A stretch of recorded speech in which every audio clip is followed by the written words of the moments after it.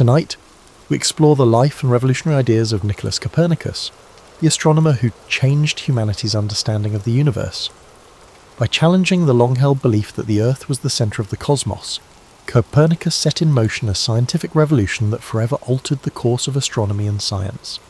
So before you get comfortable, take a moment to like the video and subscribe to the channel if you enjoy our content. Also, let us know where you're watching from and what time it is for you. I'm keeping things short and sweet for you today, my friends. Time to sleep peacefully while learning. Turn on a fan for some noise, dim the lights down really low, and let's unravel what we have for tonight. Nicolaus Copernicus did not awake each morning expecting to redefine how humanity understood the cosmos.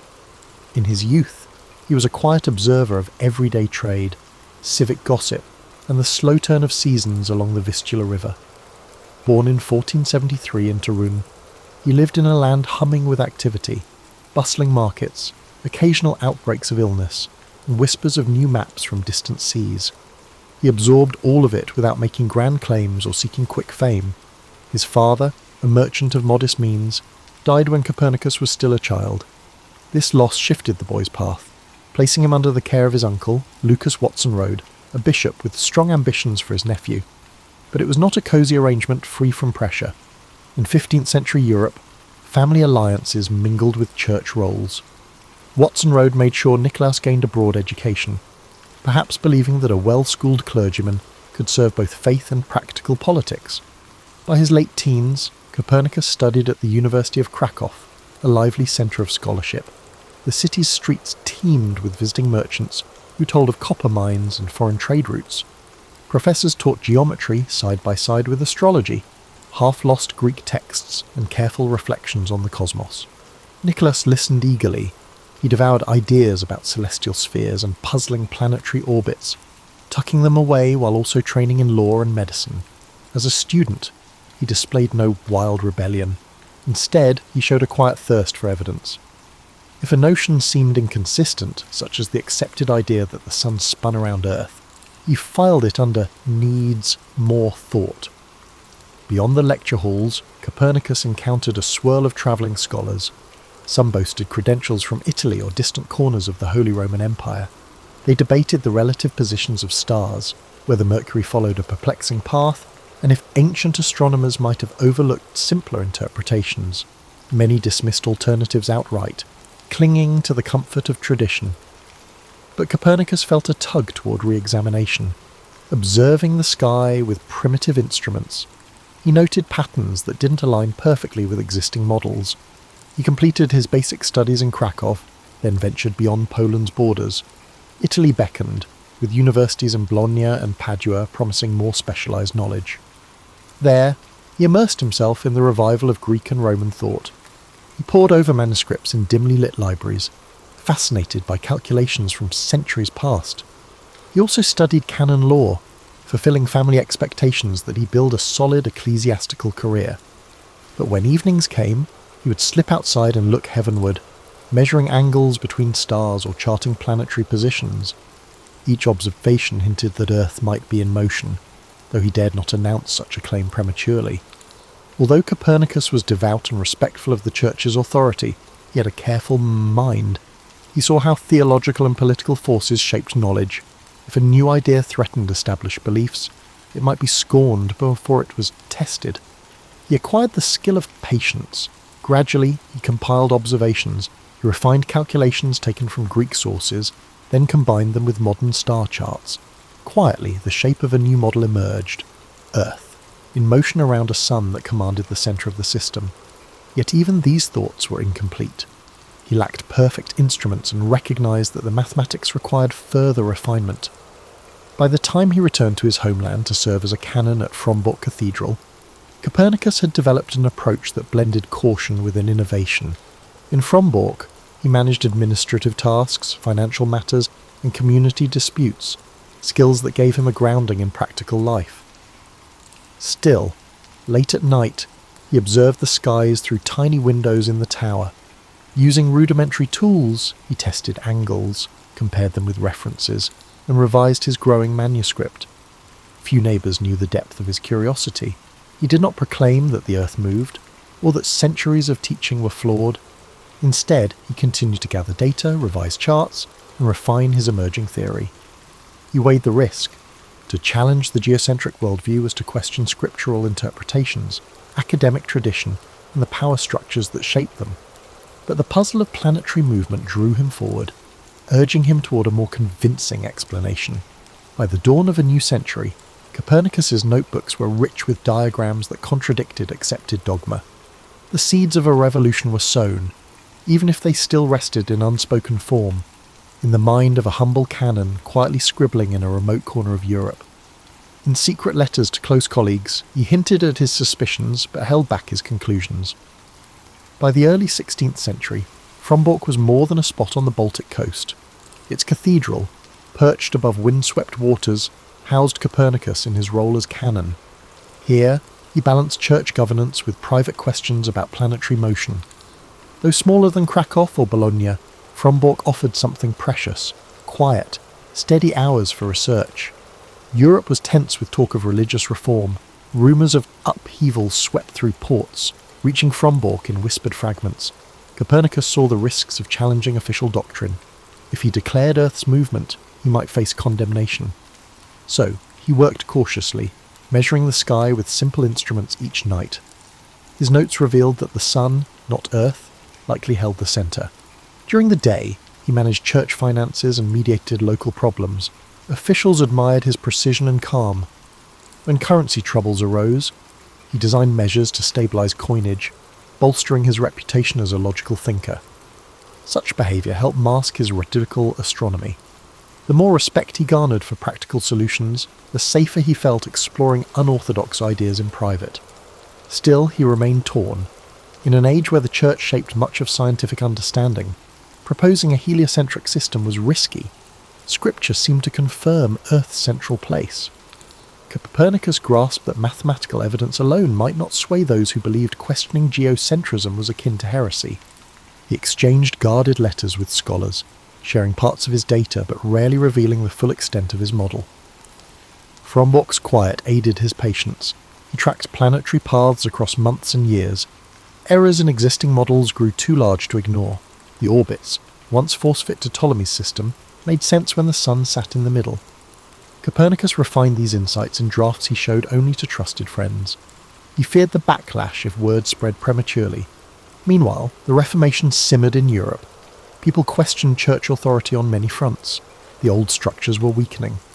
Copernicus observed that the pervasive uncertainty could potentially foster new ideas, but it also heightened the likelihood of severe retaliation if these ideas contradicted deeply held beliefs.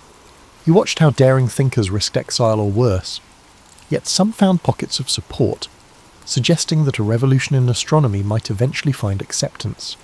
By the mid-1510s, his notebooks held a skeleton of the heliocentric model. Earth spun and circled the sun, joined by the other planets, yet he refused to publish a major treatise. He insisted on checking every calculation. Observational evidence had to be beyond reproach. Church superiors recognized his diligence and seldom pried into his nighttime research. They assumed he was honing church-related expertise, not drafting a cosmic shift. His life looked ordinary. He ate modest meals, cared for ill colleagues, and attended to canonical duties with unwavering focus. But once darkness fell, he scaled the cathedral tower to observe the planets. He aligned homemade instruments to gauge Jupiter's position, or noted how Venus vanished behind the sun's glare at times inconsistent with geocentrism.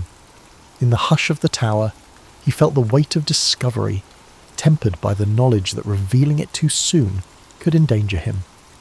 This period also tested his resolve. Persistent calculations sometimes contradicted his earlier assumptions, forcing him to correct or refine his diagrams. Yet each setback nudged him toward a more robust framework. He realized that Ptolemy's centuries-old design no longer held up under meticulous scrutiny. If Earth truly revolved, it explained the irregular motion so many had laboured to reconcile. The data whispered that ancient edifice of belief was cracking. In 1514, he drafted a concise outline called the Commentariolus. It circulated among a small circle, generating muted intrigue. Copernicus valued their feedback, which helped him hone his equations. He kept his tone measured, presenting heliocentrism as a hypothesis rather than a challenge to authority. He saw that acceptance depended on evidence, not strident proclamations, and so he persisted, day after day. He would read economic reports in the morning and engage in stargazing at night, constantly refining his observations. The locals viewed him as a prudent canon, never suspecting that his observations could unsettle the very foundation of cosmic order. Yet, in that remote corner of the Baltic, he gathered the pieces for a grand puzzle that would, in time, upend humanity's view of itself. By the end of this phase, his confidence had grown. The numbers spoke clearly to him, even if he kept them hidden from public debate. While Europe's religious tensions escalated, Copernicus quietly solidified his theory. He saw potential allies in a future shaped by fresh perspectives. By the 1520s, Europe's religious landscape was in upheaval. Martin Luther's Reformation challenged long-standing church authority, fueling tension across nations. Against this backdrop, Copernicus quietly refined his heliocentric theory. At Frombork, he juggled ecclesiastical duties with clandestine astronomical pursuits. Aware that a misstep could brand him a heretic, he shared star charts and observations through letters to scholars in Italy and Germany.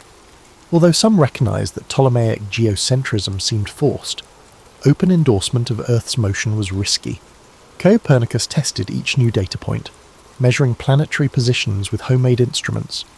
With each alignment, the sun-centred approach gained credibility, but proclaiming it publicly might trigger condemnation. The diocese entrusted him with greater responsibilities. He resolved financial disputes, attended synods, and occasionally travelled. Everywhere he went, he saw how Luther's ideas shook old pillars of authority. Quietly, he noted parallels to the cosmic debate. If Europe's spiritual core could be questioned, perhaps its astronomical beliefs might also be challenged. Still, caution prevailed. He wrote in Latin, making his drafts less accessible to the uninitiated. He tested retrograde motion under the new model, confirmed that Earth's rotation explained day and night, and that seasonal changes fit a planet circling the sun. He was building a rigorous, cohesive argument. Yet rumours spread that Copernicus harboured unorthodox views. Aware that unrefined manuscripts circulated without his permission, he worried about critics who might seize on incomplete data. Despite these fears, he found encouragement in quiet corners. Trusted colleagues marvelled at how neatly the theory explained planetary wanderings. Others, fearful themselves, advised him to hold back until Europe's religious confusion abated. He heeded that counsel, but he kept gathering observations. Night after night, he charted angles and times, refining calculations. He felt certain that Earth's motion was not just plausible, it was likely true. One of his challenges lay in reconciling scripture with a moving Earth. Many clerics took biblical phrases as literal proof of geocentrism. Copernicus believed the Bible employed everyday language, not strict cosmic geometry. He chose his words carefully, asserting that a sun-centred system needn't undermine faith. Privately, he wished for a church open to nature's revelations, but he recognised the risk of alienation if he pushed too hard. By the mid-1520s, Europe's political shifts touched him personally. He helped local officials with coin reforms, an effort that drew upon his mathematical precision. This success bolstered his standing as a practical problem solver, indirectly shielding him from suspicion. Yet church officials sometimes hinted that he should remain within traditional boundaries. They valued his service but seemed uneasy about whispers of cosmic novelties. His progress on the manuscript advanced. The geometry no longer relied on clunky epicycles. Heliocentrism explained phenomena more directly, with fewer forced corrections. He tested Mercury's orbit, verifying that its swift revolutions made sense in the new scheme. He noted how Venus's phases and brightness variations supported a sun-centered perspective. These observations, though rudimentary by modern standards, were groundbreaking. As Europe's religious conflicts intensified, Copernicus reflected on timing. Should he reveal his findings before the Church fully stabilized? He feared that any radical claim might be conflated with Lutheran heresies. He remained loyal to Catholicism, seeing no reason why a more accurate cosmic map should threaten spiritual truths. Yet he knew that misunderstandings abounded, and dogmatic zeal could swiftly erupt into persecution. By the late 1520s, he had assembled a near-complete draft. He called it De Revolutionibus Orbium Coelestium, on the revolutions of the heavenly spheres. He circulated sections to close confidants, soliciting feedback on calculations or clarity. A few suggested releasing it soon, hoping Europe's thirst for new knowledge might outweigh theological resistance. Others counselled patience, warning that the times were too volatile. Copernicus weighed both sides. He recognised that the Reformation had shattered old certainties. Perhaps the moment was ripe for new truths. However, the consequences of open defiance were significant. He decided to continue polishing the manuscript, ensuring that no detail was left unverified. In the event of condemnation, the evidence would undoubtedly bear witness. Meanwhile, life at Frombourg proceeded with routine. He oversaw funds, settled disputes, and tended to the occasional patient. By night, he ascended the tower to observe the stars. They remained serenely predictable, orbiting the sun in patterns his mathematics could describe. This harmony sustained him, even as Europe's politics churned unpredictably. He remained resolute. Soon, he would finalise his cosmic blueprint. Copernicus was on the verge of a significant discovery. Years of painstaking work had reinforced an idea once unthinkable. Earth was neither the cosmic pivot nor immovable. In the hush of his study, he refined equations that could uproot centuries of belief. Yet for now, he kept them close, awaiting an opening in history's storm that might allow the light of his discovery to shine without calamity. Copernicus continued his delicate balance as the 1530s approached. Europe's religious turbulence showed no sign of easing, and he sensed that caution remained critical. Yet, with each passing year, his manuscript neared completion, the pages revealing a coherent system in which Earth, once deemed the universe's anchor, now shared the heavens with planets spinning around the sun. Quietly, he refined details that nagged at him. Because Mars seemed to be moving backwards, it needed extra care because its path showed there was a better way to solve the problem than the geocentric mess of spheres and epicycles. By focusing on Mars and Venus, planets whose orbits came closest to Earth, he strengthened the numerical backbone of his claim. His devotion to precision occasionally bordered on obsession, but this meticulousness, he believed, was the only shield against accusations of error. Frombourg's daily routines persisted. In the cathedral's records, his signature appears on financial ledgers and property documents. He participated in church synods, debated currency standards, and offered medical consultations to fellow clerics. Despite his responsibilities, he was always fascinated by geometry and star charts. At times, he found it ironic that a man so deeply entrenched in the church's official structure was assembling a radical concept that could unseat centuries-old dogma. Yet Copernicus did not see himself as a rebel. He was not out to undermine faith, merely to rectify what he viewed as a flawed cosmology. The impetus behind his work was neither vanity nor rebellion, but a quest for a truer understanding of creation. If God had set the sun at the centre, then acknowledging that truth honoured, rather than defied, divine order. In these years, a handful of younger scholars began seeking him out. They heard whispers that an unassuming canon in a Baltic outpost was building a staggering new celestial framework. One such visitor was a bright mathematician who journeyed north, risking poor roads and uncertain lodgings, just to glimpse Copernicus's calculations.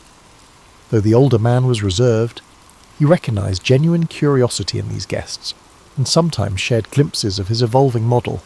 He stressed that it was still in flux, cautioning them not to spread half-formed theories that critics could easily dismantle.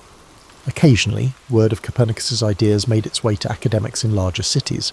Some expressed scepticism. They pointed to centuries of authority backing Earth's fixed position, or they raised theological concerns about dislodging humanity from the cosmic centre. Others quietly cheered him on, intrigued by reports that his geometry matched observations more neatly than Ptolemy's. This division in response only heightened his sense that timing would be everything. One challenge he faced was how to present his findings. The written text was dense, filled with geometry and astronomical tables. It would not be a casual read for the untrained. That was intentional. Copernicus believed that if his argument stood against theological scrutiny, it must first appear airtight to mathematicians. Once the mathematical skeleton was unassailable, he hoped reason would triumph, persuading even skeptics who feared contradiction with scripture. Still, he had lingering doubts about reception. Europe was in disarray, local skirmishes erupted over doctrines that now seemed fluid, and the threat of political entanglement loomed. When he read news of harsh punishments for dissenters, he wondered whether his cosmic theory might be lumped in with dangerous heresies. Yet he pressed on, guided by an inner conviction that the simpler explanation of planetary motion must eventually prevail. Between editing sessions, he still took time to observe the heavens. Nightly vigils were a source of comfort for him even in his 50s. The glimmer of Saturn or the brightness of Jupiter reassured him that the sky did not bend to human quarrels. It followed laws that beckoned to be understood. Inside Frombork's walls, Copernicus's outward life appeared unchanged. He was a dutiful canon, a measured official, and an occasionally stern caretaker of church affairs. Only a trusted few knew how deeply he wrestled with the final touches of his magnum opus. Some nights, by lamplight, he rearranged entire paragraphs, seeking a more precise way to describe planetary paths. Small errors had no place in a claim this bold. As the decade progressed, letters trickled in from scholars who'd glimpsed parts of his manuscript. Many urged him to publish. His seclusion, they argued, only delayed a necessary debate. Yet the swirling uncertainty in Europe gave him pause. He suspected that once his book was out, there would be no turning back. For now, he clung to a cautious optimism. Perhaps a new era would dawn, one open to re-evaluating ancient truths. In that hope, he saw the faint glow of a future shaped by calculation and observation. The dawn of the 1540s brought Copernicus an unexpected visitor, Georg Joachim Rheticus, a young mathematician from Wittenberg. Rheticus had heard the rumours. An ageing canon in distant Warmia was challenging the cosmos itself. Curious and bold, Rheticus travelled north to see if the stories were true. Upon arrival, he found Copernicus at his desk, surrounded by geometric diagrams, half-finished manuscripts, and star charts pinned to walls. Their initial conversation was guarded. Copernicus, ever wary, questioned Rheticus's motives. Was this gentleman a genuine scholar or a spy, sent by critics seeking ammunition against him? But Rheticus displayed both admiration and a profound knowledge of mathematics. Before long, trust replaced suspicion. The younger man pored over Copernicus's notes, impressed by the clarity with which heliocentrism solved planetary riddles. Retrograde motion, awkward epicycles, and the wandering paths of Venus and Mars became far more comprehensible in a sun-centered layout. Encouraged by Rheticus's enthusiasm, Copernicus cautiously shared more details. He explained how decades of observations pointed to the same conclusion. Earth was a planet orbiting the sun, spinning on its axis to create day and night. Rheticus, astonished, urged him to publish. If even a fraction of these calculations were accurate, the world needed to know. Copernicus hesitated. Europe's religious situation remained volatile.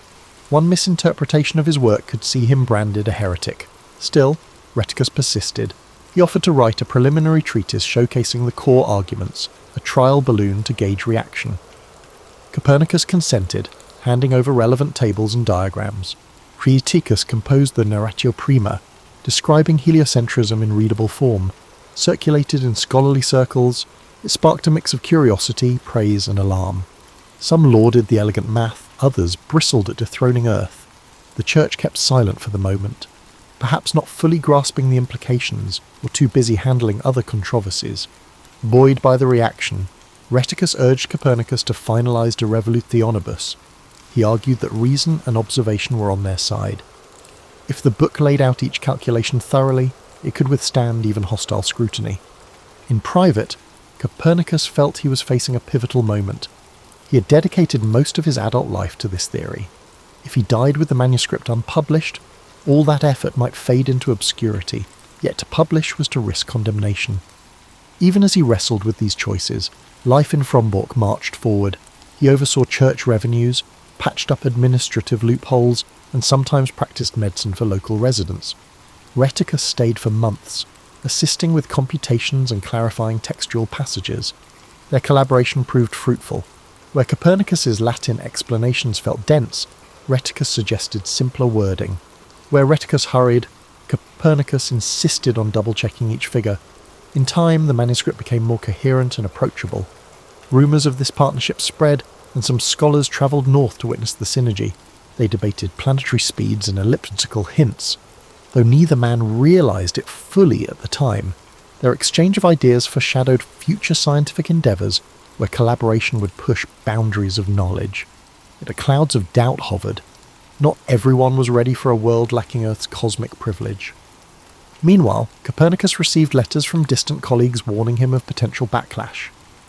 A few devout theologians insisted that Scripture unequivocally placed Earth at the centre. Another faction, less tied to literal interpretations, expressed intrigue at the possibility of reconciling a moving Earth with God's grand design. In these missives, Copernicus saw both risk and hope. Divisions among intellectuals mirrored the broader rift fracturing Christendom. Increasingly, he leaned on Rheticus for counsel. The younger man advocated transparency, convinced that a well-argued treatise would find defenders among Europe's scholars. This optimism heartened Copernicus, though he remained wary. To reassure his friend, and perhaps himself, he invoked the principle that truth, grounded in measurable phenomena, should endure. If the sun truly lay at the centre, no condemnation could erase the geometry proving it. Yet, as they rechecked tables and refined the text, Copernicus's health began to wane. Long hours at his desk, combined with the stress of potential controversy, weighed on him. Still, he pressed forward. In quiet corners of the cathedral complex, he paced, mentally rehearsing how to defend his findings if challenged. With each revision, De Revolutionibus solidified into a structured argument. Geometry and observation intertwined, forming a fortress of logic. Sensing the urgency of the situation, Rheticus suggested printing the manuscript. Copernicus reluctantly agreed, provided he could oversee the final stages to ensure accuracy.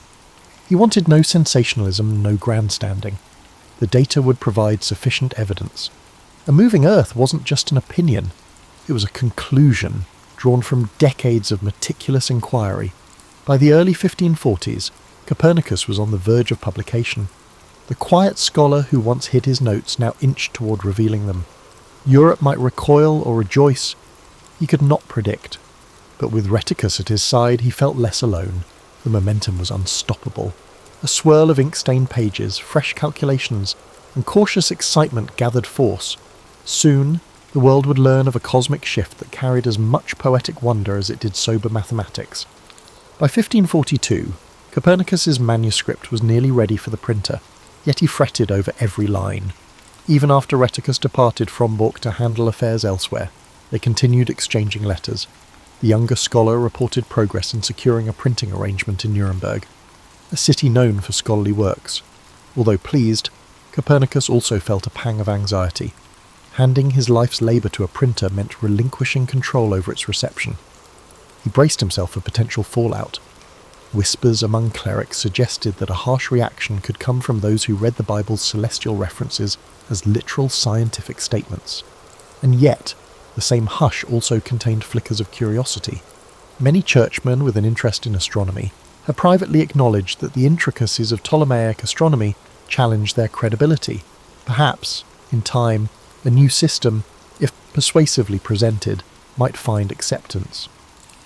Before sending the final draft to Nuremberg, Copernicus added finishing touches, refined planetary tables, a preface in measured tones, and clear proofs of each claim. He took solace in Rheticus's vow to oversee aspects of the publication, but as he sealed the last packet of manuscripts, he could not quell a tremor of apprehension. There was no telling how Europe, embroiled in Protestant Catholic tensions, would react to an idea that seemed to rewrite creation's script. In the printing shop, trouble stirred. Andreas Osiander, a Lutheran theologian and mathematician, was enlisted to help with the publication process. Osiander, without Copernicus's direct approval, affixed a preface suggesting that we should treat the new model as a mere hypothesis, not a literal truth. Intent on shielding Copernicus from persecution, or so he claimed, Osiander's note implied that the heliocentric arrangement was just a convenient way to calculate planetary positions. This ambivalence grated on those who knew Copernicus's genuine conviction. Rheticus, furious at the alteration, sought to rectify matters, but the printing presses were already in motion.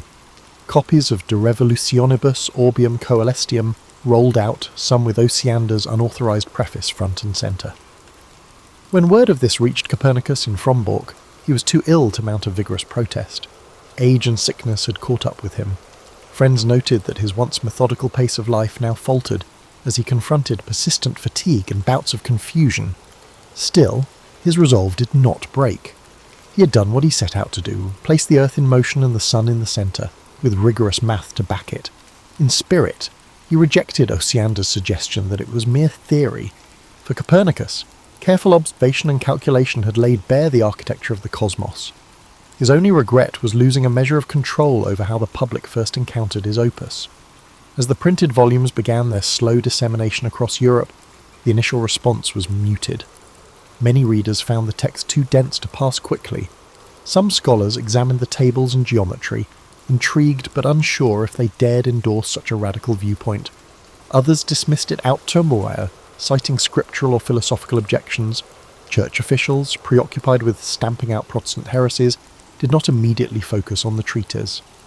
A swirl of local controversies overshadowed Copernicus's cosmic claim.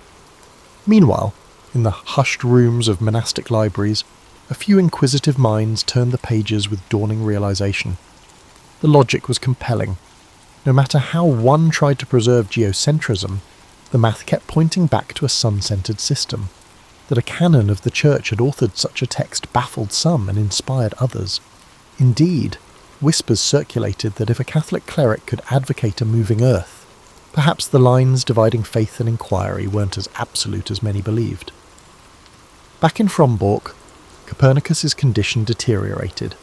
Accounts suggest he suffered a stroke. By May of 1543, he was largely bedridden, drifting in and out of clarity. Legend holds it that he received a bound copy of De Revolutionibus on his deathbed, though whether he recognised it is uncertain.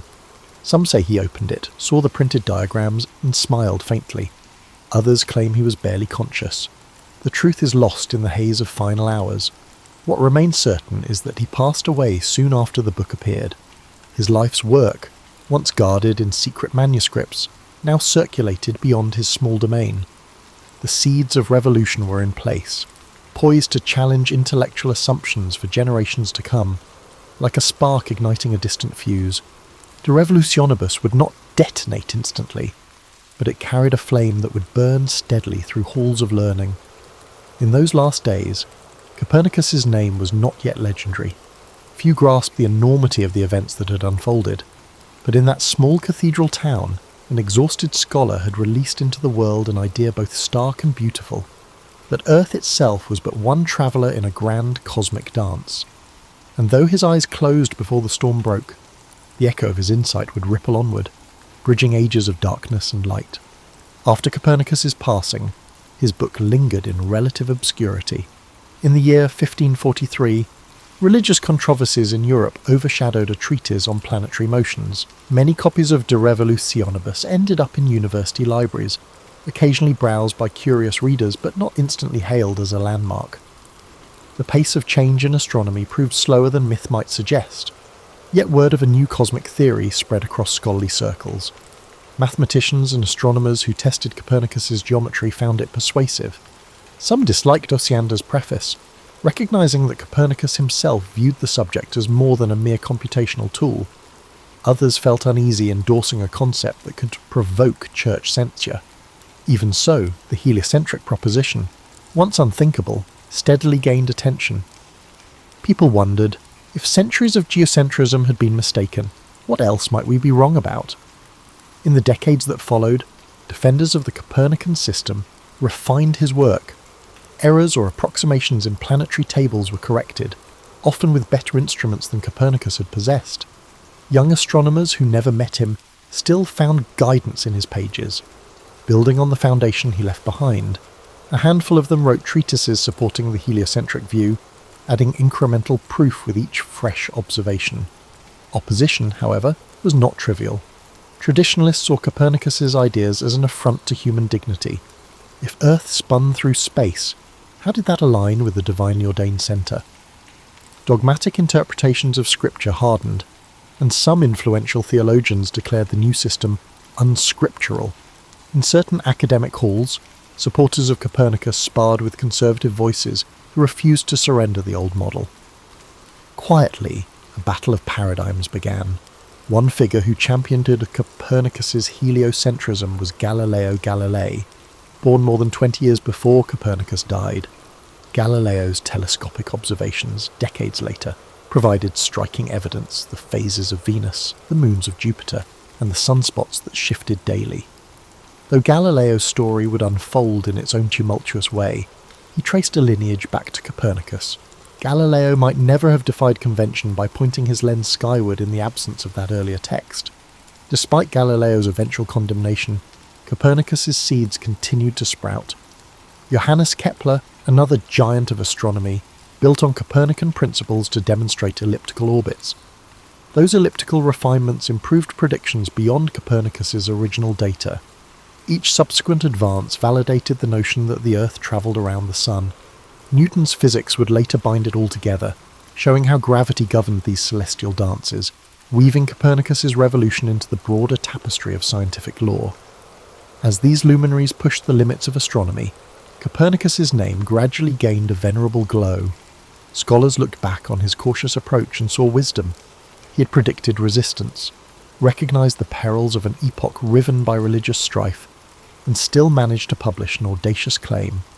Over time, the memory of him as a timid canon in a remote cathedral town transformed into an image of the brave father of modern astronomy. In the centuries to come, the Church itself would revise its stance. Though official condemnations of heliocentrism emerged decades after Copernicus's death, they were eventually lifted, and his works found a place in Catholic scholarship.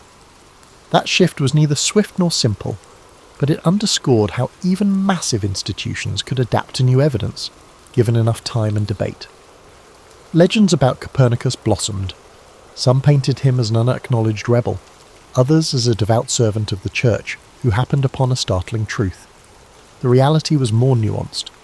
He was part of a lineage: ancient Greek astronomers, Islamic mathematicians, and European scholars all contributed pieces of the puzzle he finally assembled. Yet he was the one who broke from the gravitational pull of tradition, suggesting that Earth soared through space rather than resting at creation's centre. Today, in Turin, visitors see statues and plaques celebrating the hometown astronomer. His name adorns craters on the moon, testifying to his lasting imprint on our knowledge of the heavens. Schoolchildren learn of his achievements, often without grasping the centuries of struggle it took for his ideas to triumph. In the broader sweep of history, his story warns us that even widely held beliefs can crumble under the weight of rigorous observation and honest inquiry. And so, Nicolaus Copernicus's life underscores the power of quiet determination. He served as a canon, healed the sick, balanced church finances, and, through it all, reinterpreted the universe. Though he never saw the full upheaval his book would create, he lit the fuse. In the end, his legacy transcended his age, forging pathways for thinkers bold enough to look upward and question the obvious. By repositioning Earth among the stars, he gave humankind a gift both humbling and liberating: the realization that our vantage point is but one corner of a vast cosmic stage. As we close the chapter of our story tonight, picture everything that Nicolaus Copernicus accomplished.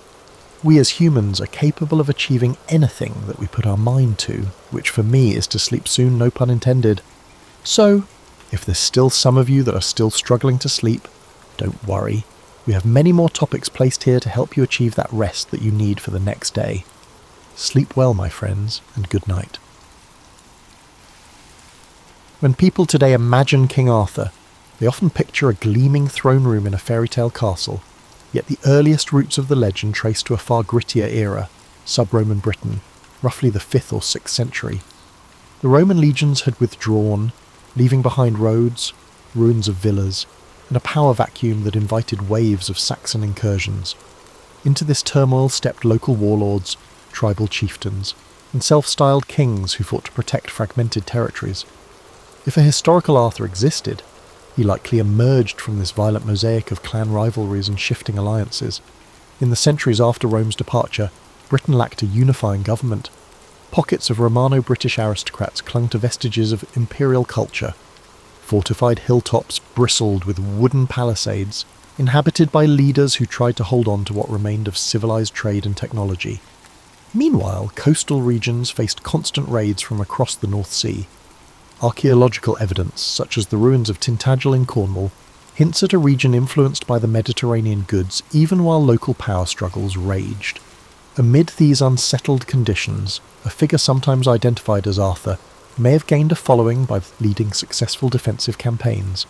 Early medieval sources, like the Annales Cambriae, mention battles associated with him, especially a crucial victory at Mount Badon.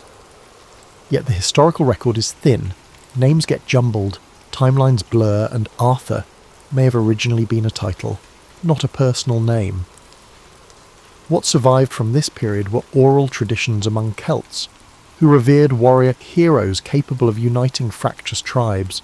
These seeds eventually took root in Welsh poetry, with references to an Arthur known for both prowess and moral leadership. Bards recited tales that blended real events with mythic flourishes, ensuring that Arthur's reputation grew. Over time, as monastic scribes copied legends into Latin, they combined folk memory with pious invention. By the 9th or 10th century, Arthur's presence in Welsh heroic cycles was well established. A champion blessed by Providence, who protected his people from heathen invaders. Yet it wasn't until Geoffrey of Monmouth's famous 12th century work, Historia Regum Britanniae, that Arthur attained sweeping recognition. Geoffrey's narrative, while often dismissed as fanciful by modern historians, reshaped Europe's perception of the British Isles. He wove older Celtic traditions together with his own creative additions, describing how Arthur inherited the throne, subdued rebellious nobles, and even marched an army into Gaul. And nobles across medieval Europe treated Geoffrey's account as quasi-history, as they searched for genealogical links to Arthur's greatness. Thus, the once shadowy war leader of sub-Roman Britain morphed into a medieval monarch with global renown. A key reason for Arthur's enduring appeal lies in the tension between the harsh realities of sub-Roman warfare and the later romantic veneer applied to his legend. One hand, the real context was likely bleak, characterised by small wooden forts on the wind-swept hillsides, retinues of spearmen, and precarious alliances that often changed on a whim.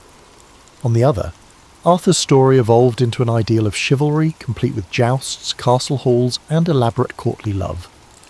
This duality resonates even now. We want to believe in a leader who transcended the everyday violence, forging a realm of justice and unity. Curiously, the early glimpses of Arthur do not include references to objects like the Holy Grail or images of a magical sword bestowed by a lake-dwelling enchantress. These elements arrived later, grafted onto the tradition as the medieval writers sought to marry indigenous British myth with Christian symbolism. The original tales likely focused on victories, feasts, and the hero's final stand rather than mystical relics.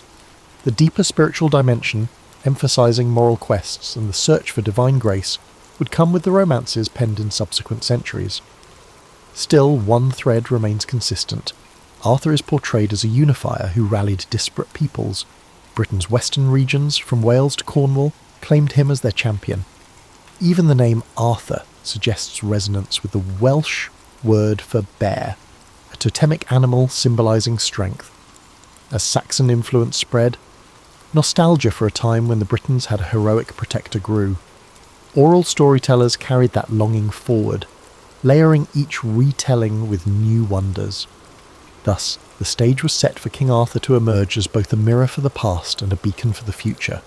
From a realm battered by raiders, a figure, real or semi-legendary, rose to claim the people's imagination.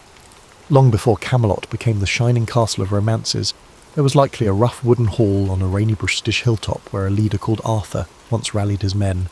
Over the centuries, that leader's memory would transform into a tapestry of epic battles, courtly grace, and moral ideals that still captivates us. Though Geoffrey of Monmouth's work gave Arthur a grand historical sweep, the French and Anglo-Norman poets of the 12th and 13th centuries fused that chronicle-based narrative with the ethos of chivalry. Writers such as Chrétien de Troyes introduced knights on quests, enchanting ladies, and moral challenges far beyond the blunt tribal warfare of sub-Roman Britain. It was in these romantic verses that King Arthur's court, Camelot, crystallised in the medieval mind as an epicentre of refinement and virtue. Camelot was more than a single castle. It symbolised an ideal realm at a time when feudal Europe was grappling with violent feuds and knightly rivalries.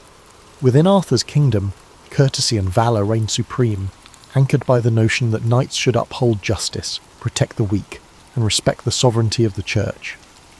This moral code was never a given. It emerged gradually as poets reimagined the old warlord Arthur into a wise king who presided over the Round Table. The Round Table itself was a powerful metaphor for equality among his knights, a stark contrast to the real feudal hierarchies that often hinged on exploitation. Chrétien de Troyes introduced characters like Lancelot and explored the conflict between martial duty and romantic devotion. His tale, Lancelot, the Knight of the Cart, was groundbreaking, portraying the knight's passion for Queen Guinevere as both uplifting, demonstrating profound devotion, and troubling, because it threatened the stability of Camelot. This tension, blending loyalty and forbidden love, gave Arthurian lore a new psychological depth. Suddenly, the king's authority faced internal strain, not just external wars. In parallel, Welsh traditions developed their own sets of Arthurian tales, known collectively as the Mabinogion, replete with magical hunts, shape-shifting creatures, and cryptic references to old Celtic deities. These tales portrayed Arthur as more than just a mortal king, weaving him into an ethereal tapestry. Courtiers and warriors in these Welsh stories navigated a realm where illusions might mask deeper truths, and heroic feats often demanded supernatural insight. Arthur came off as a liminal figure, part champion in the mortal sphere, part catalyst in the realm of myth. By the early 13th century, the so-called Vulgate cycle, also known as the Lancelot Grail cycle, emerged in French prose, adding layer upon layer to the saga. The Holy Grail took centre stage, turning Arthur's kingdom into the crucible of a spiritual quest. Knights like Galahad, introduced in these texts, embodied purity and the hope of divine revelation. The Round Table knights no longer merely sought fame on the battlefield, they yearned for mystical encounters with a relic linked to Christ's Last Supper. This infusion of Christian allegory transformed Arthur's court into a place where the line between earthly power and heavenly purpose blurred. Through these expansions, King Arthur's story ceased to be a single consistent narrative and became more of a shared mythos. Different authors selected episodes that suited their tastes. Some highlighted Guinevere's moral dilemma, others fixated on Lancelot's feats, while still others delved into the Grail's riddles. Arthur himself at times slipped into the background as his knights took centre stage, grappling with illusions, prophecies, and moral failings. Yet the concept of Camelot as a golden era endured, a testament to a kingdom so just and noble that it attracted divine interest, even if it was eventually undone by human frailty. Despite the high-minded chivalry these romances extolled, they also contained warnings. Arthur's realm offered a vision of perfect rule, but the seeds of its fall were sown within its ranks. Lancelot's betrayal, Mordred's treachery, and the knight's fragmentation underscored how easily greatness could unravel. In reflecting on these fictional events, medieval audiences might ponder the fragility of their societies. Royal courts and noble houses existed in perpetual tension, threatened by ambition, jealousies, and foreign wars. Arthur's downfall was thus a cautionary mirror, reminding them that no empire, however idealized, was immune to the foibles of humanity. At the same time, the Arthurian cycle provided a spiritual dimension that comforted or challenged believers. The quest for the Grail, especially as told in the Questa de Saint Graal, championed asceticism over mere knightly prowess. Knights who succeeded did so by humility and moral purity, rather than brute force. This concept of sanctified heroism was novel in an age when military might typically defined power. Through the lens of Arthur's story, audiences could imagine a higher calling, one that demanded introspection as much as external victory. Thus, by the High Middle Ages, Arthur had become both a glittering monarch and a figure overshadowed by the complexities of his realm. Whether enthroned at Camelot or overshadowed by Lancelot's and Gawain's exploits, he represented a cultural wellspring that authors and audiences reshaped to reflect their aspirations, anxieties, and theological preoccupations. The warlord of an obscure British epoch had been thoroughly recast as the lodestar of chivalric civilization, a transformation that would resonate for centuries to come. While medieval audiences revelled in Arthurian romances, the Renaissance brought a degree of scepticism toward medieval chivalry. As Europe rediscovered classical antiquity, tastes shifted toward realism and historical inquiry, yet King Arthur proved remarkably resilient, inspiring new works even in an era that questioned medieval faith in the miraculous. Writers, dramatists, and pamphleteers recognised that the epic scope of Arthur's saga could be reinterpreted to address the ideological battles of the 16th and 17th centuries. A prime example of this adaptability is Edmund Spenser's The Fairy Queen, 1590s, which drew heavily on Arthurian motifs, though it cast its hero in allegorical form. Spenser depicted Prince Arthur as the embodiment of perfection, seeking the Fairy Queen, representing Queen Elizabeth I. This conflation of Arthurian tradition with contemporary royal symbolism turned the old legend into a vehicle for praising Tudor rule. Even if the real Tudors had tenuous claims to genealogical descent from Arthur, the mythology served as a potent piece of propaganda, implying a lineage stretching back to the dawn of British greatness. Simultaneously, the printing press facilitated the widespread circulation of Sir Thomas Malory's Le Morte d'Arthur, first published by William Caxton in 1485. Though Malory wrote in the 15th century, the Renaissance generation rediscovered his compilation, which fused French and English sources into a comprehensive Arthurian epic. Its themes of loyalty, betrayal, and the tragic cost of internal discord found new resonance as England grappled with the religious schisms and dynastic uncertainties. Malory's text appealed to those craving heroism, but wary of the illusions that once cloaked medieval piety. In the broader European context, interest in King Arthur sparked debates over authenticity. Scholars asked whether Geoffrey of Monmouth's or Malory's accounts contained a kernel of fact or pure invention. Antiquarians pored over genealogical charts, local place names, and fragmentary manuscripts trying to prove or disprove Arthur's real existence. Some claimed he was a Celtic champion who fought off Saxon invaders, while others labelled him a total fabrication. Interestingly, these historical controversies did little to dampen the public's appetite for Arthurian plays, poems, and pageants. Real or not, Arthur remained a cultural touchstone. During the Elizabethan era, chivalric nostalgia blended with the monarchy's political agenda. Spectacles at court sometimes featured tilts and tournaments staged in an Arthurian spirit, accentuating the monarchy's claim to a glorious British past. However, as the 17th century wore on, civil war erupted in England, toppling the monarchy for a time. The old stories of knights bound by honour felt distant in a world split by ideological conflict between parliamentarians and royalists. Despite this, references to a lost age of unity dotted royalist propaganda. Arthur's symbol of a round table that transcended factionalism served as a subtle critique of contemporary divisiveness. By the 18th century, the so-called Age of Enlightenment saw a turn toward rationalism. Medieval romance seemed quaint or superstitious to many intellectuals. Even so, Arthur persisted in popular imagination. Writers toyed with comedic or satirical takes, highlighting the gap between medieval illusions and modern rational thought. In these retellings, the feats of Arthur's knights, slaying dragons or embarking on magical quests, looked increasingly improbable. Yet these parodies only increased public familiarity with the legend, ensuring that the name of Arthur remained in circulation. Throughout this period, British national identity slowly coalesced, especially after the 1707 Act of Union merged England and Scotland. Authors in search of a unifying myth frequently referenced Arthur's promise, a king who once unified the realm, only to be undone by internal betrayals. This motif mirrored anxieties about whether Britain's newly merged kingdoms could truly stand together. Arthur's legend functioned as both inspiration and a cautionary tale, a reflection on the costs of disunity. Scholarly curiosity about Celtic heritage also played a role, spurred by the romanticisation of ancient bardic traditions. Researchers scoured Welsh, Breton, and Cornish folklore, curious to find evidence that might clarify Arthur's historical basis. Sometimes researchers would weave fragments of old poems or place-name legends into rational arguments about Arthur's possible birth date, or the location of specific battles. Although definitive proof remained elusive, each attempt underscored how the figure of Arthur bridged scholarship and myth, standing at the intersection of legend's emotional power and history's demand for evidence.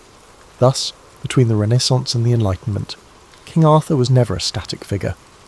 He became a mirror for each era's hopes, illusions, and debates about monarchy, unity, and cultural identity.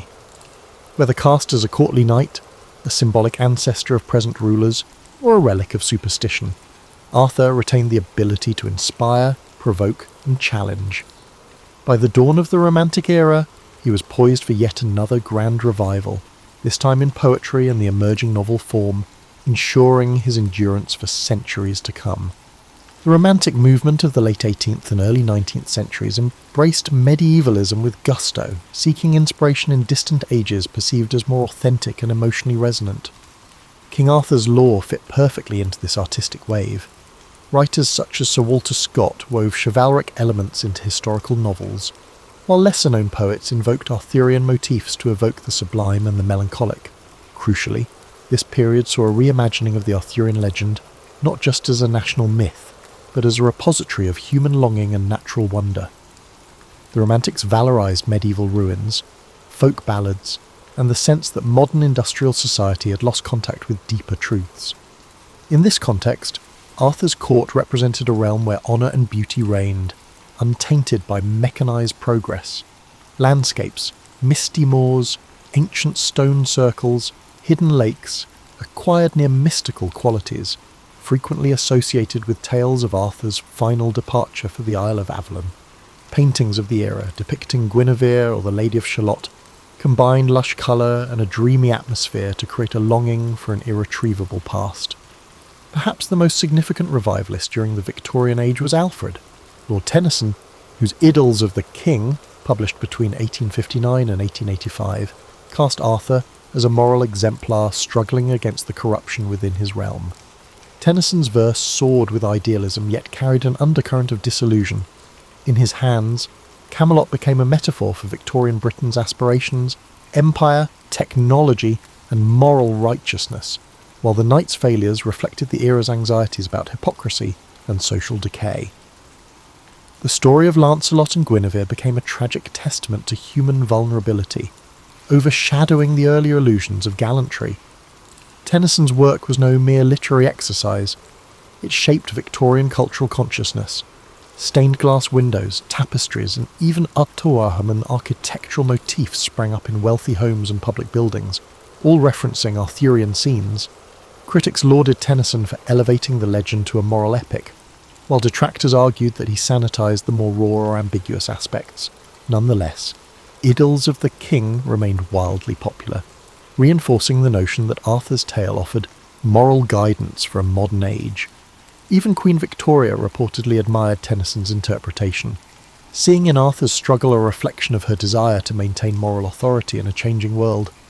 Outside poetry, the arts and crafts movement, led by figures like William Morris, found in Arthurian romance an antidote to industrial mass production. Morris's designs, from wallpapers to bookbindings, invoked the swirling lines and medieval patterns reminiscent of illuminated manuscripts. He even wrote his own Arthurian-based works. For Morris and his circle, the legend represented a craftsmanship ethic and a sense of community lost to factory labour. Decorating one's home with Arthurian motifs hinted at a quest for authenticity in an increasingly mechanised society. Across the Channel, French and German intellectuals took note of this English fascination. Translations of Tennyson circulated, and cultural salons discussed the universal quality of the Arthurian myth, a noble ruler undone by betrayal and human weakness, a reflection on how the grandest visions can collapse from within. The story of a once cohesive realm fracturing resonated broadly in a time marked by revolutions and the unification of states like Italy and Germany. Yet the more the Victorians idealised Arthur, the more some critics pushed back. Realist authors found the legend archaic. They lampooned the knights as naive dreamers or castigated the romantic obsession as escapism, ignoring pressing social issues like poverty and inequality. Novelists such as Charles Dickens or Elizabeth Gaskell focused on contemporary life, rarely referencing Arthur. Still, even in their works, the notion of a lost moral centre lurked, as if Camelot's shadow lay over an industrial landscape that had lost its spiritual moorings. By the late 19th century, the medieval revival reached its peak. Pre-Raphaelite painters like Edward Burne-Jones rendered sumptuous scenes of knights questing in forests dappled with improbable light. Guinevere's hair glowed with golden hues, Lancelot's armour gleamed, and Arthur himself stood as a solemn, almost tragic figure. The emphasis on colour, texture, and emotion showcased how thoroughly the legend had been claimed by the aesthetic movement. King Arthur was no longer just a steam taught in school, he was a cultural phenomenon bridging literature, art, interior design, and public discourse about morality and progress. This fervent romantic and Victorian reclamation set the stage for a 20th century that would wrestle anew with Arthur's meaning. As empire gave way to modern war and the illusions of unstoppable progress cracked, the question loomed: would the Arthurian legend remain relevant, or would it be relegated to the dusty corners of libraries, overshadowed by more pragmatic narratives of science and modernity? The coming era would test that question in unexpected ways, ensuring that the tale of Britain's mythical king continued to evolve. The early 20th century confronted the Arthurian legend with 2 world wars and a changing cultural landscape that tested all forms of romanticised history. Yet the legend adapted once more. On the literary front, novelists and scholars revisited the medieval sources, sifting myth from alleged fact with renewed vigour. T.H. White's The Once and Future King, serialised between 1938 and 1958, stood out in this period as a bold reinterpretation that combined whimsy with philosophical introspection. White began with a light-hearted portrayal of a young Arthur tutored by Merlin, who transforms him into various animals to learn life lessons. But as the narrative advanced, it delved into darker ethical complexities, power, justice and betrayal, echoing the cataclysms of the world outside. The Once and Future King resonated with readers living through global conflict. Arthur's dream of a just society felt like a parallel to the Allies' rhetoric about defending democracy. The tragedy that befalls Camelot, particularly the moral struggles of Lancelot and the heartbreak of Guinevere, reflected a broader disillusionment. Even noble intentions can unravel under the strain of ambition or human fallibility. White's comedic touches balanced these weighty themes, allowing the novel to remain accessible to a wide audience. Critics praised his ability to weave personal growth, political ideology, and mythic grandeur into a single tapestry. Academic circles also turned a fresh eye toward Arthur's historical underpinnings. Archaeologists launched digs at sites like Cadbury Castle in Somerset, some identifying it with Camelot, and uncovered evidence of a significant 5th or 6th century fort. Although no definitive proof of an Arthur materialised, the findings hinted at the possibility of a powerful chieftain operating from a stronghold in that region. Meanwhile, historians re-examined sub-Roman texts, searching for references to a figure commanding battles against the Saxons. While no conclusive identity was pinned down, a measured stance emerged. Perhaps an actual war leader existed, whose memory, amplified by oral tradition, evolved into legend. Cinema followed with its portrayal. In 1953, Knights of the Round Table, starring Robert Taylor and Ava Gardner, showcased a Technicolor Camelot brimming with courtly spectacle and florid romance, continuing the tradition of a shining Arthur. But in the late 20th century, filmmakers occasionally tried grittier approaches. John Boorman's 1981 film Excalibur combined stylized visuals with raw violence, depicting a more primal medieval setting. Merlin, played by Nicol Williamson, stole scenes with cryptic monologues about fate, while the blossoming and decay of Camelot took on an almost hallucinatory quality. Audiences were jarred by the film's blend of gore, mysticism, and grandeur. Critics either applauded its boldness or found it excessive, but it certainly broke with the genteel Arthur of earlier screen adaptations. Meanwhile, pop culture began to incorporate Arthurian references beyond the realm of cinema. Monty Python's 1975 comedy Monty Python and the Holy Grail lampooned the legend in irreverent style, featuring coconuts in lieu of horses and absurd misadventures. Despite, or perhaps because of, its silliness, it became a cult classic, proving that Arthur's story could be subverted for comedic effect without losing audience interest. Even in parody, the core elements, Galahad, the Grail Quest, the Round Table, remained recognisable. This comedic distance from the old texts underscored how deeply Arthur's image had embedded itself in Western consciousness. In literature for younger readers, Mary Stewart's The Merlin Trilogy reimagined the wizard's perspective, grounding the magic in psychological realism and meticulously rendered British geography. Stewart minimised overt supernatural events, preferring to show how illusions or cunning might be perceived as sorcery in a credulous age. Stewart's strategy tapped into the mid-century desire for historical fantasy, effectively connecting a realistic Roman-British setting with the mythical aspect of Arthur's ascent. By the dawn of the 21st century, the legend was a global phenomenon. Writers from diverse backgrounds introduced new vantage points. Some retold Arthur's story from the viewpoint of Morgan Le Fay, or other female figures marginalised in older narratives. Others transposed it into futuristic or dystopian settings, using the Arthur's motif to explore power and identity in contexts far removed from medieval Britain.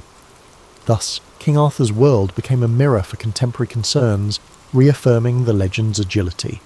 A curious outcome of all these reinterpretations is that none seem to diminish Arthur's draw. If anything, the multiplicity of versions cements his place in popular culture as a figure who can shift shape to match an era's dreams or anxieties. Where once sub-Roman Britons might have invoked him as a war hero, the modern West might see him as a moral king, a comedic foil, or a reluctant idealist. Enduring elasticity attests the story's profound roots in the collective imagination, perpetually setting the stage for new guests and new stories. In parallel with the cultural expansions of Arthur's legend, a robust subfield of scholarship continually probed the question, how much of Arthur is history and how much is layered invention? Academic conferences and journals wrestled with topics like the historical Arthur, the Celtic twilight, and post-colonial readings of the Arthurian myth. Some scholars fixate on gleaning every trace of authenticity from early medieval records. Others see Arthur primarily as a literary phenomenon, shaped less by actual events and more by cultural narratives that shift with each retelling. One provocative angle is the possibility that Arthur's name reflects not one person, but a composite of leaders. British historians note multiple characters named Arthur or Artorius in sub-Roman or early medieval contexts, some from southern Scotland, others from Wales or Cornwall.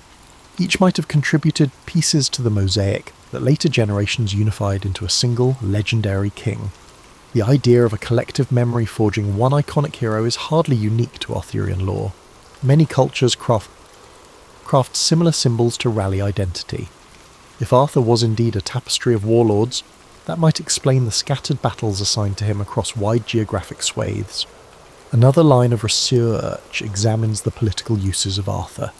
In 12th and 13th century Wales, for instance, Welsh rulers invoked Arthur's memory to legitimise resistance to Norman encroachment. English monarchs, conversely, sometimes appropriated Arthur's lineage to strengthen their own claims or diminish Welsh claims. Centuries later, the Tudors, with Welsh roots, further shaped the narrative of Arthur's once and future kingship, aligning themselves with the prophecy that a great British ruler would return. Such manipulations highlight how historical memory, even if partly invented, wields tangible power in shaping political discourse. Archaeology stepped into the conversation as well. Findings at Tintagel in Cornwall revealed high-status buildings from the 5th and 6th centuries, suggesting a region engaged in Mediterranean trade. Some scholars speculated a link to King Arthur's birthplace, but others cautioned that no direct evidence ties Arthur to Tintagel. Similarly, excavations at South Cadbury Castle uncovered earthworks that were refortified around the same time, fueling speculation that it could be Camelot.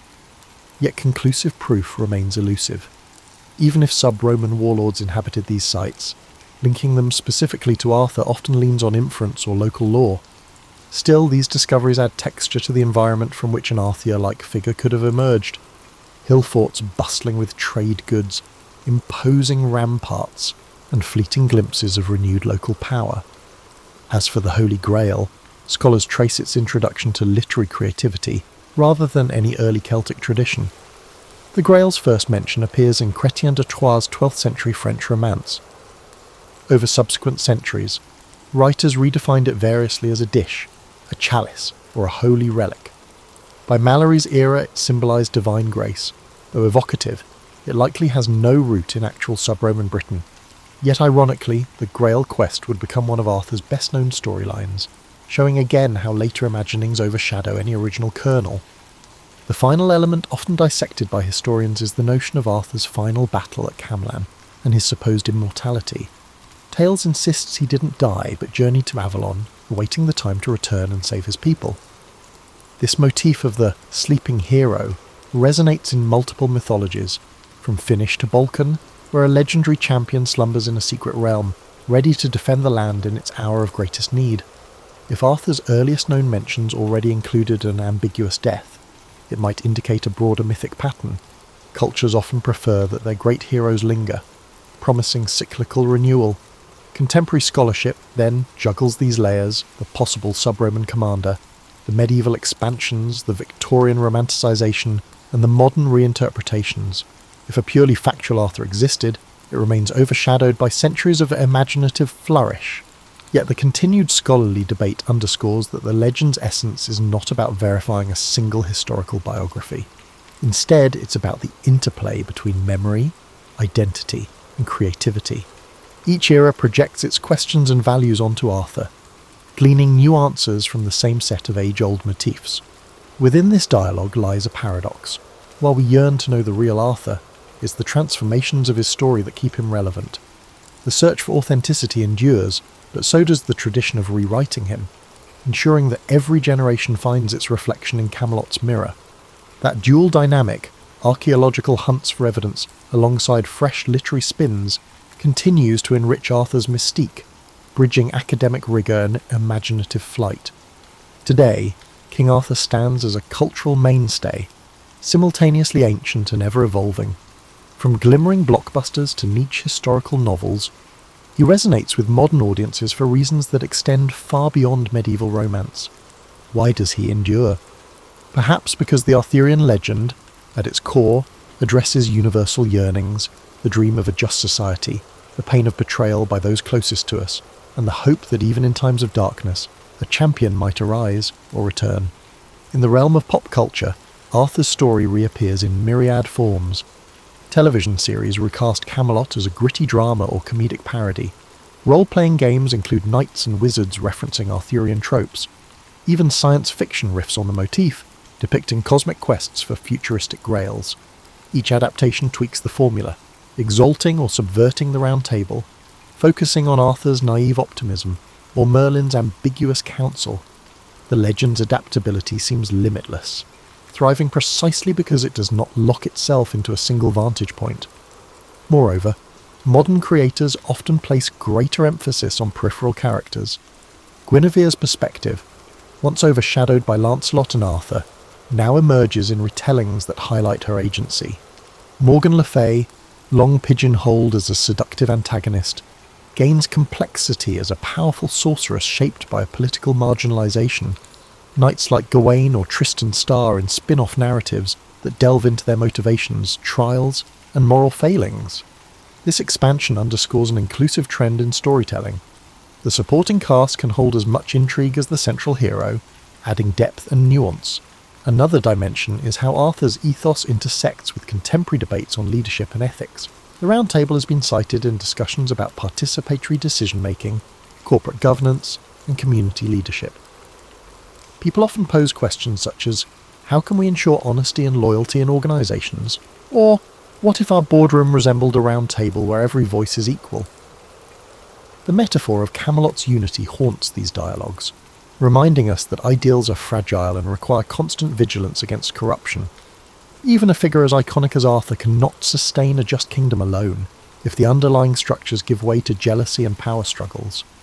Meanwhile, historians continue refining their judgments on the historical Arthur. Some propose that no single warlord can account for the entire tradition, while others cling to the possibility that a noteworthy battle leader around Mount Badon sparked the legend. Though conclusive proof remains elusive, each new archaeological find or textual analysis can stir a fresh wave of interest. The pursuit itself testifies to an enduring desire to ground the legend in tangible fact, as if verifying Arthur might restore some sense of continuity between past ideals and present realities. Education also plays a part. Children encounter Arthur in school anthologies, gleaning rudimentary knowledge of knights, queens, and magical swords. Universities hold seminars on the Arthurian canon, exploring everything from Celtic myth to psychoanalytic readings of the Grail quest. For many, King Arthur is their first taste of medieval literature, an accessible portal into broader historical currents. Hence, the legend perpetuates itself academically, weaving into curricula that spark each generation's imagination.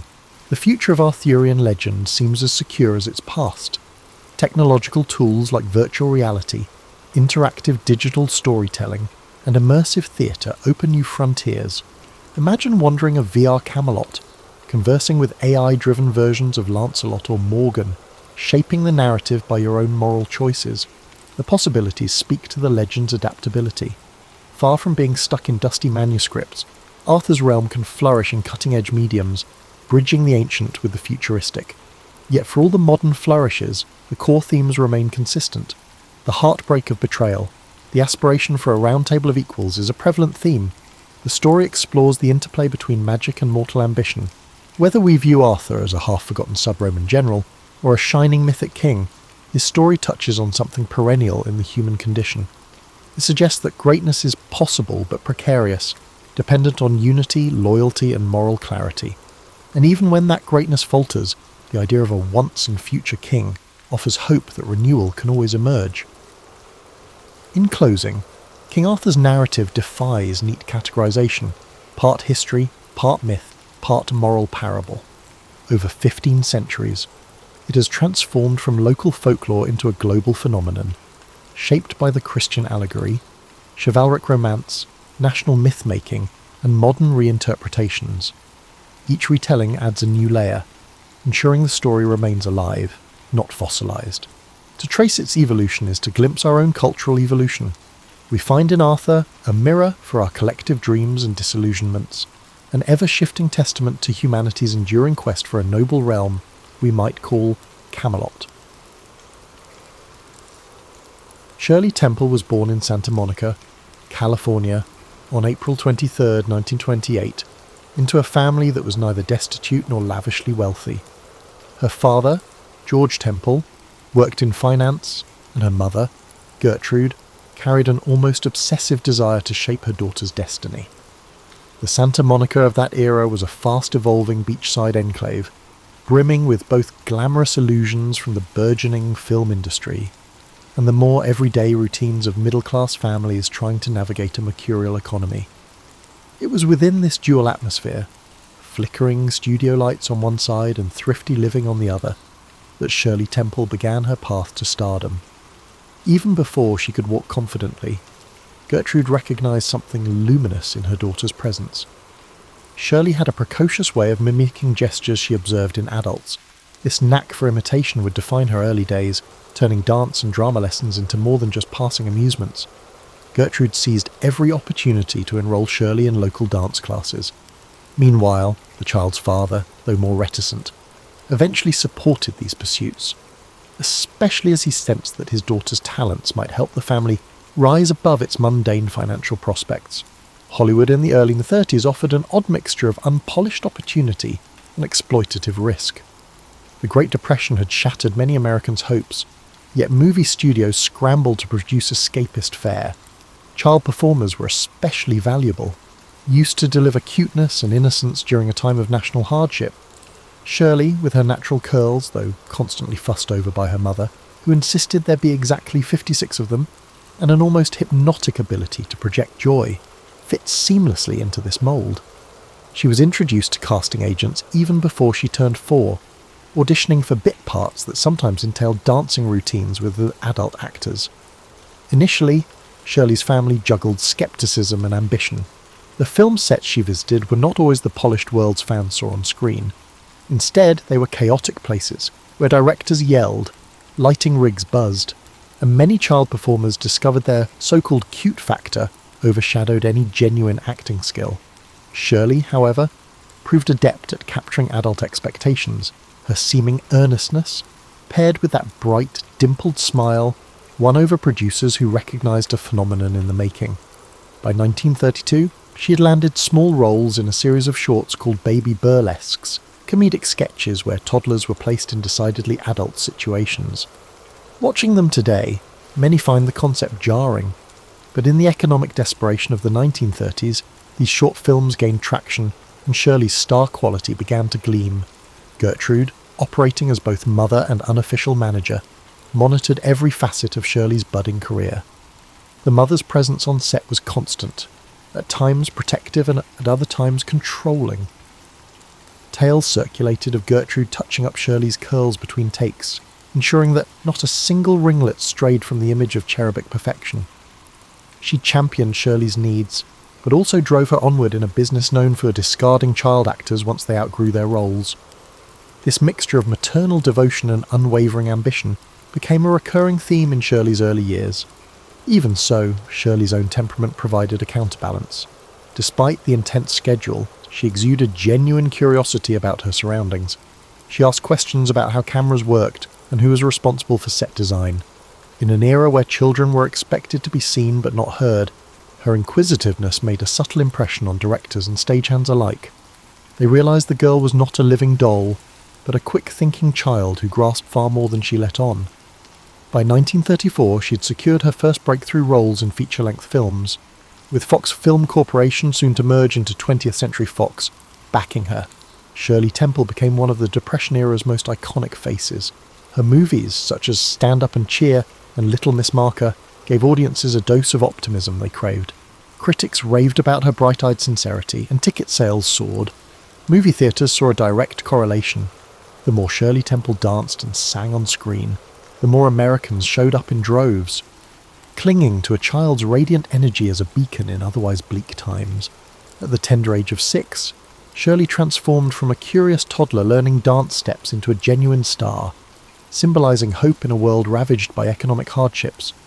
However, behind the wide-eyed innocence of her film persona, a more complex story was forming, a dance of parental ambitions, studio pressures, and her own youthful resilience. That complexity would deepen as she soared to new heights of stardom in the years to come. In 1935, Shirley Temple underwent a significant transformation when her studio recognised the potential of their petite leading lady to lead full-length features. With the country still reeling from widespread unemployment and breadlines, her films provided escapism laced with optimism. Titles like Bright Eyes and Curly Top showcased not just her cherubic face, but an uncanny knack for on-screen chemistry with adult co-stars. She became the face of Fox's silver screen offerings, out-earning many established actors. Yet behind the upbeat songs and tap dances, negotiations and business manoeuvres were at play, many of which set precedents for how future child stars would be handled. Key among these developments was the contract Shirley signed with Fox, or more accurately, the contract her parents signed on her behalf. Its details sparked discussion across Hollywood. She was guaranteed a significant weekly salary, though significant in the 1930s. Currency meant something different than it would today, plus bonuses if her pictures performed well.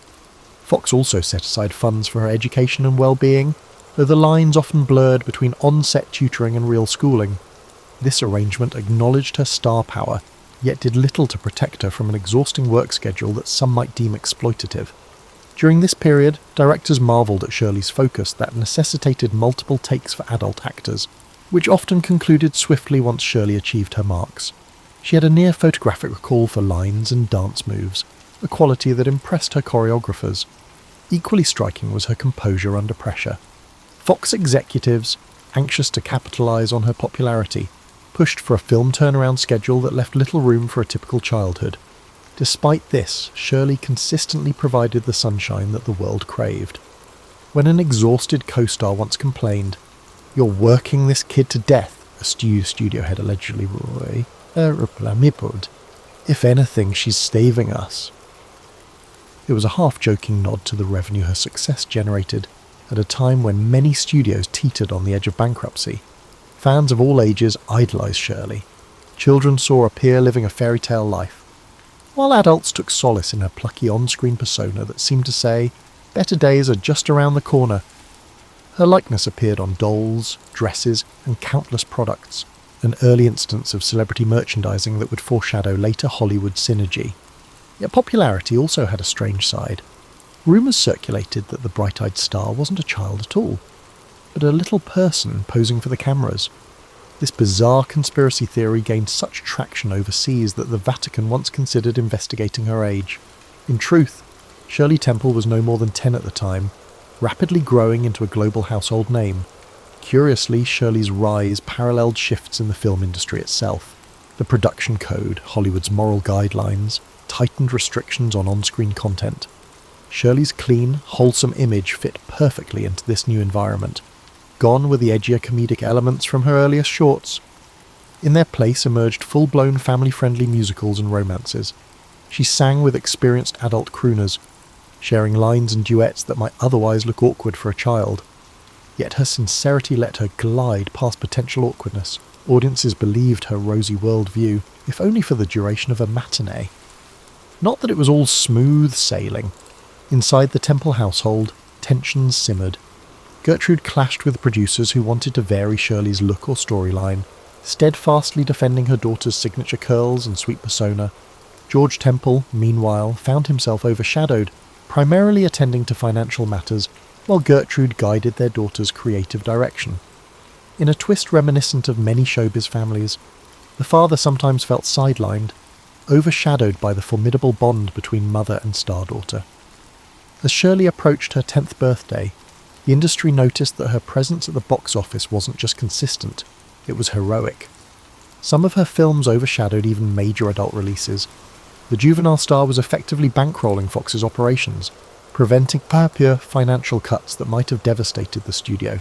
It became a well-known quip in Hollywood circles that if you needed a guaranteed hit, you hired Shirley Temple. Yet the relentless pace hinted at challenges to come. Child actors grow, their appeal, which studios often reduce to cuteness, can dissipate. Shirley's mother, well aware of that, fought to keep her in roles that showcased her innocence, worrying that a more mature role might fracture her image. Time was against them. The actress, who had embodied the aspirations of a Depression-era audience, was approaching adolescence, and the film roles accessible to a developing teenager seldom replicated the formula that made her a box office phenomenon. The real question became, how could Shirley Temple, America's darling, transition gracefully from juvenile novelty to enduring performer? As she entered adolescence, Shirley Temple found herself at an unexpected juncture. By 1939, she was 11 years old. Though still a beloved star, the realities of puberty loomed. Her face was ever so slightly less cherubic, her limbs less stubby. Hollywood's appetite for her brand of plucky innocence began to wane. Executives, who had previously viewed her as their most valuable asset, began to feel uneasy. The frequency of scripts designed to highlight her charm was gradually decreasing. Despite these challenges, Shirley maintained her impeccable professionalism. On the set of The Bluebird 1940, she embodied a dreamlike character in a lavish fantasy production clearly meant to replicate the success of The Wizard of Oz. But audiences perceived it as a half-hearted attempt. Critics pointed out that the film felt disjointed, and box office receipts fell short. This setback marked the first real stumble in Shirley's otherwise unstoppable career. Press, which had frequently hailed her as America's sweetheart, conjectured whether her period of fame had come to an end. Gertrude Temple attempted to reposition her daughter, pushing the studio to consider more sophisticated scripts. However, Hollywood's typecasting machine proved stubborn. Producers struggled to envision the newly teenage Shirley as anything apart from an endearing child in tap shoes. Meanwhile, the adult co-stars who once enjoyed waltzing with the little scene stealer now found themselves in awkward transitions. How do you frame a storyline around a teen actress whose strengths lay in the cuddle factor? That tension spelled trouble for Shirley's future as the leading lady she had once been. The family faced another dilemma, Shirley's education. On-set tutors had sufficed for the early years, but the demands of a teenager's curriculum were more complex. At her mother's urging, Shirley enrolled in a private school when her studio schedule allowed.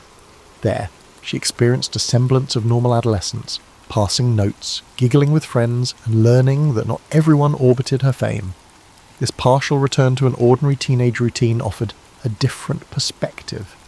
She began to realize that the wider world didn't revolve solely around studio budgets and box office numbers. Financially, the Temples were secure. Her earlier earnings had been prudently managed, though rumors circulated about potential mismanagement or lavish spending. For Gertrude, the real worry wasn't money but relevance. She feared the day Hollywood might deem Shirley Temple an expired product. She even toyed with the idea of forging a career in radio or travelling vaudeville acts if the film roles continued to dwindle. Shirley, on the other hand, expressed a desire to explore new interests, such as working behind the camera or even attempting to write. These notions, whispered among the family, never gained serious traction, overshadowed by the immediate challenge of stalling stardom. When the United States entered World War II, the entire entertainment industry shifted to a more patriotic agenda. Stars visited troops, performed in USO tours, and lent their faces to war bond drives, while teenage Shirley was a beloved figure. Audiences' tastes leaned toward adult stars who carried an air of romantic glamour or comedic relief that spoke to wartime anxieties. The adolescent performer, suspended between child icon and adult personality, found herself in a precarious niche. She did participate in some charitable events, singing for servicemen and endorsing the war effort. Yet the studios, increasingly fixated on adult drama and musicals tailored for older stars, saw less need to centre entire pictures around her. Still, Shirley Temple's name carried enough clout to secure sporadic roles at different studios once her Fox contract ended. Notably, she signed a brief contract with MGM, culminating in a handful of features. Unfortunately, these projects never recaptured the luminous box office magic of her earlier output. The film Kathleen, 1941 for instance, garnered lukewarm reviews, with critics noting that they yearned for the sprite who had once brightened hearts during the Depression, rather than the uncertain teenager grappling with evolving tastes in entertainment. By the time she reached her mid-teens, Shirley was balancing on a tightrope, half a nostalgic emblem of a vanished era, and half a blossoming young woman searching for a place in an industry that rarely allowed for graceful transition. She herself remained outwardly composed, leaning on the well-honed discipline that had shaped her childhood. Yet behind those calm brown eyes, a more profound question arose. If Hollywood no longer needed her to be its dancing child star, who could she become? In trying to address that question, Shirley Temple would soon embark on life experiences that would transform her far beyond the realm of movie sets and scripts. The next phase of Shirley Temple's life revolved less around Hollywood stage lights and more around personal milestones. At 15, she met John Agar, a sergeant in the Army Air Corps from a socially prominent family. Their whirlwind courtship fascinated fans, who were curious to see America's one-time golden child stepping into adulthood. By 1945, just as the war concluded, Shirley married Agar, Barbaz. The media spun the wedding into a major event, splashing photos across newspapers nationwide. But if the public assumed she would settle into a conventional family life, they underestimated her capacity for reinvention. Shirley persistently ventured into the film industry, occasionally collaborating with her husband. In Fort Apache, 1948, directed by John Ford, Shirley co-starred with Agar, John Wayne, and Henry Fonda.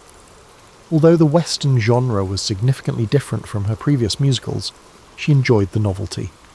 Despite her diminished star billing, she received solid reviews for her performance. The film's moderate box office success indicated that perhaps there was a viable path forward for her in Hollywood, though no longer as the marquee name. While she drew professional satisfaction from the project, her personal life was more turbulent. Agar struggled with the weight of public attention on his famous wife and faced accusations of drinking and erratic behaviour. The marriage soon began to splinter. For Shirley, the unravelling marriage signalled a broader dissatisfaction.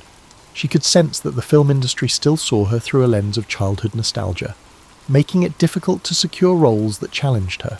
Meanwhile, her real-life responsibilities now included motherhood. She gave birth to a daughter, Linda Susan, in 1948. Balancing the duties of parenthood with diminishing but still potent demands of a movie career proved complex. She found some roles, but mostly smaller parts in B-movies or ensemble casts. A handful of these roles allowed her to play more mature characters, yet none sparked a significant comeback. By 1950, her marriage to Agar had reached a breaking point, culminating in a high-profile divorce that tabloid newspapers giddily dissected. The same fans who once showered her with unconditional adoration read about the messy details of her domestic strife. This jarring exposure taught Shirley an uncomfortable lesson about public life. Once you step out of the child star bubble, the press can turn your personal trials into sensational fodder. Nevertheless, she remained composed, determined to maintain dignity for her daughter's sake. A new chapter beckoned when she crossed paths with Charles Alden Black, a Navy intelligence officer from a well-connected California family. Their first meeting, ironically, involved neither film nor fanfare, just two individuals sharing conversation at a dinner party. Black claimed he had never seen a single Shirley Temple movie, which she found refreshing. Their relationship blossomed quickly, partly because Shirley found an anchor in Charles's unpretentious yet cultivated manner. They wed in December 1950, a union markedly different from her first. Charles's devotion offered a calm refuge from the swirling storms of the entertainment industry. Suddenly, the idea of continuing a somewhat aimless pursuit of second-tier film roles lost its allure. Facing the reality that her Hollywood career was winding down, Shirley made a bold decision in 1950. She retired from the silver screen at the age of 22. It was a startling move for someone whose name still held nostalgic weight among a wide swath of moviegoers. Yet she had reached a point where the roles available failed to match her aspirations. Instead of clinging to a diluted version of her earlier stardom, she chose to explore new frontiers.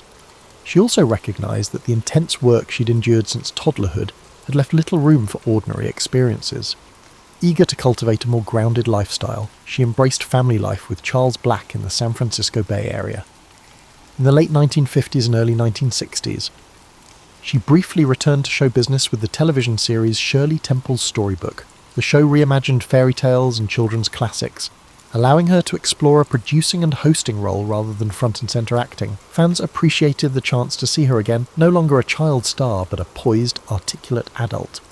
This step back into the public eye felt more on her terms, without the constraints of a studio system dictating her every move. Though the glow of her child stardom lingered in the cultural memory, Shirley Temple Black, as she began calling herself, was discovering broader horizons.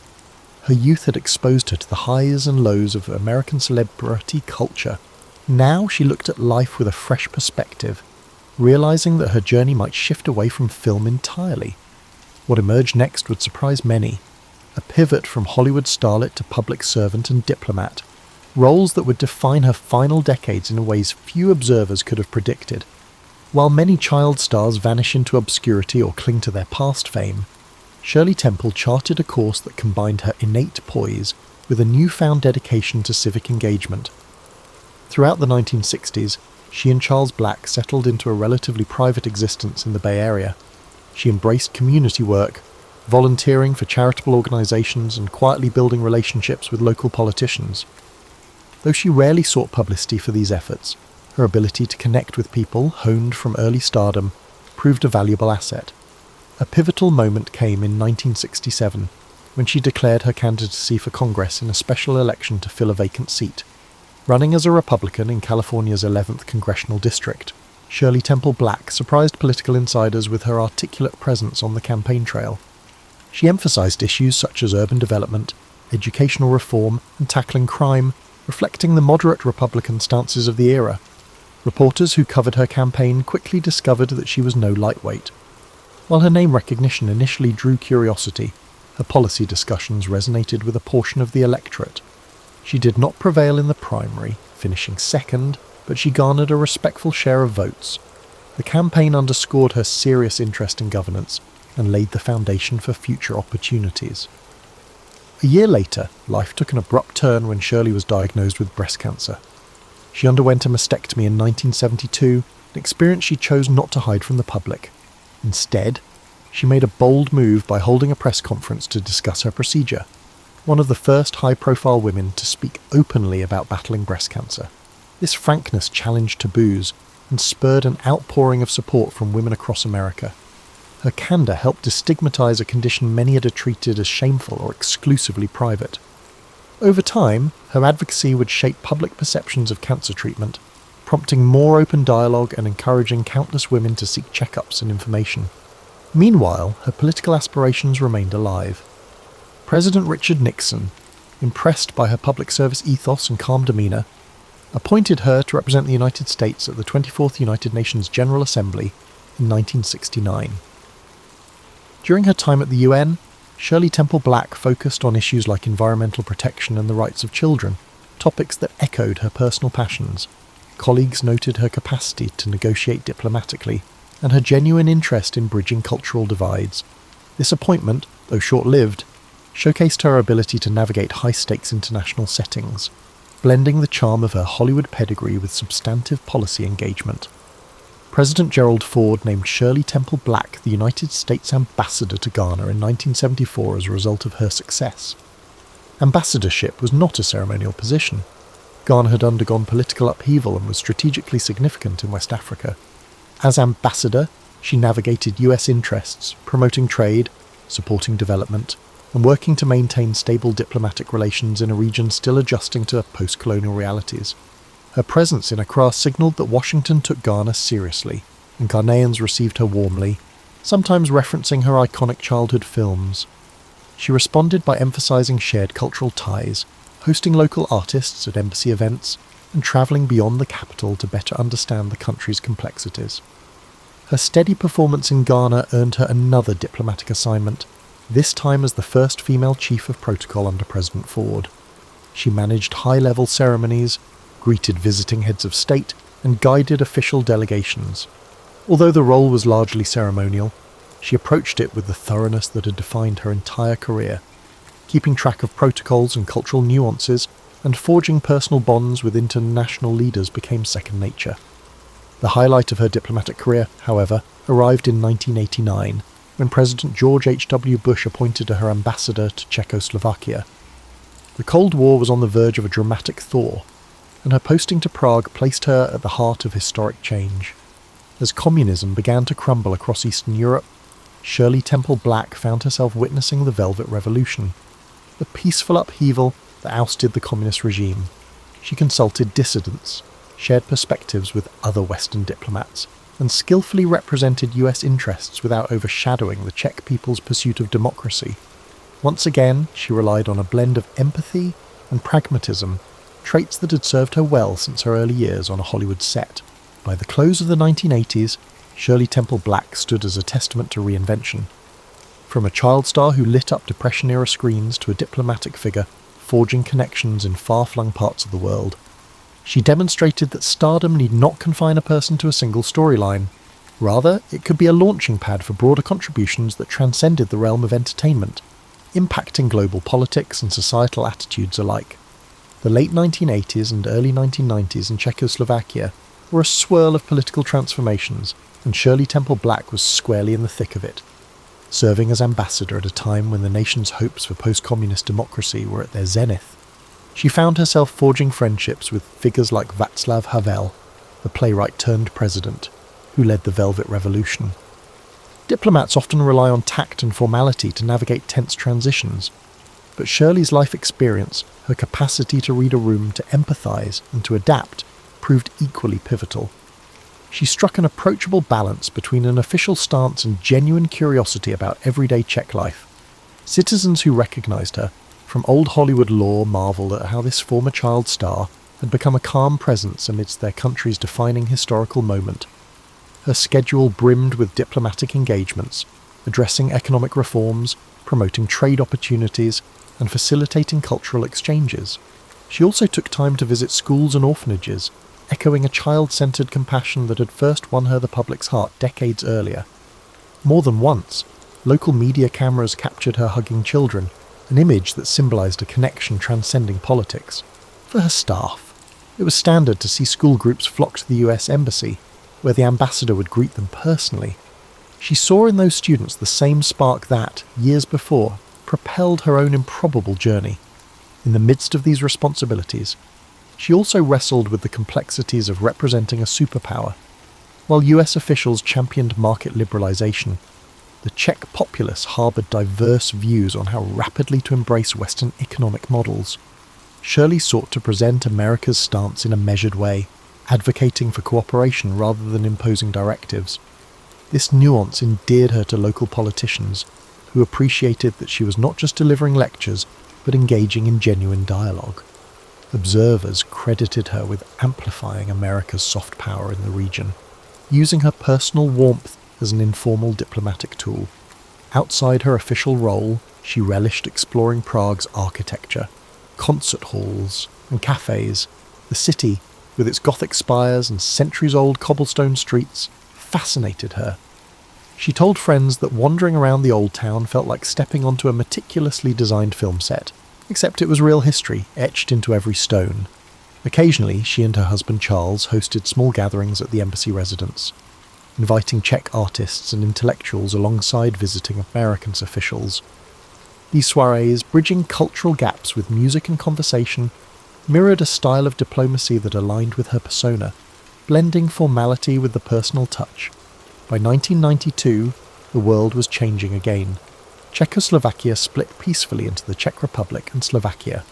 Shirley Temple Black's time as ambassador wrapped up, and while the region's politics continued evolving, she left behind a legacy of empathy-driven diplomacy.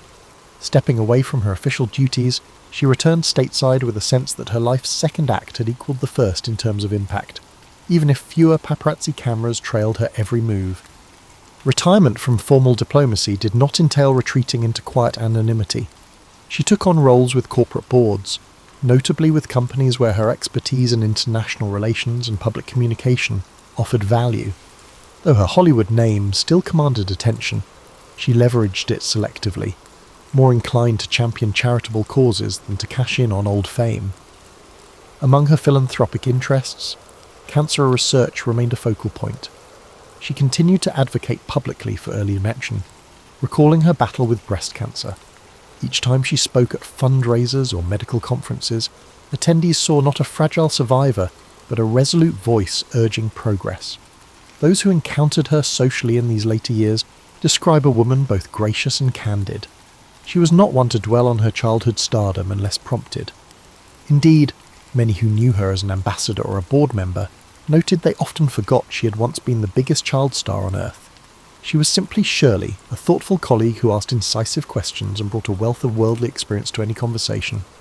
If pressed about her Hollywood days, she might offer a light anecdote, perhaps about dancing with Bill Bojangles Robinson, but she rarely glorified the spectacle. Instead, she framed it as a valuable but distant chapter in a life driven by personal growth. As she moved into her 70s, Shirley Temple Black observed with equal measures of pride and humility the enduring affection so many still held for her.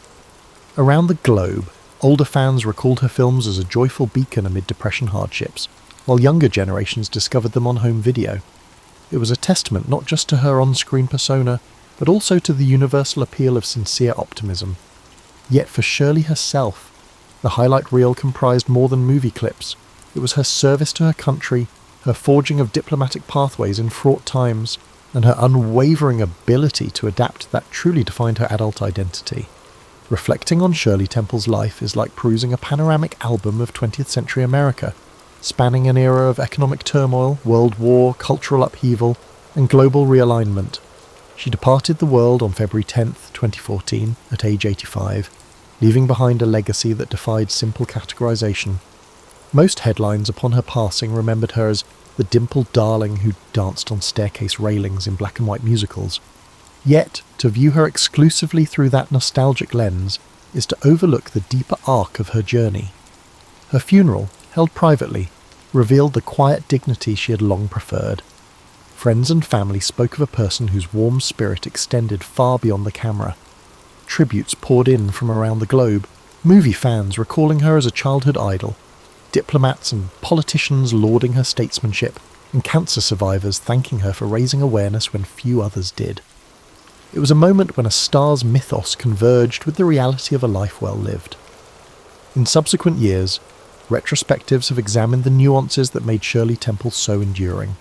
Scholars of film history point out her unusual role in bridging adult and child audiences during the Depression. Her presence was never merely cute. She delivered genuine performances that resonated with viewers longing for hope. Contemporary debates also scrutinized the exploitative elements of Hollywood during the 1930s and their incorporation of child performers into adult-driven stories. Shirley was no exception. The baby burlesques short films of her earliest career remain a stark reminder of how children were sometimes positioned in questionable scenarios. Yet she transcended that environment, emerging as a figure who, by her fortitude and mother's fierce oversight, navigated the system without losing her essential spark. Her personal evolution underscores an important lesson, that fame, especially at a young age, need not define one's entire existence. While many child stars collapse under the weight of early celebrity, Shirley Temple channeled it into fresh pursuits. Whether campaigning for a congressional seat in California or speaking openly about her breast cancer surgery, she tackled each phase with authenticity. She displayed a consistent willingness to meet challenges head-on, an attribute that stands in contrast to the perceived innocence of her childhood film roles. Perhaps it was that original wellspring of discipline, memorizing lines, perfecting dance routines, that carried over into her adult life, enabling her to approach any hurdle with equal resolve. Moreover, her diplomatic service remains one of the more surprising chapters of her story. Stepping into the role of ambassador in two distinct contexts, Ghana and Czechoslovakia, reflected an adaptability rarely seen in showbiz alumni. While some saw her as merely a ceremonial figure, she quickly demonstrated that star quality could harmonise with serious policy work. By advocating for environmental issues at the UN, fostering cultural exchanges in Ghana, and navigating the complexities of a post-communist Czech landscape, she expanded the definition of how a public figure can serve national interests. Tenure in Prague during the Velvet Revolution coincided with a seismic shift in global politics, a pivotal moment that fundamentally reshaped Europe. That vantage point alone placed her in the orbit of towering figures like Havel, forever linking her name to a monumental historical pivot, even as critics debate the merits of her earliest films or the complexity of her mother's role in orchestrating her stardom. Shirley Temple's narrative remains awe-inspiring for its breadth. The child who once sparred with co-stars twice her height became an adult who regularly engaged with world leaders. In the same lifetime, she delighted Depression-era cinema audiences, and then, half a century later, watched democracy break ground in Eastern Europe. That range of experiences underscores a singular life that mirrored the transformations of a century. Today, her iconic cherub face continues to adorn vintage movie posters and DVD covers. Young dancers still attempt to replicate her signature tap routines. Parents introduce her black and white musicals to new generations. Yet parallel to that cultural imprint stands the lesser, celebrated but equally significant tale of an American who chose to redirect celebrity into public service, forging a second legacy as an advocate and diplomat. In so doing, Shirley Temple Black left us a message about resilience, that even the brightest, most ephemeral childhood glow can evolve into something more expansive, guiding not just a film studio's fortunes, but international dialogues and philanthropic causes as well. And in the end, perhaps that quiet metamorphosis is her most enduring, if underappreciated, achievement.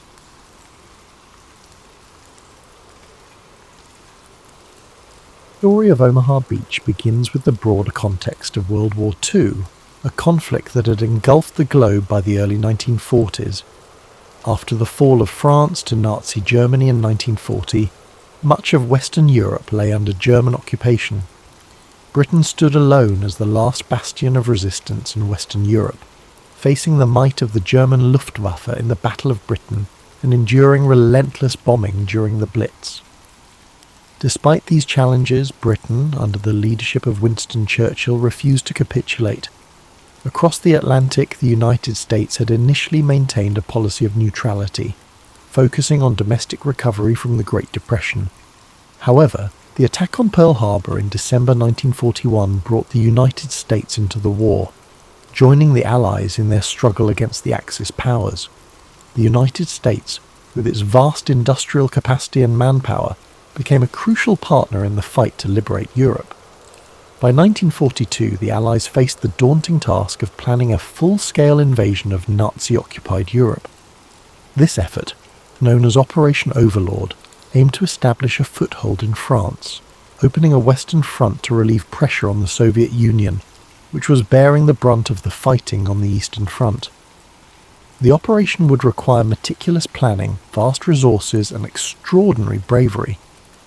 The invasion was scheduled for June 1944 and would take place along a 50-mile stretch of coastline in Normandy, France.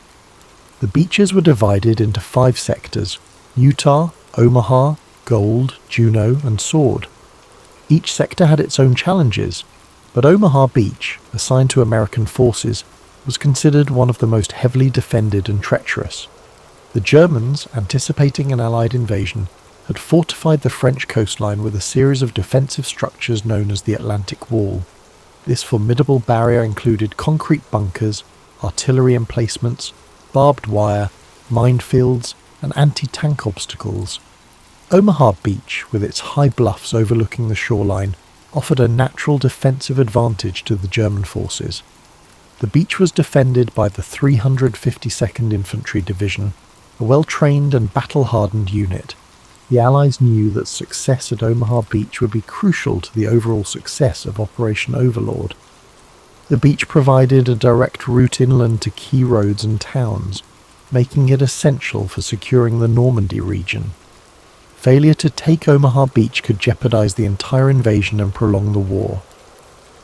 On the night of June 5, 1944, a massive Allied armada gathered off the coast of Normandy. Over 5,000 ships carrying troops, vehicles and supplies prepared to launch the largest amphibious invasion in history. The force included American, British, Canadian and other Allied troops, all united in their mission to liberate Europe from Nazi tyranny. As dawn broke on June 6, 1944, known as D-Day, the invasion began. The assault on Omaha Beach involved 2 American divisions, the 1st Infantry Division, known as the Big Red One, and the 29th Infantry Division. These soldiers, many of them young and inexperienced, faced a harrowing task. The first waves of troops landed at Omaha Beach under intense enemy fire. The Germans, positioned in fortified bunkers and machine gun nests, rained bullets and artillery shells on the landing craft and soldiers. Many of the landing craft were destroyed before they reached the shore, and those who made it to the beach faced a deadly gauntlet of obstacles and firepower. The terrain at Omaha Beach added to the challenges. The wide, open beach provided little cover, and the high bluffs allowed German forces to fire down on the exposed American troops. The rising tide threatened to engulf the soldiers and their equipment, adding another layer of urgency to the battle. Despite these overwhelming odds, the American soldiers displayed extraordinary bravery and determination. Small groups of men began to push forward, finding gaps in the German defences and scaling the bluffs. Engineers worked tirelessly to clear obstacles and minefields, enabling reinforcements to reach the beach. By mid-morning, the tide of the battle began to turn. Reinforcements from subsequent waves brought additional manpower and firepower to the fight. Naval bombardments and airstrikes targeted German positions, weakening their defences. Slowly but steadily, the Americans gained ground, overcoming the formidable obstacles and breaking through the Atlantic Wall. By the end of the day, the American forces had secured a foothold at Omaha Beach, but the cost was staggering. Over 2,000 American soldiers were killed, wounded, or missing, making Omaha Beach the bloodiest of the 5 D-Day beaches. The sacrifices of these men were not in vain, as their efforts paved the way for the liberation of Normandy and, ultimately, the defeat of Nazi Germany. The success at Omaha Beach and the broader D-Day invasion marked a turning point in World War II. The Allies established a strong presence in Normandy, which allowed them to launch further offensives into France and beyond. Within weeks, Paris was liberated, and the momentum of the war shifted decisively in favour of the Allies. The Battle of Omaha Beach is remembered as a testament to the courage and resilience of those who fought and sacrificed for freedom. The stories of individual heroism and collective determination continue to inspire generations, reminding us of the cost of war and the enduring value of liberty. Today, the beaches of Normandy are peaceful, their sands washed clean by the tides of time. Memorials and cemeteries stand as solemn reminders of the events of June 6, 1944, honouring the men who gave their lives in the name of freedom. The legacy of Omaha Beach lives on, a symbol of unity, sacrifice, and the indomitable human spirit. As you reflect on this story, imagine the quiet shores of Normandy under a starlit sky, the waves gently lapping at the sands that once bore witness to such bravery. Let the memory of those who fought and fell remind you of the strength and resilience within us all. As the day of June 6, 1944, unfolded at Omaha Beach, the battle continued with relentless intensity. The early waves of American troops had endured devastating losses. Many soldiers never even made it off their landing craft, while others were cut down as they stepped onto the beach. The chaos and carnage of those first hours were overwhelming, with confusion reigning among the survivors as they sought to find cover and organize. The German defenders, positioned in fortified bunkers and pillboxes, maintained a near-constant stream of fire. Machine guns swept the open sands, mortars exploded among the soldiers, and artillery from the high bluffs pounded the beachhead. These fortifications had been meticulously planned, with interlocking fields of fire and overlapping lines of defence, making it nearly impossible for large groups of soldiers to advance without suffering heavy casualties.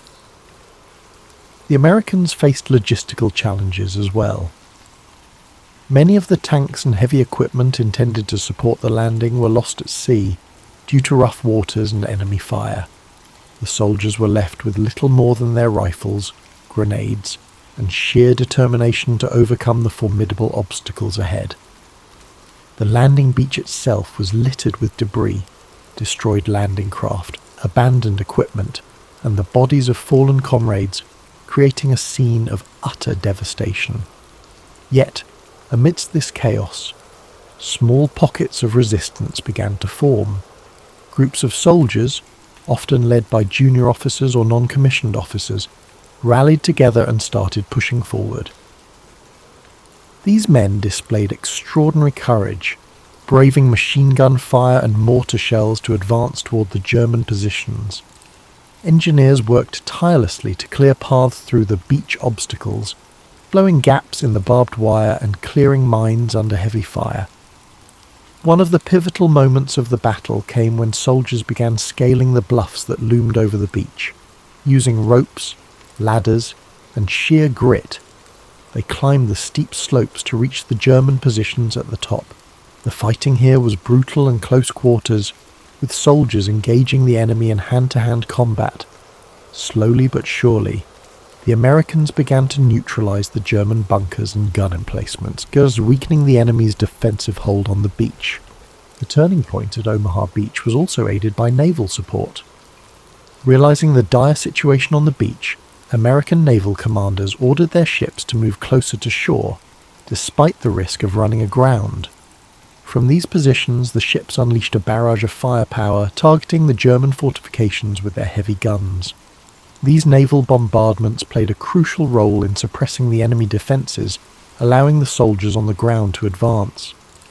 By the afternoon, the tide of the battle had shifted. Reinforcements from later waves brought fresh troops and supplies to the beach, bolstering the American effort. The German defenders, though still fighting fiercely, began to falter under the relentless pressure. The combination of infantry assaults, naval bombardments, and air support gradually broke the German lines. By nightfall, the Americans had established a tenuous foothold at Omaha Beach. The high bluffs, once a symbol of the German dominance, were now under American control. From this vantage point, the troops could push inland, linking up with forces from the other landing beaches and beginning the liberation of Normandy. The cost of victory at Omaha Beach was staggering. Over 2,000 American soldiers were killed, wounded, or missing, making it one of the bloodiest battles of D-Day. The courage and sacrifice of these men, however, paved the way for the success of the entire invasion. Their actions ensured that the Allies could establish a strong presence in Normandy, a crucial step toward defeating Nazi Germany. In the days that followed, the Americans worked to consolidate their position at Omaha Beach. Supply lines were established, reinforcements poured in, and the beachhead became a staging ground for further operations. The success of D-Day marked the beginning of the end for Nazi Germany, as Allied forces pushed inland and liberated towns and cities across France. The Battle of Omaha Beach remains one of the most iconic and studied engagements of World War II. It exemplifies the extraordinary bravery, determination, and resilience of the soldiers who fought there. Their sacrifices remind us of the cost of freedom and the enduring power of unity in the face of adversity. Today, Omaha Beach is a place of reflection and remembrance. The sands that once bore witness to such intense combat are now quiet, visited by people from around the world who come to pay their respects. The Normandy American Cemetery, overlooking the beach, stands as a solemn tribute to the thousands of soldiers who gave their lives on D-Day. As you think about the events of Omaha Beach, imagine the courage it took for those soldiers to face such overwhelming odds. Picture the determination of the men scaling the bluffs, the resolve of the engineers clearing obstacles, and the bravery of the naval crews providing support. Let their sacrifices fill you with a sense of gratitude and inspiration. The story of Omaha Beach is not just one of extraordinary bravery and resilience. It is also a tale of lessons learned and strategies developed that would influence the remainder of World War II. The success of D-Day, including the hard-fought victory at Omaha Beach, gave the Allies a critical foothold in Western Europe, but it also came with a significant cost, offering lessons in leadership, logistics, and the nature of modern warfare. In the days and weeks following June 6, 1944, the Allies worked tirelessly to solidify their positions in Normandy. Omaha Beach, alongside the other 4 landing beaches, became a vital supply hub for the Allied forces. Engineers constructed artificial harbours, known as mulberry harbours, to facilitate the unloading of troops, vehicles and supplies. These floating piers were a marvel of engineering and a testament to the ingenuity and determination of the Allied effort. With the beachhead secured, the Allies pushed inland, encountering fierce resistance from German forces. The bocage, the dense hedgerows that characterised the Normandy countryside, proved to be a significant obstacle, offering German defenders natural cover and making it difficult for Allied tanks and infantry to advance. Despite these challenges, the Allies pressed forward, liberating towns and villages one by one. Omaha Beach's role in the larger Normandy campaign cannot be overstated. It served as a crucial link between the various sectors of the invasion, allowing the Allies to coordinate their movements and reinforce their lines. The capture of Omaha Beach also enabled the Allies to connect with the airborne divisions that had landed further inland, creating a unified front that could push the Germans back. The success of the Normandy campaign eventually led to the liberation of Paris in August 1944. The victory at Omaha Beach and the other landing sites had set the stage for this momentous achievement, giving the Allies the momentum they needed to continue their advance across France and into Germany. By opening a western front, the Allies forced the Germans to fight on multiple fronts, stretching their resources and hastening the collapse of the Nazi regime. For the soldiers who fought at Omaha Beach, the experience left an indelible mark. Many of the survivors carried the memories of that harrowing day for the rest of their lives. Their stories, filled with moments of terror, heroism, and camaraderie, provide invaluable insights into the human cost of war. These first-hand accounts have been passed down through generations, ensuring that the sacrifices made on that stretch of sand are never forgotten. The legacy of Omaha Beach extends beyond the battlefield. It serves as a reminder of the importance of unity and collaboration in overcoming seemingly insurmountable challenges. The D-Day invasion was a joint effort involving not just American forces but also British, Canadian and other Allied troops. Their collective determination and shared purpose exemplify the power of working together for a common goal. In the years following World War II, Omaha Beach became a symbol of remembrance and reconciliation. Memorials and cemeteries were established to honour the fallen, and annual commemorations bring together veterans, their families, and people from around the world to reflect on the events of June 6, 1944. The beach itself, now peaceful and serene, offers a stark contrast to the chaos and violence of that day, serving as a poignant reminder of the sacrifices made for freedom. The Battle of Omaha Beach also holds important lessons for future generations. It underscores the importance of preparation, adaptability, and resolve in the face of adversity. The soldiers who fought there demonstrated extraordinary courage, refusing to give up despite overwhelming odds. Their example inspires us to persevere through challenges and to value the freedoms and opportunities that others have fought to secure. As you reflect on the story of Omaha Beach, imagine the waves gently lapping against the shore, the sands now quiet and still. Think of the soldiers who stepped onto that beach, knowing the dangers that awaited them, yet pressing forward with unwavering determination. Let their bravery and sacrifice remind you of the strength and resilience within us all. The legacy of Omaha Beach continues to resonate far beyond the shores of Normandy. It stands as a testament to the bravery and sacrifice of those who fought, and as a reminder of the profound impact of collective action in the pursuit of freedom. While the battle itself ended on June 6, 1944, its implications echoed throughout the remainder of the war and the decades that followed. In the immediate aftermath of the D-Day invasion, the Allies faced the monumental task of consolidating their gains and pushing further into German-occupied territory. The soldiers at Omaha Beach were soon joined by reinforcements, swelling the ranks and ensuring that the beachhead could serve as a staging ground for subsequent offensives. Supplies poured in through makeshift ports and logistical hubs, enabling the Allied forces to maintain their momentum. The capture of Omaha Beach, alongside the other landing sites, directly contributed to the liberation of Normandy. The fighting that followed was grueling, with both sides suffering heavy losses as they contested every inch of ground. The hedgerows of the bocage proved to be as challenging as the bluffs of Omaha Beach, with their dense vegetation providing ample cover for German defenders. Despite this, the Allies persevered, employing innovative tactics and overwhelming firepower to overcome the obstacles. One of the critical outcomes of the battle was the establishment of a Western Front. This forced Germany to split its resources, fighting the Allies in the west while continuing to battle the Soviet Union in the east. The strain of this two-front war proved too much for the Nazi regime, hastening its eventual collapse. The victory at Omaha Beach also had a profound psychological impact. For the Allied forces, it was a demonstration of their ability to achieve what many had thought impossible.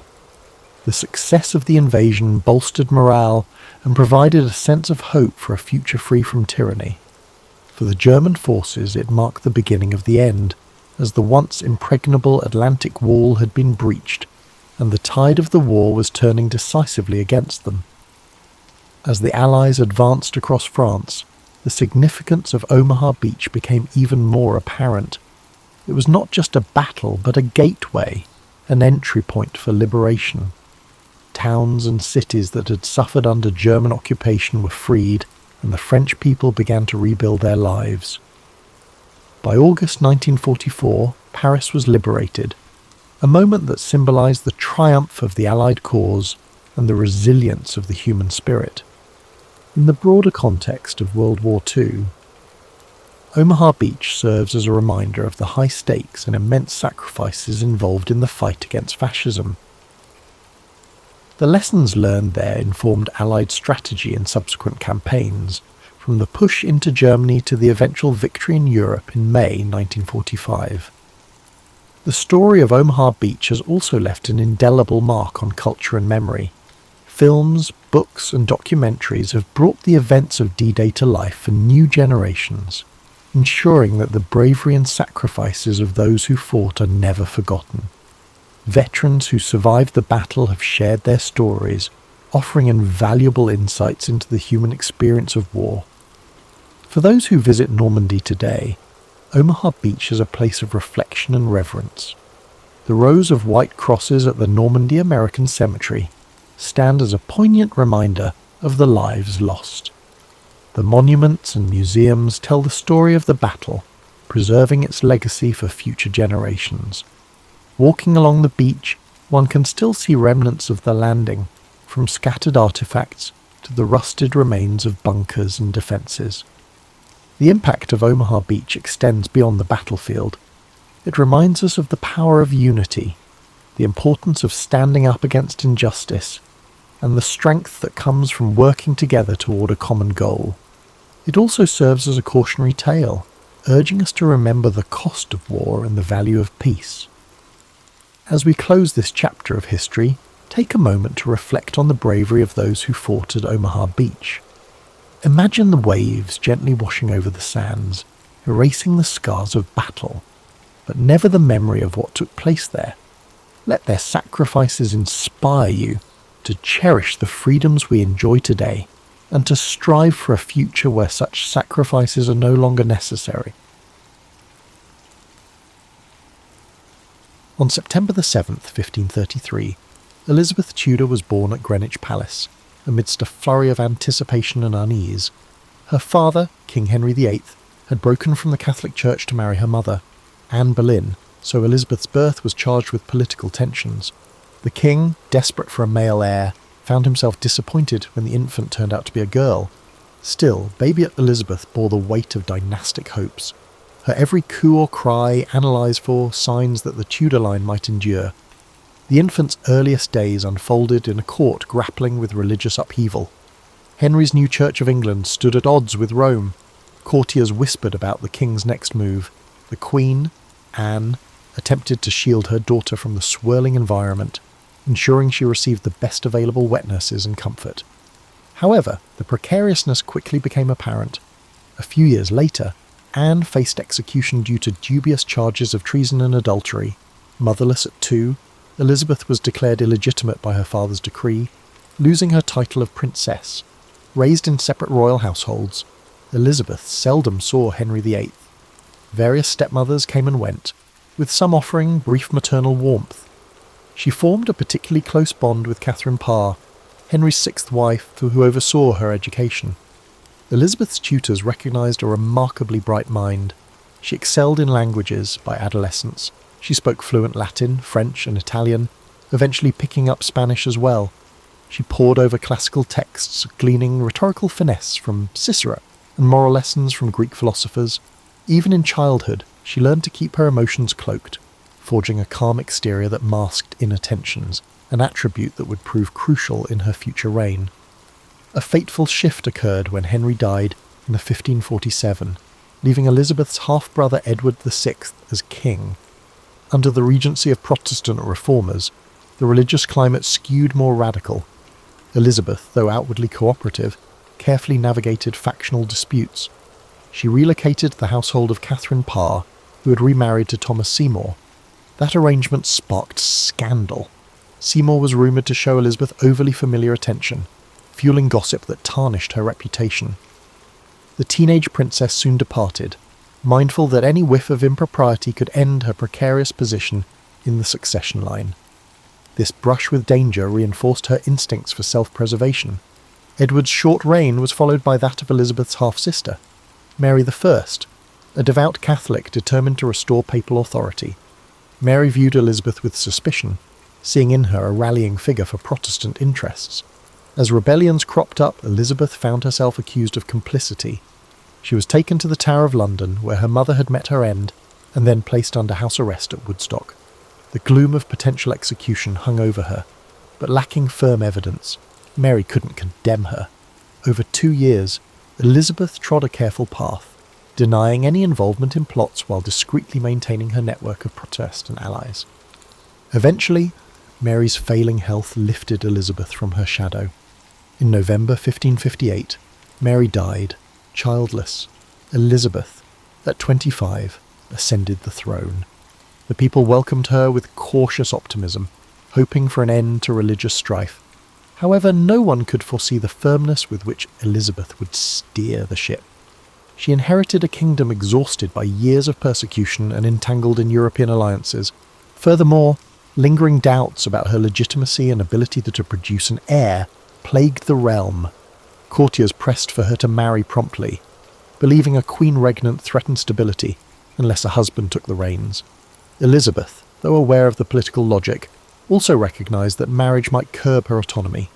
In her first weeks as queen, Elizabeth took bold symbolic steps. She chose moderate Protestant advisers like William Cecil, striving to unify the country. She declared her intent for a religious settlement that neither persecuted Catholics harshly nor caved to papal demands. She navigated a delicate balance, cognizant that either extreme could undermine her rule. She moved her court to Whitehall, re-establishing routine ceremonial events that signalled the monarchy's continuity. Observers described her as poised, with sharp eyes that hinted at an agile, strategic mind. The once exiled princess stood now at the centre of power, forging a monarchy that would come to define an era. Thus, the stage was set for a pivotal chapter in English history. Elizabeth's early experiences, maternal execution, paternal neglect, complex family ties, had shaped a cautious, perceptive approach. She had learned to conceal personal feelings behind a stately demeanour. armed with intellectual acumen gleaned from classical texts. The realm now looked to her for stability, religious compromise, and a reassertion of national identity. For Elizabeth, it was time to prove that a female sovereign, even one with a contested legitimacy, could guide England through its labyrinth of political storms. From the outset of her reign, Elizabeth I confronted a land torn by religious factionalism. Under Mary I, staunch Catholic policies reigned, with Protestant heretics burnt at the stake. Though those violent measures ended, many Catholics remained loyal to Rome. Meanwhile, radical Protestants clamoured for more extreme reforms.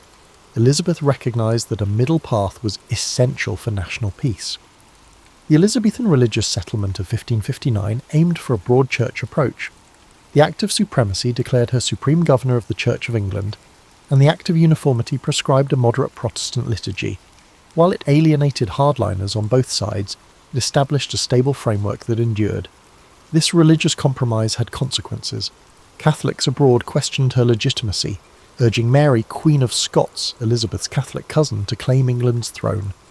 Mary, exiled from Scotland in 1568, ended up in England, effectively under house arrest. Elizabeth, wary of dethroning a fellow anointed queen, faced a quandary. Mary's presence fueled conspiracies, yet executing her set a dangerous precedent. This predicament lingered for decades, turning Mary into an epicentre of Catholic plots that threatened Elizabeth's life and reign. Beyond religion, Elizabeth's foreign policy shaped her early years on the throne. England was militarily weak, overshadowed by Spanish might. The Queen needed alliances, but hated entangling treaties that might compromise her independence. She courted suitors from across Europe, France's Duke of Anjou, Austria's Archduke Charles, using marriage negotiations as diplomatic chess moves. Each negotiation offered short-term benefits, but she consistently evaded an actual wedding. By keeping her hand in marriage available, Elizabeth dissuaded certain powers from aggression, hoping for eventual union.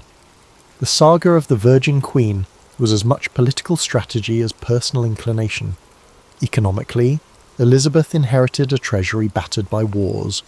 Her ministers, notably William Cecil, Lord Burghley, instituted reforms, curbing inflation and streamlining revenue collection. They supported maritime ventures, encouraging sea captains like Francis Drake to harass Spanish shipping and seize treasure.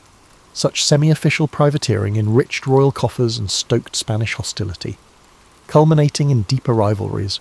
Meanwhile, domestic industry, woolen cloth, for instance, expanded, aided by the stable environment Elizabeth's government fostered. As for the Queen herself, the court recognised her keen intellect and formidable will. She cherished erudition, employing multiple secretaries to handle a constant influx of diplomatic dispatches. Fluent in French and adept in Latin, she occasionally scribbled notes in Italian or Spanish.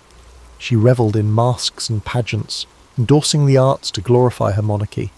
She made a point of progresses, travelling with her retinue through the countryside, letting her subjects glimpse the royal presence.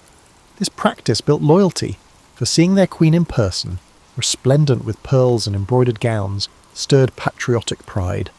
A lesser-known aspect was her reliance on intelligence networks. Elizabeth, aware that conspiracies loomed, authorised spy masters like Sir Francis Walsingham to intercept letters, employ informants, and uncover plots. This clandestine apparatus uncovered multiple assassins or traitors financed by Spain or papal agents. By revealing such threats, the Queen justified harsher policies against recalcitrant Catholics. Some criticised these tactics as oppressive, but to Elizabeth, survival mandated vigilance. Another challenge: cultural expectations for queens. She faced jabs about her gender, with some male courtiers urging a kingly partner. She responded by forging a regal persona, insisting subjects see her as both king and queen, a line reflecting her dual role.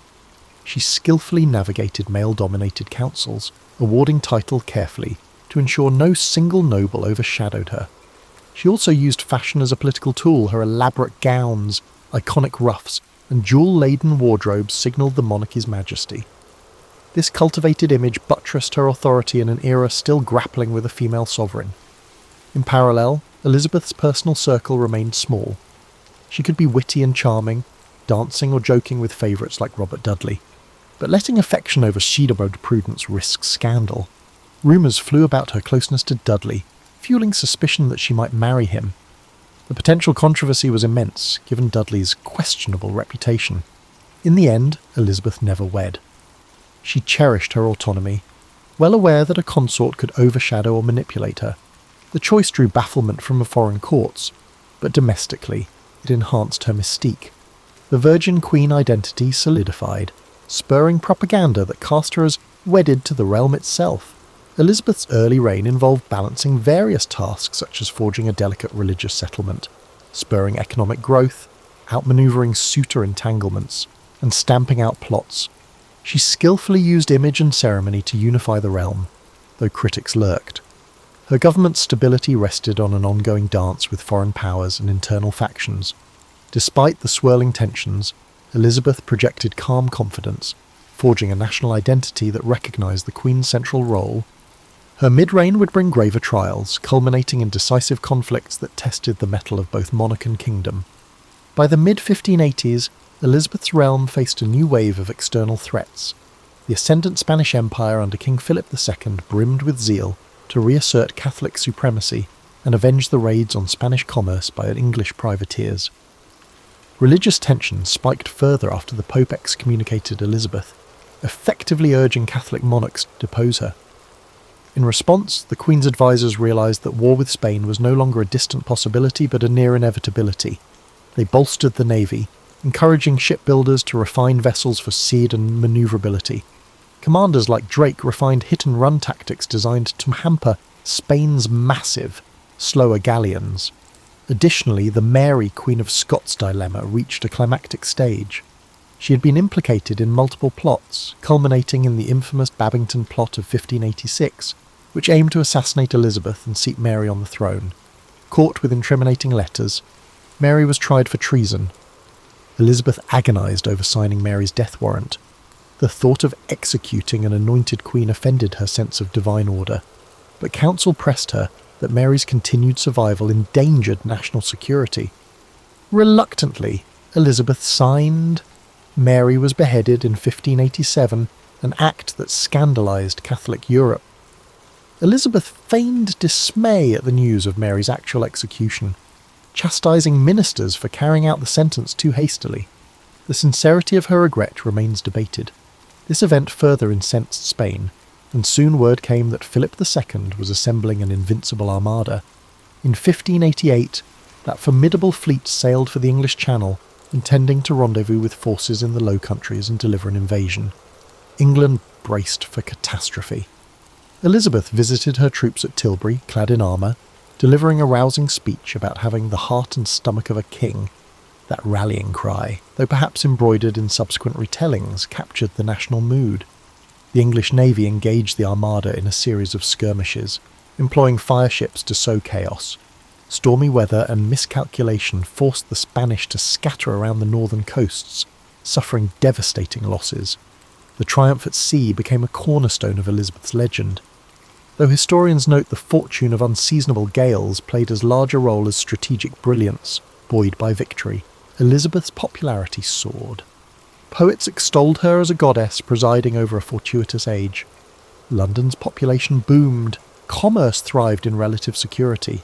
Courtiers staged elaborate masques, celebrating Gloriana, a moniker borrowed from Edmund Spenser's allegorical poem, The Fairy Queen.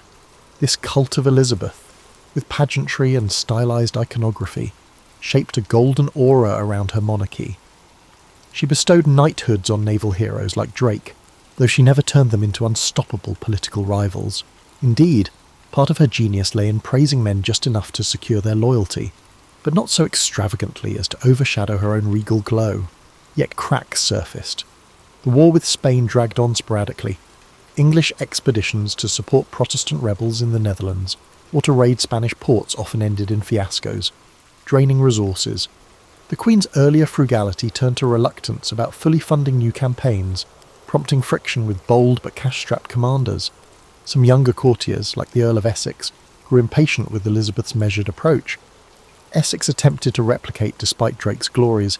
He led half-baked military forays and returned with meagre spoils.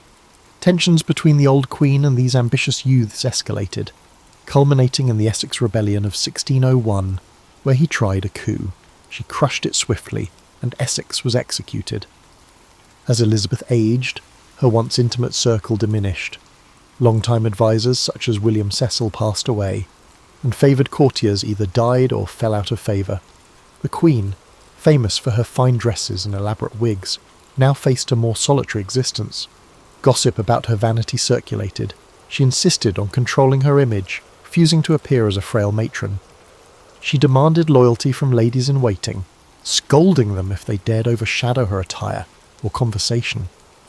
Although the realm viewed her as Gloriana, she struggled to maintain a mythic aura behind closed doors. Diplomatically, the final years of her reign saw a cooling of tension with Spain, not via a formal peace but through mutual exhaustion. The impetus for large armadas had waned, with Spain focusing on European entanglements. England, for its part, lacked the finances to continue heavy engagements. Meanwhile, the seeds of colonial expansion were sown. English seafarers eyed North America, establishing fledgling outposts. The concept of an overseas empire was embryonic but emerging. Thus, approaching the turn of the century, Elizabeth presided over a stable yet evolving monarchy. She had defied invasion, faced down conspiracies, and reigned as an iconic figure admired across Europe. But the question of succession remained, unmarried and childless. She had never named an heir. The matter loomed, spurring subtle negotiations as different claimants circled. This final stretch of her reign tested whether the Tudor line's magic could endure beyond her mortal presence, or if it would seamlessly transition to a new dynasty. By the twilight of her reign, Elizabeth I found herself contending with the question that had dogged her for decades. Who would follow her upon the throne? No official heir had been named, though many whispered that James VI of Scotland, a Protestant and son of the executed Mary, Queen of Scots, was the likely candidate. Elizabeth, ever cautious about naming a successor, understood that the moment she sanctioned an heir, her authority might wane. Yet the gentry and the powerful were anxious, fearing a resurgence of civil strife if the crown's transition lacked clarity. As the 1590s waned, the Queen's court saw fewer robust festivities. Elizabeth's health was not the best, and her mood darkened by the loss of cherished confidants. Once a favoured explorer, Sir Walter Raleigh fell from Elizabeth's favour. The Earl of Essex, her erstwhile golden boy, died a traitor. Meanwhile, the luminous circle that had celebrated her youth, Bess of Hardwicke, Countess of Leicester, and others, had scattered. England's population soared beyond 4 million, many living precariously in squalid conditions. Bread riots flickered in adverse harvest years, and the cost of warfare remained burdensome. Some critics murmured that the Queen's refusal to adapt to a new generation's demands indicated the monarchy was adrift. Yet Elizabeth never lost her political savvy. She carefully managed sessions of Parliament, deftly deflecting demands for certain policy changes. She employed subtle flattery, reminding them that as a mother to her people, she prized their well-being above all. This rhetorical style, combining maternal sentiments with regal authority, continued to woo the common folk. Indeed, from the countryside to London's teeming streets, loyalty to the Queen remained high, an outgrowth of national pride partly forged by that earlier victory over the Spanish Armada. In the realm of arts, the Elizabethan theatre blossomed, spearheaded by William Shakespeare, Christopher Marlowe, and others. Though Elizabeth seldom attended public performances at the Globe, she invited theatrical troupes to court. She found enjoyment in comedic interludes, even if she publicly maintained a formal veneer. This cultural renaissance, ignited under her watch, was a point of national distinction, with travelling players bringing both dramatic flair and moral allegories to distant corners. The synergy of crowns and creativity underscored an epoch known as the Elizabethan Golden Age. Throughout, the religious settlement endured, though Puritan elements pressed for stricter reforms. Criticising the hierarchical structure of bishops, the Queen tolerated moderate Puritan pleas but cracked down on radical preachers who undermined her supreme governorship. Catholic recusants faced fines or pressure to conform, though large-scale persecution was less aggressive than during Mary's reign. Despite friction, Elizabeth's stance staved off religious civil war. This equilibrium, though not perfect, enabled commerce and exploration to flourish. Merchants ventured to the Levant, the Baltic, and the Americas, sowing early seeds of a global maritime trade. In the final few months of her life, Elizabeth retreated to Richmond Palace. She was increasingly frail, refusing medical interventions that seemed invasive. Court rumours multiplied. The Queen's mind was drifting. She was losing appetite, or she stood for hours too proud to rest. Modern historians debate the exact cause of her decline. Some speculate pneumonia or depression. She dreaded naming James publicly, but subtle negotiations with his envoys paved the way for a smooth succession. Advisors like Robert Cecil quietly prepared the details. According to tradition, Elizabeth, too weak to speak in her last hours, made a vague gesture endorsing James as successor. She died on March 24, 1603, aged 69, after 44 years on the throne, a record at the time for an English monarch. Her coffin was carried from Whitehall to Westminster Abbey, the silent crowds reflecting on an era shaped by her image. That day closed the Tudor line, with James VI of Scotland becoming James I of England, inaugurating the Stuart dynasty. Yet the Tudor brand had not ended in chaos. Elizabeth's measured approach, for all her reluctances, ensured a relatively peaceful handover. In the wake of her passing, tributes soared. Pamphlets hailed her as the wisest princess, the mother of her people, and a near-legendary figure who steered the nation from the shadows of religious tyranny. The wave of national mourning overshadowed her shortcomings, which included excessive favouritism, suspicion of rivals, and stifling certain freedoms. Over the next centuries, historians would reinterpret her story, dissecting the illusions of the Virgin Queen narrative, acknowledging her harsh treatment of dissenters, yet marvelling at her capacity to wield authority in a fiercely patriarchal world. The stage was set for the transition from Tudor to Stuart, and though overshadowed by the next monarchy's own tensions, Elizabeth's reign retained a special glow in England's collective memory, an epoch where a single woman's will shaped destiny. Immediately after Elizabeth's death, a swirl of legacies confronted the English. James I, newly ascendant, inherited a stable realm, but also the burden of living up to the fabled Gloriana. Over the ensuing decades, the myth of Elizabeth would be embellished by dramatists, historians, and genealogists, forging a romantic image of a queen unblemished by error. Yet parallel undercurrents recognised her complexities. Among the common folk, stories abounded of her witty repartee, her skill in navigating suitors, and the spectacle of her court. In the Catholic diaspora, she was demonised as a heretic who had executed Mary, Queen of Scots. This ideological tug-of-war shaped how Europe at large recalled her reign. During the 17th century, English authors occasionally staged plays referencing Elizabethan glories to critique or praise current rulers. The Elizabethan Age label took hold, conjuring a golden past full of maritime exploits and cultural refinement. Meanwhile, Puritan writers viewed the Queen more critically, noting that her religious compromise left them yearning for a more thorough reformation. Some pamphleteers portrayed her as a cunning politician, adept at double-dealing among Europe's Catholic powers. Over time, these multiple vantage points consolidated into a layered portrait. In the 18th and 19th centuries, national pride soared, fueling revivalist interest in the Tudors. Elizabeth's image was moulded by Victorian taste, emphasising her unmarried status as a demonstration of moral fortitude. Painters depicted her in elaborate ruffs, overshadowing any mention of the day-to-day hardships endured by her subjects. She became an icon of English independence, especially when the British Empire sought parallels between the forging of a national identity under Elizabeth and contemporary empire building. The Armada triumph narrative overshadowed the fact that storms aided English success. Her issues with Mary, Queen of Scots, became fodder for tragic romanticism, focusing on courtly betrayals and heartbreak. This romanticisation sometimes neglected the Queen's shrewd, often ruthless governance. Scholars of the 20th century took a more critical lens. They delved into archival documents to unearth how Elizabeth's intelligence network operated, how her finances were managed, and how propaganda shaped public perception. They passed the famed Golden Speech of 1601, analysing the rhetorical strategies she used to quell a restless parliament. The more historians explored, the clearer it became that her success hinged on forging an image that balanced motherly affection with regal severity, ensuring subjects revered rather than resented her. Scholars recognise the notion of the cult of Elizabeth, with its orchestrated pageantry, as an early form of state PR. From the perspective of women's history, Elizabeth's significance soared. She defied the misogynistic assumptions of her era, refusing to cede authority to a husband or to male advisors. That independence, though hard-won, showcased the potency a female ruler could wield in a male-dominated society.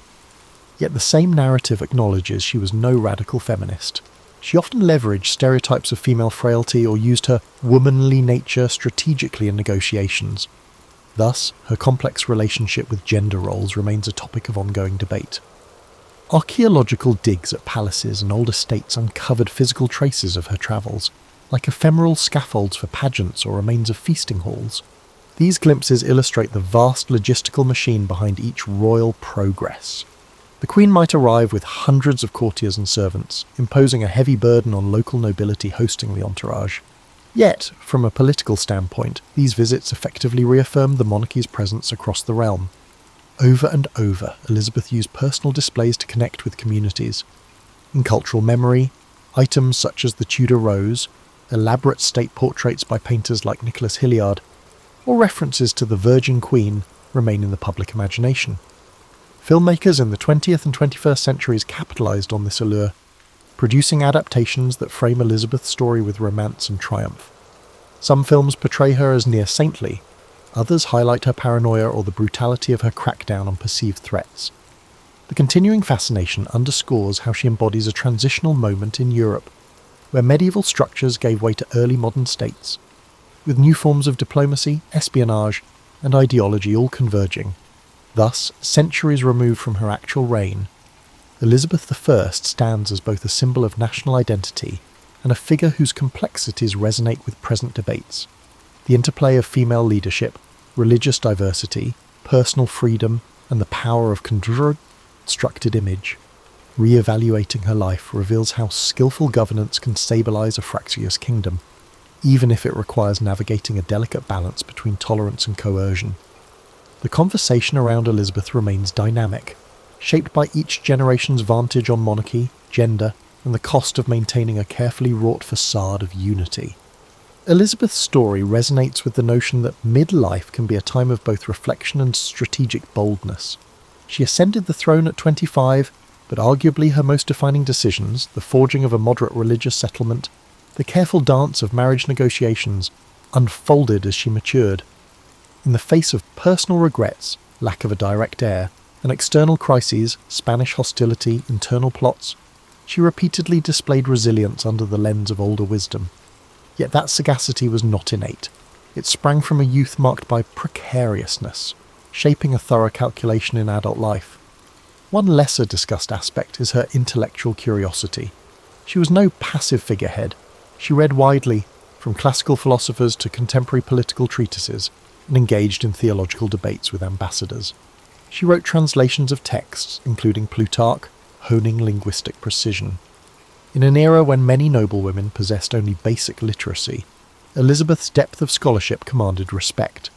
She used this knowledge to steer councils, referencing classical examples of leadership or mercy, grounding her decisions in a broader worldview than simple realpolitik. Another dimension concerns her approach to management and delegation. Faced with a swirl of court factions, some aligned with Cecil, others with Dudley, and various earls vying for influence, she balanced them by a rotating favour, ensuring no single man overshadowed the rest. This delicate manoeuvre allowed her to maintain her position as the ultimate arbiter, thereby preventing entrenched monopolies of power. While modern management gurus highlight transparency or direct leadership, Elizabeth's method was subtler. She nurtured multiple power centres, pitting them gently against each other to sustain a stable equilibrium. This method reveals a strategic cunning that, while occasionally breeding resentment, retained her supremacy in a fractious environment.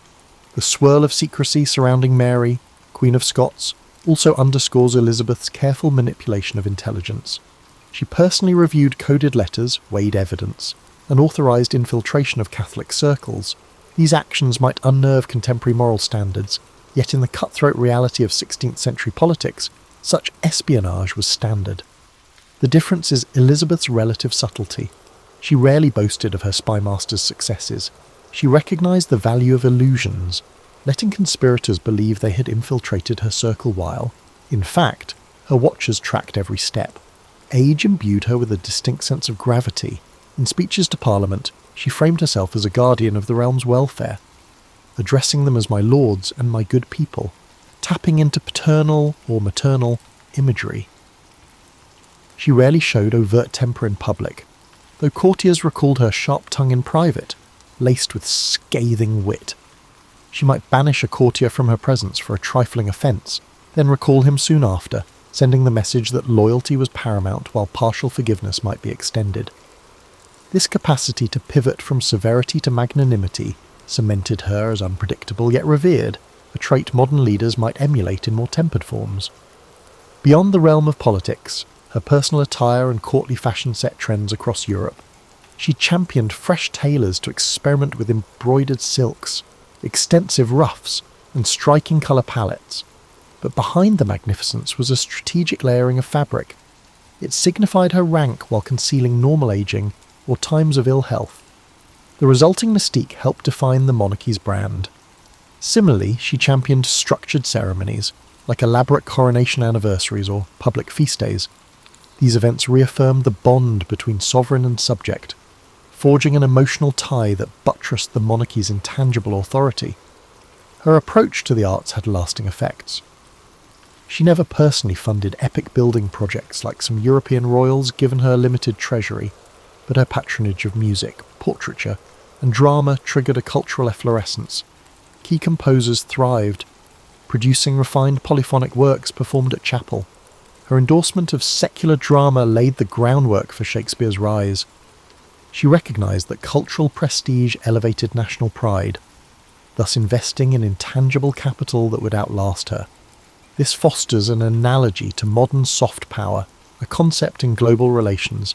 In sum, Elizabeth's mid to late reign exemplifies how a leader can orchestrate multi-layered strategies, leaning on intellectual depth, balancing internal factions, leveraging espionage, and forging cultural identity. Her longevity on the throne was no accident. It was an evolving mastery of monarchy in an era thick with risk. For those in midlife, her model suggests that the lessons gleaned from earlier turmoil, exile, precarious legitimacy, can blossom into confident leadership when harnessed with discipline. Even so, her story underscores that behind the regal facade lay real heartbreak and regrets, particularly on questions of family and moral contradictions. That humanness only deepens the fascination with this queen who navigated a world not designed for women in power, forging a golden age from the crucible of adversity. When Elizabeth I died on March 24, 1603, at Richmond Palace, she left a kingdom dramatically changed from the one she inherited. Elizabeth averted religious civil wars, asserted an English navy against Spanish dominance, and planted the seeds of a maritime empire. Yet the Queen's final moments offered a poignant contrast to the ceremonial grandeur that had marked her public life. Accounts say she refused to rest, standing or sitting in pensive silence for hours, as if grappling with the knowledge that her story was nearly done. The question of her successor, James VI of Scotland, was all but settled. Elizabeth's last gesture, whether a whispered name or silent acceptance, cleared the way for the Stuarts, bridging the Tudors to a new era. The immediate aftermath saw an outpouring of tributes. Noble houses and commoners alike mourned the Virgin Queen, the stalwart figurehead who had reigned 44 years. Her body was transported by barge along the Thames, a spectacle of black drapes and heraldic flags. Observers lining the shores recalled how, decades earlier, a young queen had ascended to quell the chaos left by her half-siblings. Now, the realm faced another transition. But Elizabeth's half-century of leadership gave many confidence in the monarchy's stability. James's succession was mostly peaceful, a testament to the processes Elizabeth had overseen. Over the centuries, historians dissected her image with fresh angles. Some championed her as a golden archetype, praising her unwavering sense of duty. Others uncovered her manipulative use of virginity as political currency, or pointed out the authoritarian edge in how she stamped out dissent. 20th century scholarship introduced psychoanalytic readings, linking her mother's beheading to her reluctance to marry. Meanwhile, feminist analyses recognised her capacity to subvert patriarchal norms by forging a distinctly female monarchy that demanded masculine respect. Archaeological research, too, contributed. Excavations at palatial sites uncovered courtyards used for lavish tilts or dancing events, fragments of decorative tile-bearing Tudor roses. Art restorations revealed how state portraits were retouched to remove wrinkles or human imperfections, reinforcing her iconic aura. The evolution of her visual propaganda parallels modern brand management, illustrating how monarchy leveraged illusions to maintain public fascination. Elizabeth's era, characterised by Drake's circumnavigation, Shakespeare's stage, and an assertive national identity, evoked a deep sense of nostalgia among everyday English folk. Actual living conditions for peasants remained harsh, but the sense of belonging to an up-and-coming realm soared. Elizabeth harnessed that pride to unify a land threatened by continental powers. She left behind no direct heir, but her intangible bequest was a monarchy reinvigorated by a sense of national destiny, though future conflicts like the English Civil War would test that unity severely. In the present, Elizabeth's story continues to enthrall. Tourists flock to the Tower of London or Hampton Court, longing for glimpses of her era's grandeur. Historians piece together details from diaries, ambassadors' dispatches, and state papers. The creative arts produce films reimagining her as everything from an iron-willed warrior to a lonely figure overshadowed by politics. Such portrayals reflect changing cultural values. We admire her resilience, critique her harshness, empathise with her personal constraints. Each generation reads new lessons into her life, whether celebrating female power or lamenting the cost of absolute monarchy. Her tomb rests in Westminster Abbey, overshadowed by the more elaborate memorial of her half-sister Mary I. Erected during James I's time, it depicts Elizabeth recumbent, ironically sharing a memorial with Mary in a symbolic burying of old rivalries. While the effigy is fairly simple, visitors often linger, mindful that the occupant reshaped Europe's power balance. The inscriptions hail her as a paragon of wisdom, praising her as of her sex the pride, of all time the wonder. The rhetoric might be thick, but it echoes how she was revered by her contemporaries. In the end, Elizabeth I stands as a testament to the synergy of personal cunning, cultural stewardship, and circumstance. The child overshadowed by a father's quest for a male heir grew into a queen who refused to be overshadowed by any spouse or continental monarch. That improbable arc, from uncertain princess to undisputed sovereign, still captivates. Her life underscores that leadership is rarely straightforward, forging alliances, stifling conspiracies, and projecting authority demand constant recalibration. Indeed, her success lay not in an unyielding set of principles, but in agile responses to crises. Through this fluid style, she carved a stable realm from a swirl of dangers. Centuries later, that story endures, bridging history and myth, echoing that a lone determined figure, armed with intellect, cunning, and stagecraft, can shift an entire kingdom's course. The Battle of Stalingrad began in the summer of 1942. During the height of World War II, the German army, under Adolf Hitler's command, launched a massive offensive aimed at capturing the industrial city of Stalingrad on the Volga River. Stalingrad was more than just a strategic target. It bore the name of the Soviet leader, Joseph Stalin, and its capture would deal a psychological blow to the Soviet Union. For Hitler, taking Stalingrad was as much about prestige as it was about military strategy. Stalingrad was a vital industrial hub, producing weapons, ammunition, and supplies. Crucial to the Soviet war effort, its location, on the Volga River, made it a key transportation route, linking the northern and southern regions of the Soviet Union. For Stalin, the city's defense was non-negotiable. Losing it would be both a symbolic and logistical disaster. In August 1942, the German Sixth Army, led by General Friedrich Paulus, began its advance on Stalingrad. The city, a sprawling industrial expanse with factories, railways, and residential areas, became the site of one of the most grueling battles in history. The Germans were initially confident of a swift victory, but the Soviet defenders, under the command of General Vasily Chuikov, were determined to resist. At all costs, the fighting in Stalingrad was unlike anything the world had seen before. Urban warfare turned every street, building, and factory into a battleground. The Germans and Soviets engaged in brutal close-quarters combat, often fighting, room by room, floor by floor.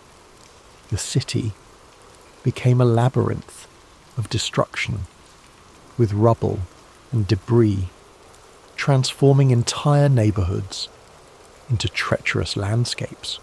The Soviets adopted a strategy of hugging the German forces, staying as close as possible to avoid being targeted by German airstrikes and artillery. This forced the Germans into relentless hand-to-hand combat, draining their resources and morale. Soviet snipers, hidden in the ruins, became a deadly force, picking off German soldiers with precision. One of the most famous snipers, Vasily Zaitsev, became a symbol of Soviet resilience, his actions inspiring defenders across the city. As the weeks turned into months, the harsh Russian winter set in, adding another layer of misery to the already dire conditions. Temperatures plummeted, and both sides struggled to survive in the freezing cold. Supplies dwindled, and hunger and disease took their toll. Yet, despite the suffering, the Soviets held firm. Reinforcements and supplies continued to trickle into the city across the frozen Volga River, ensuring that the defenders could maintain their resistance. The turning point in the Battle of Stalingrad came in November 1942 with the launch of Operation Uranus. The Soviet High Command, led by General Georgy Zhukov, devised a bold counteroffensive to encircle the German Sixth Army. While the Germans were focused on their assault within the city, the Soviets launched massive attacks on the weaker flanks of the German forces held by Romanian and Italian troops. The plan was a success. Within days, the Soviet pincers closed around Stalingrad, trapping the German Sixth Army inside the city. What followed was a desperate struggle for survival. The encircled German forces, numbering over 300,000 men, were cut off from supplies and reinforcements. Hitler, refusing to allow a retreat, ordered Paulus to hold the city at all costs. The Luftwaffe attempted to airlift supplies to the encircled troops, but the efforts were insufficient. The soldiers inside the pocket faced starvation, freezing temperatures, and relentless Soviet attacks. The Soviets tightened their grip on the city, systematically destroying the remaining German positions. The defenders' situation became increasingly hopeless, and morale plummeted. In January 1943, the Soviets launched their final assault to crush the pocket. By this time, Paulus and his men were exhausted, demoralized, and out of options. On February 2nd, 1943, Paulus surrendered, marking the end of the Battle of Stalingrad. The Soviet victory was a turning point in the war, shattering the myth of German invincibility and shifting the momentum in favor of the Allies. It was a devastating blow to Hitler's ambitions, and the loss of the Sixth Army was a humiliation from which Germany would never fully recover. The cost of the battle, however, was staggering. Over 2 million soldiers and civilians were killed, wounded, or captured. During the 5 months of fighting, Stalingrad itself was left in ruins, its streets and buildings reduced to rubble. The human suffering on both sides was immense, with countless families forever altered by the loss of loved ones. Despite the devastation, the Soviet victory theme at Stalingrad became a symbol of resilience and determination. It demonstrated the power of unity and the will to endure even the most harrowing of circumstances. The people of Stalingrad, who had endured unimaginable hardship, became heroes in the eyes of their nation. In the years following the war, Stalingrad was rebuilt, its scars serving as a reminder of the sacrifices made to defend it. Monuments and memorials were erected to honour the fallen, including the iconic Mamayev Kurgan, a hill that saw some of the fiercest fighting during the battle. At its summit stands the towering statue of "The Motherland Calls," a symbol of the Soviet Union's strength and resilience. The Battle of Stalingrad remains one of the most studied and remembered events of World War II. It serves as a testament to the courage and determination of those who fought, and as a reminder of the horrors of war. The sacrifices made at Stalingrad helped shape the course of history, paving the way for the eventual Allied victory. As you drift into sleep tonight, let the story of Stalingrad remind you of the strength of the human spirit and the resilience that emerges in the face of adversity. Imagine the quiet, snow-covered streets of the rebuilt city, the echoes of history carried gently on the wind. Let the bravery and sacrifice of those who endured inspire a sense of gratitude and peace within you. The story of the Battle of Stalingrad did not end with the surrender of the German Sixth Army. Its aftermath rippled far beyond the frozen streets of the ruined city, shaping the course of World War II and the history of the 20th century. The Soviet victory was a turning point, not just for the Eastern Front, but for the entire Allied effort.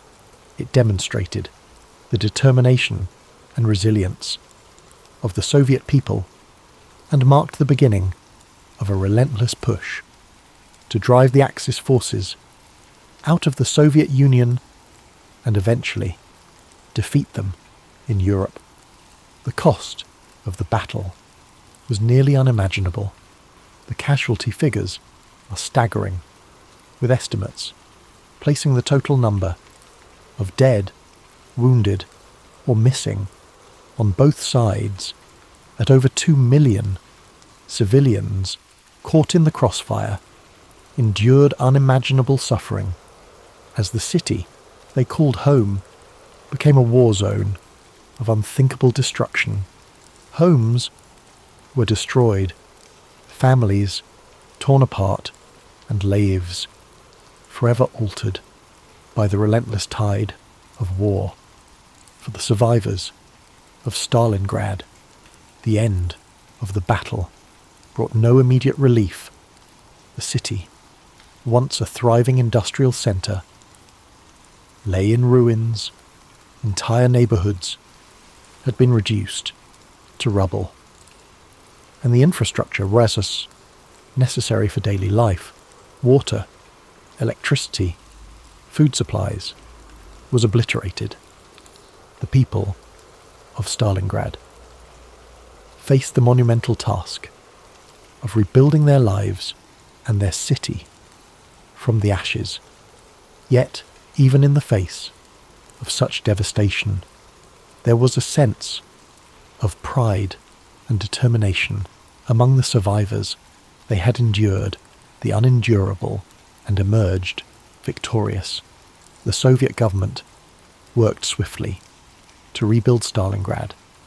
The city became a symbol of resilience and sacrifice, a beacon of Soviet strength and determination. Propaganda celebrated the victory as a triumph of socialism and the indomitable spirit of the Soviet people. The rebuilding effort was immense, and though the scars of war were not easily erased, the city slowly rose from its ashes.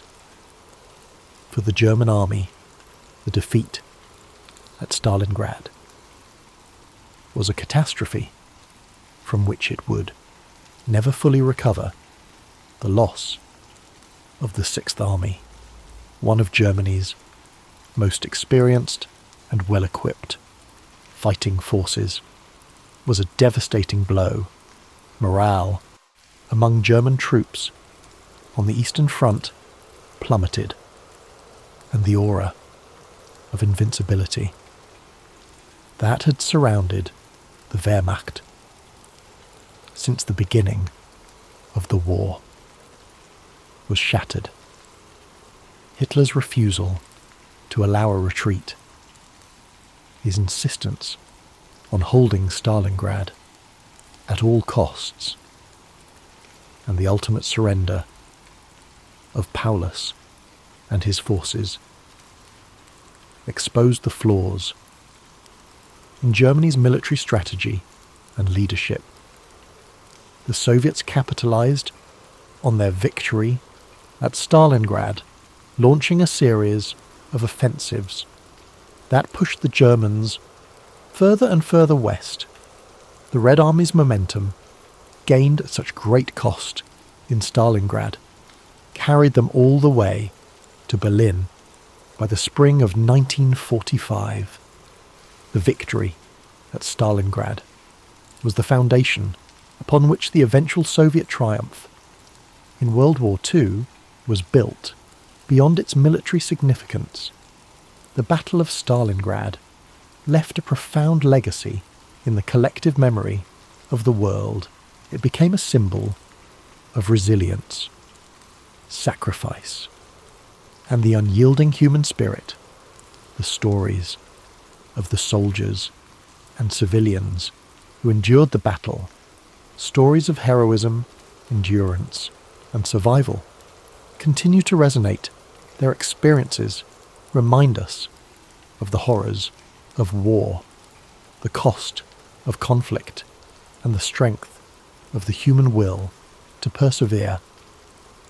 For the people of Stalingrad, their city's name became synonymous with courage and defiance. In 1961, during a wave of de-Stalinization in the Soviet Union, the city was renamed Volgograd, yet the memory of the Battle of Stalingrad remained deeply embedded in the hearts of those who lived through it and those who came after. The name Stalingrad continues to evoke the profound sacrifices made during those grueling months of battle. The battlefields of Stalingrad have since been preserved as places of remembrance and reflection. The Miermiew-Kurgan Memorial Complex, with its towering statue of the Motherland Calls, stands as a testament to the courage and sacrifice of those who fought and died there. Visitors from around the world come to walk the hallowed ground, to honour the memory of the fallen, and to reflect on the lessons of history. As we look back on the Battle of Stalingrad, it serves as a reminder of the resilience of the human spirit in the face of unimaginable adversity. It is a story of sacrifice and survival, of hope and determination, and of the enduring belief in the possibility of a better future. As you rest tonight, let the story of Stalingrad remind you of the strength that lies within us all. Imagine the quiet streets of the rebuilt city, the soft whispers of the Volga River, and the stillness that now blankets a place once filled with chaos. Let the courage and sacrifice of those who endured inspire peace and gratitude in your heart. The legacy of the Battle of Stalingrad extends beyond its historical and military significance. It has become a symbol of human endurance, the cost of war, and the hope for reconciliation. The rebuilding of Stalingrad, later renamed Volgograd, was not merely a physical endeavour, but an emotional and cultural journey. Every stone laid, every home rebuilt, was a testament to the resilience of the people who survived the horrors of war. In the aftermath of the battle, the city became a focal point for the Soviet Union's narrative of victory and sacrifice. Monuments were erected to commemorate the bravery of those who fought, such as the eternal flame that burns in memory of the fallen. The massive statue of the motherland calls, one of the tallest statues in the world, towers over the landscape as a powerful reminder of the battle's significance. It is not just a symbol of victory, but a tribute to the unbreakable will of the defenders and the civilians who endured unimaginable suffering. For decades, the memory of Stalingrad shaped the Soviet Union's identity and its portrayal on the global stage. The battle was celebrated in films, literature, and art, each retelling emphasizing the unity and determination of the Soviet people. The city became a pilgrimage site for veterans, their families, and historians seeking to understand the profound impact of this defining moment in history. On a more personal level, the stories of those who fought and survived the battle have been passed down through generations.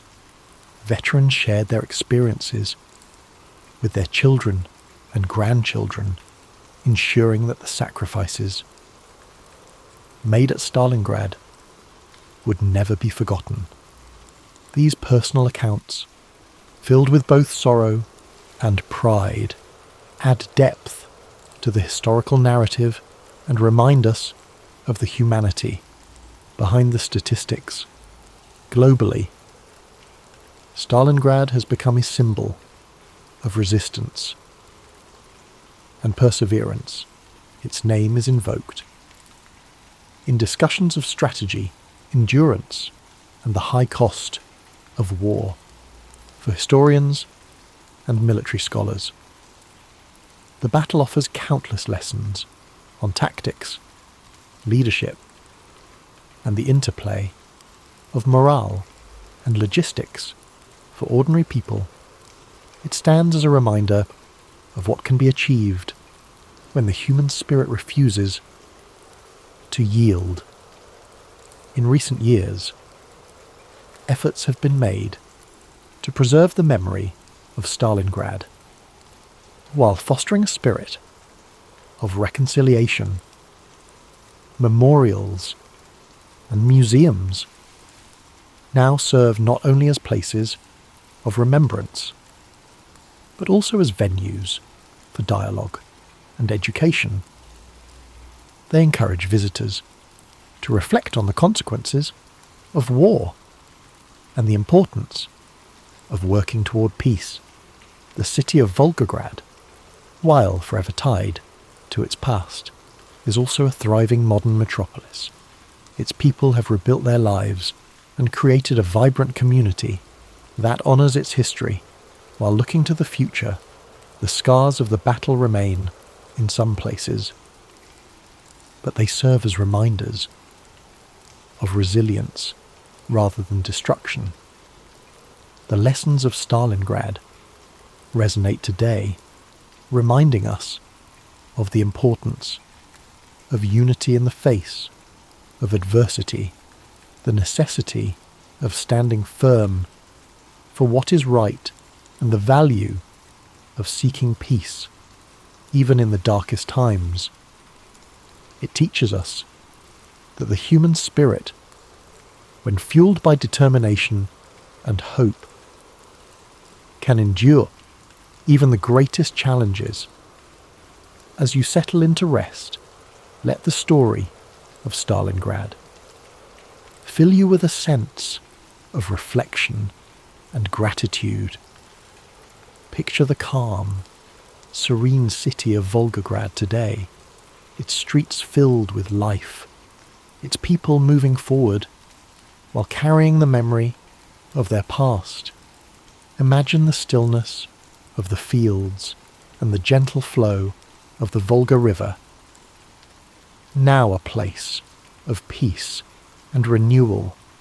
The story of the Battle of Stalingrad is rich with details and facts that help us understand the scale of the conflict and the impact it had on the course of World War II. As we reflect further on this pivotal event, let's explore some key facts that bring its history into sharper focus. The Battle of Stalingrad lasted for 200 days, from August 23rd, 1942 to February 2nd, 1943. It is considered one of the longest and bloodiest battles in the history of warfare. The total number of casualties is estimated at over 2 million, making it one of the deadliest battles in human history. These figures include soldiers from both sides, as well as countless civilians caught in the crossfire. The German Sixth Army, led by General Friedrich Paulus, was one of the most formidable forces in Hitler's military. At its peak, the Sixth Army was comprised of over 300,000 soldiers. By the end of the battle, nearly 91,000 German soldiers were taken prisoner, including General Paulus himself. The Soviet strategy of hugging the enemy, staying in close combat to neutralize the Germans' artillery and air superiority, played a critical role in the city's defense. This tactic turned the urban ruins of Stalingrad into a deadly maze for the German forces. Vasily Zaitsev, a Soviet sniper, became a symbol of the defenders' resilience. During the battle, he is credited with killing over 225 German soldiers, including enemy snipers, which boosted the morale of his comrades.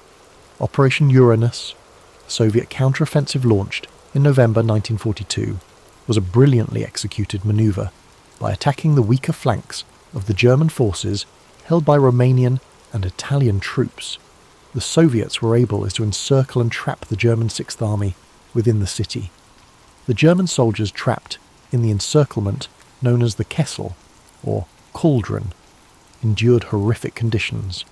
They faced starvation, freezing temperatures, and relentless Soviet assaults. Supplies delivered by air were woefully inadequate, leading to widespread suffering and death.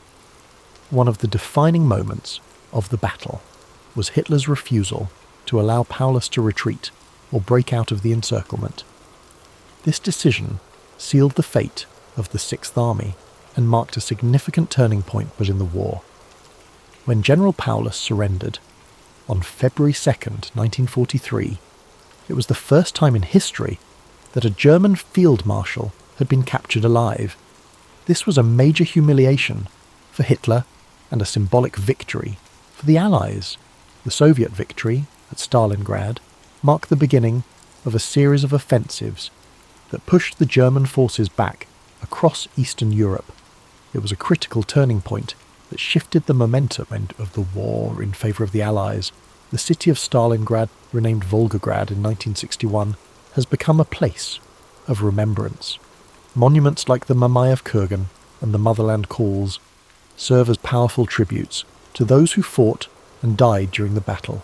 Despite its association with destruction and suffering, Stalingrad is also a symbol of resilience, unity, and the indomitable human spirit. Its story continues to inspire people around the world, reminding us of the importance of courage and perseverance. As you reflect on these facts, let the weights of history settle gently in your mind, each detail. The early 17th century, a time when Europe was a patchwork of kingdoms, principalities, and religious divides. At the heart of this patchwork lay the Holy Roman Empire, a vast and fragmented realm that stretched across much of Central Europe. For centuries, tensions simmered beneath the surface, as Catholic and Protestant states vied for power, influence, and the right to practice their faith freely. The spark that ignited this long and devastating conflict came in the form of a defiant act in the city of Prague. In 1618, Protestant nobles in Bohemia, angered by perceived restrictions on their religious freedoms under Emperor Ferdinand II, staged a dramatic rebellion. They stormed Prague Castle, seized 2 imperial officials, and hurled them out of a window in an event known as the Defenestration of Prague. Miraculously, the officials survived the fall, but the act was a clear declaration of defiance. This single moment set off a chain reaction, like ripples spreading across a still pond. Ferdinand II, a staunch Catholic, saw the rebellion as a direct challenge to his authority in the Catholic Church. Determined to restore order and Catholic dominance, he mobilized his forces, while Protestant leaders across the empire began rallying their allies in preparation for a larger struggle. What began as a localized conflict in Bohemia quickly escalated into a broader war, drawing in neighboring regions and foreign powers. Protestant princes sought support from allies in Denmark, Sweden, and beyond, while Catholic states turned to Spain and the powerful Habsburg dynasty for aid. The war was no longer just about Bohemia. It had become a contest of religion, politics, and territorial ambition. As the conflict unfolded, it became clear that this was not a war of quick resolutions. The early battles were fierce yet inconclusive, leaving both sides entrenched in their positions and more determined than ever to secure victory. The countryside began to bear the scars of the war. Villages burned, crops were destroyed, and innocent lives were caught in the crossfire. The 30 Years' War was born out of these divisions, and its origins reveal much about the fragile balance of power and belief in Europe at the time. It was a conflict rooted in faith, but also fueled by ambition and fear, a perfect storm that would rage for decades. Take a moment to absorb this beginning, the first ripples of what would become a vast and relentless storm. As we move forward, the intricate web of alliances, battles, and betrayals will unfold. But for now, let the gravity of this moment settle, a reminder of how one act of defiance can echo across history. As the conflict in Bohemia ignited, the deeper fault lines of Europe's religious divide began to widen, casting a shadow over the entire continent. At its core, the 30 Years' War was fueled by the tensions between Catholics and Protestants, a struggle that had simmered since the Reformation in the 16th century. The Peace of Augsburg in 1555 had attempted to create harmony by allowing rulers within the Holy Roman Empire to determine their state's religion, whether Catholic or Lutheran. Yet this fragile peace left many unresolved issues, particularly with the rise of Calvinism, a branch of Protestantism that had not been recognized in the agreement. As Calvinist states gained influence, the Catholic Habsburg rulers viewed them as a threat. Their growing presence felt like a challenge to the established order. When Ferdinand II ascended to the throne of the Holy Roman Empire, he was determined to restore Catholic dominance. His unwavering faith and aggressive policies further inflamed tensions, especially among Protestant states that viewed him as a tyrant bent on crushing their freedoms. Ferdinand's allies in Spain and the papacy provided him with support, reinforcing the Catholic position with resources and manpower. On the other side, the Protestant Union, a coalition of Protestant princes, mobilized to resist Ferdinand's ambitions. They sought aid from Protestant powers beyond the empire, including Denmark, Sweden and England. These nations saw the conflict not only as a religious struggle, but also as an opportunity to weaken the Habsburgs and expand their own influence. The war spread beyond Bohemia, spilling into regions such as the Palatinate, Saxony and Bavaria. Each new front brought devastation to towns and villages, as armies marched across the countryside, leaving destruction in their wake. The brutality of the conflict became evident in battles such as the Battle of White Mountain in 1620, a crushing defeat for the Protestants that marked the beginning of Ferdinand's efforts to reassert Catholic control. But despite Catholic victories in the early years, the war refused to subside. Protestant leaders rallied, drawing on the resources and military expertise of their allies. Sweden, under King Gustavus Adolphus, emerged as a formidable force. His disciplined armies breathed new life into the Protestant cause. The balance of power began to shift and the war escalated further. This was no longer a simple struggle between Catholics and Protestants. It became a war of ambition and survival. Smaller states and mercenary armies joined the fray, drawn by promises of plunder and pay.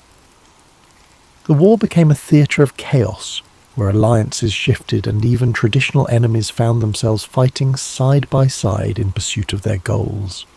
As the conflict deepened, it transformed the very nature of warfare. The 30 Years' War was one of the first conflicts where civilian populations suffered as much as, if not more than, the soldiers. Famine, disease, and displacement became common, as entire communities were uprooted or destroyed.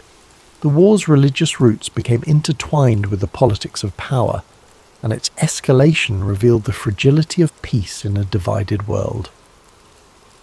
As we move to the next chapter, consider the human cost of these divisions, the lives touched by a conflict that seemed endless, yet always teetered on the edge of resolution. By the late 1620s, the Protestant cause seemed to falter, their forces weakened by defeats and dwindling alliances. But the entry of Sweden into the war, under the leadership of King Gustavus Adolphus, marked a turning point that would reshape the conflict. Gustavus Adolphus was not just a ruler. He was a visionary military leader whose innovations in strategy and tactics would leave a lasting legacy on warfare. Gustavus Adolphus believed deeply in the Protestant cause, but his intervention was also driven by Sweden's strategic interests. The Habsburgs' growing influence threatened Swedish dominance in the Baltic region, making the 30 Years' War a matter of survival and sovereignty for his nation. With the backing of France, which sought to undermine Habsburg power despite being Catholic, Sweden entered the fray in 1630, bringing with it a disciplined and modernized army. The Swedish forces brought a new energy to the Protestant struggle. Gustavus Adolphus introduced revolutionary military tactics, emphasizing mobility, coordination, and the use of combined arms, integrating infantry, cavalry, and artillery into a cohesive fighting force. These methods gave his troops a significant edge over the larger but less organized armies of the Catholic League. The Battle of Breitenfeld in 1631 was a defining moment, a stunning victory for the Swedes and their Protestant allies. Gustavus Adolphus's army decimated the Catholic forces, demonstrating the effectiveness of his strategies. This victory not only bolstered Protestant morale, but also drew new allies to their cause, shifting the balance of power in the war. Under Gustavus Adolphus's leadership, the Protestant forces began to reclaim territory lost in earlier phases of the war. They advanced deep into the heart of the Holy Roman Empire, challenging Ferdinand II's dominance and threatening the stability of the Habsburg realms. Gustavus Adolphus's charisma and tactical brilliance earned him the loyalty of his troops and the respect of his enemies. But his triumphs were not without cost. In 1632, at the Battle of Lutzen, Gustavus Adolphus achieved another critical victory, but lost his life in the process. His death was a severe blow to the Protestant cause, yet his legacy endured. The momentum he had generated allowed Sweden to remain a dominant force in the war, and his military innovations continued to influence the strategies of both sides. As Sweden's intervention reshaped the war, the conflict grew even more complex. Religious divides began to blur as political ambitions took centre stage, with Catholic France supporting Protestant Sweden to counterbalance Habsburg power. This shifting landscape of alliances revealed the deeper currents driving the war, a struggle not just of faith, but of power and control over Europe's future. Gustavus Adolphus's role in the 30 Years' War is a testament to the transformative power of leadership and innovation. His contributions brought hope to a fractured alliance and altered the course of a seemingly endless conflict. Yet, his death also reminded the world of the fleeting nature of triumph in the face of war's relentless toll. As we prepare to move to the next chapter, take a moment to reflect on the determination and vision it takes to bring change amid chaos. In the darkest times, even a single leader can leave an indelible mark, and yet the storm of history moves forward, carrying all in its wake. As the 30 Years' War stretched into its second decade, the conflict expanded beyond its original boundaries, engulfing nearly all of Europe in its relentless grasp. Nations that had once remained on the sidelines found themselves drawn into the fray, whether by alliances, ambitions, or the sheer inevitability of the war's momentum. The entry of France in 1635 marked a dramatic shift. Though a Catholic nation, France allied with Protestant powers like Sweden to counterbalance the Habsburgs' influence. This decision underscored how the war had evolved from a religious conflict into a broader struggle for political dominance in Europe. The stage was set for what would become one of the most destructive periods of the war. As alliances grew ever more complex and battles became increasingly brutal. Across the continent, the toll of the war was staggering. Cities were besieged and burned. Fields were left barren and lifeless, and villages were emptied as civilians fled the advancing armies. Mercenary forces, often poorly paid and motivated by survival, resorted to pillaging and looting, leaving devastation in their wake. Famine and disease swept through war-torn regions, taking more lives than the battles themselves. As you listen to this story, let the gravity of these events drift gently through your thoughts, but not linger. Imagine the chaos of the time slowly fading into the background, replaced by a sense of quiet reflection. Feel the weight of the war's hardship giving way to an understanding of resilience, a reminder of humanity's enduring strength even in its darkest hours.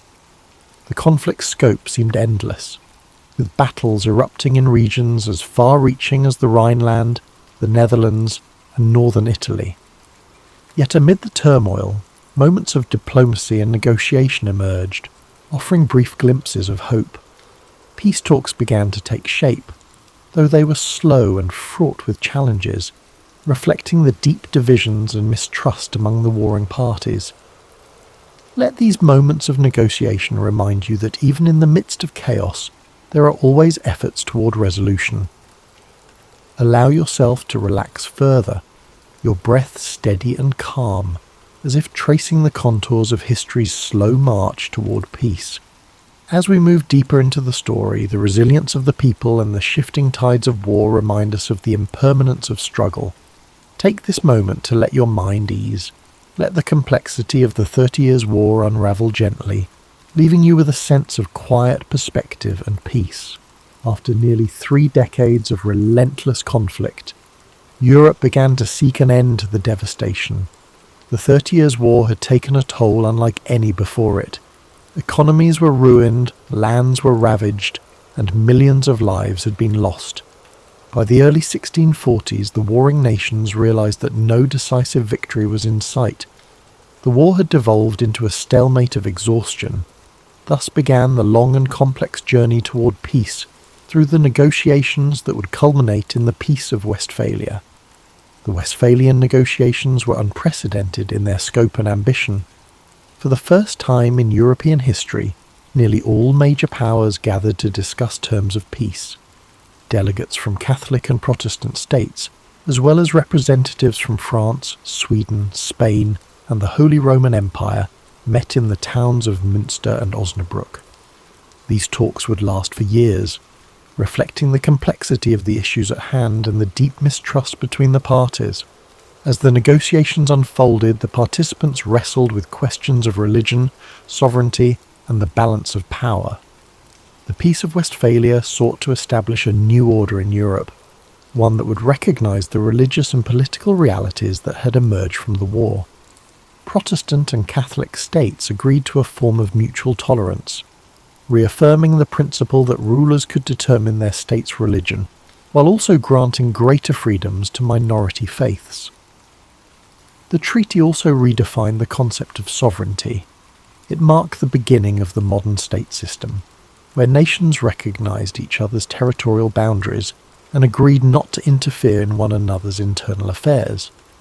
This idea of state sovereignty would become a cornerstone of international relations for centuries to come. While the Peace of Westphalia brought an end to the 30 Years' War, its provisions were not without compromise. No side emerged as a clear victor, and many of the underlying tensions remained unresolved. Yet, the treaty succeeded in ending the immediate bloodshed and creating a framework for coexistence in a fractured Europe. As you listen to the conclusion of this chapter, let the idea of resolution fill your thoughts. Picture the weary negotiators, coming together after years of strife, finding common ground in the hope of a better future. Let this image remind you that even in the most challenging times, peace is always within reach. The road to peace was long and arduous, yet it proved that dialogue and compromise can overcome even the deepest divisions. Allow this lesson to settle within you as you relax further, your mind at ease, as the echoes of war fade into the calm promise of resolution. As the Peace of Westphalia brought an end to the 30 Years' War, Europe began to rebuild from the ashes of its most devastating conflict. The war left an indelible mark on the continent, shaping the course of history in profound ways. Nations that had been battered and broken emerged with new identities, while the concept of sovereignty laid the foundation for the modern nation-state system. The war's legacy extended beyond politics and borders. It changed the way conflicts were waged, highlighting the immense cost of prolonged war and the devastating impact on civilian populations. The lessons of the 30 Years' War echoed across generations, reminding humanity of the importance of diplomacy, tolerance, and restraint. This story of destruction and eventual reconciliation carries a timeless message. Even in the darkest of times, there is always a path forward, a path forged through perseverance, negotiation, and the willingness to find common ground. The 30 Years' War may have scarred Europe, but it also served as a turning point, proving that peace, though hard won, is always worth striving for. As we close this chapter of history, take a moment to reflect on the resilience of the human spirit. Let the story of the 30 Years' War remind you of the strength found in unity and the power of resolution. Think of the nations and individuals who rebuilt after so much loss, their journey, though difficult, leading to a more stable and interconnected future. Now let the soothing sounds of rain guide you to a place of peace and relaxation. Imagine gentle raindrops falling softly on leaves, washing away the echoes of history's struggles. Feel the rhythm of the rain bringing calm to your mind and a sense of quiet to your soul. Charles Darwin, one of the most influential figures in science, is often remembered for his groundbreaking work on evolution. But his journey to understanding the origins of life on Earth was anything but straightforward. Born in 1809 in Shrewsbury, England, Darwin grew up in a world where scientific exploration was on the rise, but the idea of evolution was not yet widely accepted. His life was filled with scientific curiosity, challenging ideas, and a journey across the world that would forever alter the way humanity viewed itself. Darwin was born to a family of notable individuals. His father, Robert Darwin, was a wealthy physician, and his mother, Susanna, came from the Wedgwood family, known for their pottery business. Tragically, Darwin's mother passed away when he was just 8 years old, leaving a profound impact on him. His father, who had high hopes for him to follow in his footsteps as a physician, sent him to medical school at the University of Edinburgh when he was 16. But Darwin's interests lay elsewhere. He found the practice of medicine distasteful, particularly surgery, which he thought was barbaric. But it wasn't just medicine that failed to capture his imagination, it was the traditional academic curriculum. Instead, Darwin was drawn to the natural sciences, particularly geology and biology, subjects that were not typically emphasised in the medical field. He would spend his free time collecting specimens and studying the natural world around him. However, despite his deepening passion for natural history, Darwin did not excel in his medical studies. His father, frustrated with his son's lack of progress, sent him to Christ College in Cambridge, hoping that he might find a new direction in life. It was there that Darwin's fascination with natural history truly took off. Under the guidance of influential professors, including botanist John Stevens Henslow, Darwin began to focus his attention on the study of nature, a decision that would eventually lead him to the discovery of the theory of evolution. During his time at Cambridge, Darwin formed a close friendship with Henslow, who encouraged him to pursue a career in natural history. Darwin graduated with a Bachelor of Arts degree in 1831 and, despite having no formal training in the field, decided to join the HMS Beagle on a voyage around the world. It was on this journey that Darwin would begin to develop his ideas about natural selection and the evolution of species. The voyage of the Beagle began in 1831 and lasted nearly 5 years, taking Darwin to places as far as South America, the Galapagos Islands, Australia, and Africa. The trip provided Darwin with an unparalleled opportunity to observe the natural world in its most diverse forms. He meticulously collected specimens of plants, animals, and fossils, and took detailed notes on his observations. It was during his time in the Galapagos Islands, however, that Darwin made a discovery that would change everything. He noticed that the finches on the islands were all similar, but had distinct variations in their beaks depending on the type of food available. This observation led him to question the idea that species were fixed and unchanging. Darwin began to develop a theory that species were not created in their present form, but evolved over time, adapting to the environment in which they lived. He proposed that the differences between species were a result of small changes accumulated over generations, with those organisms better suited to their environments surviving and passing on their advantageous traits.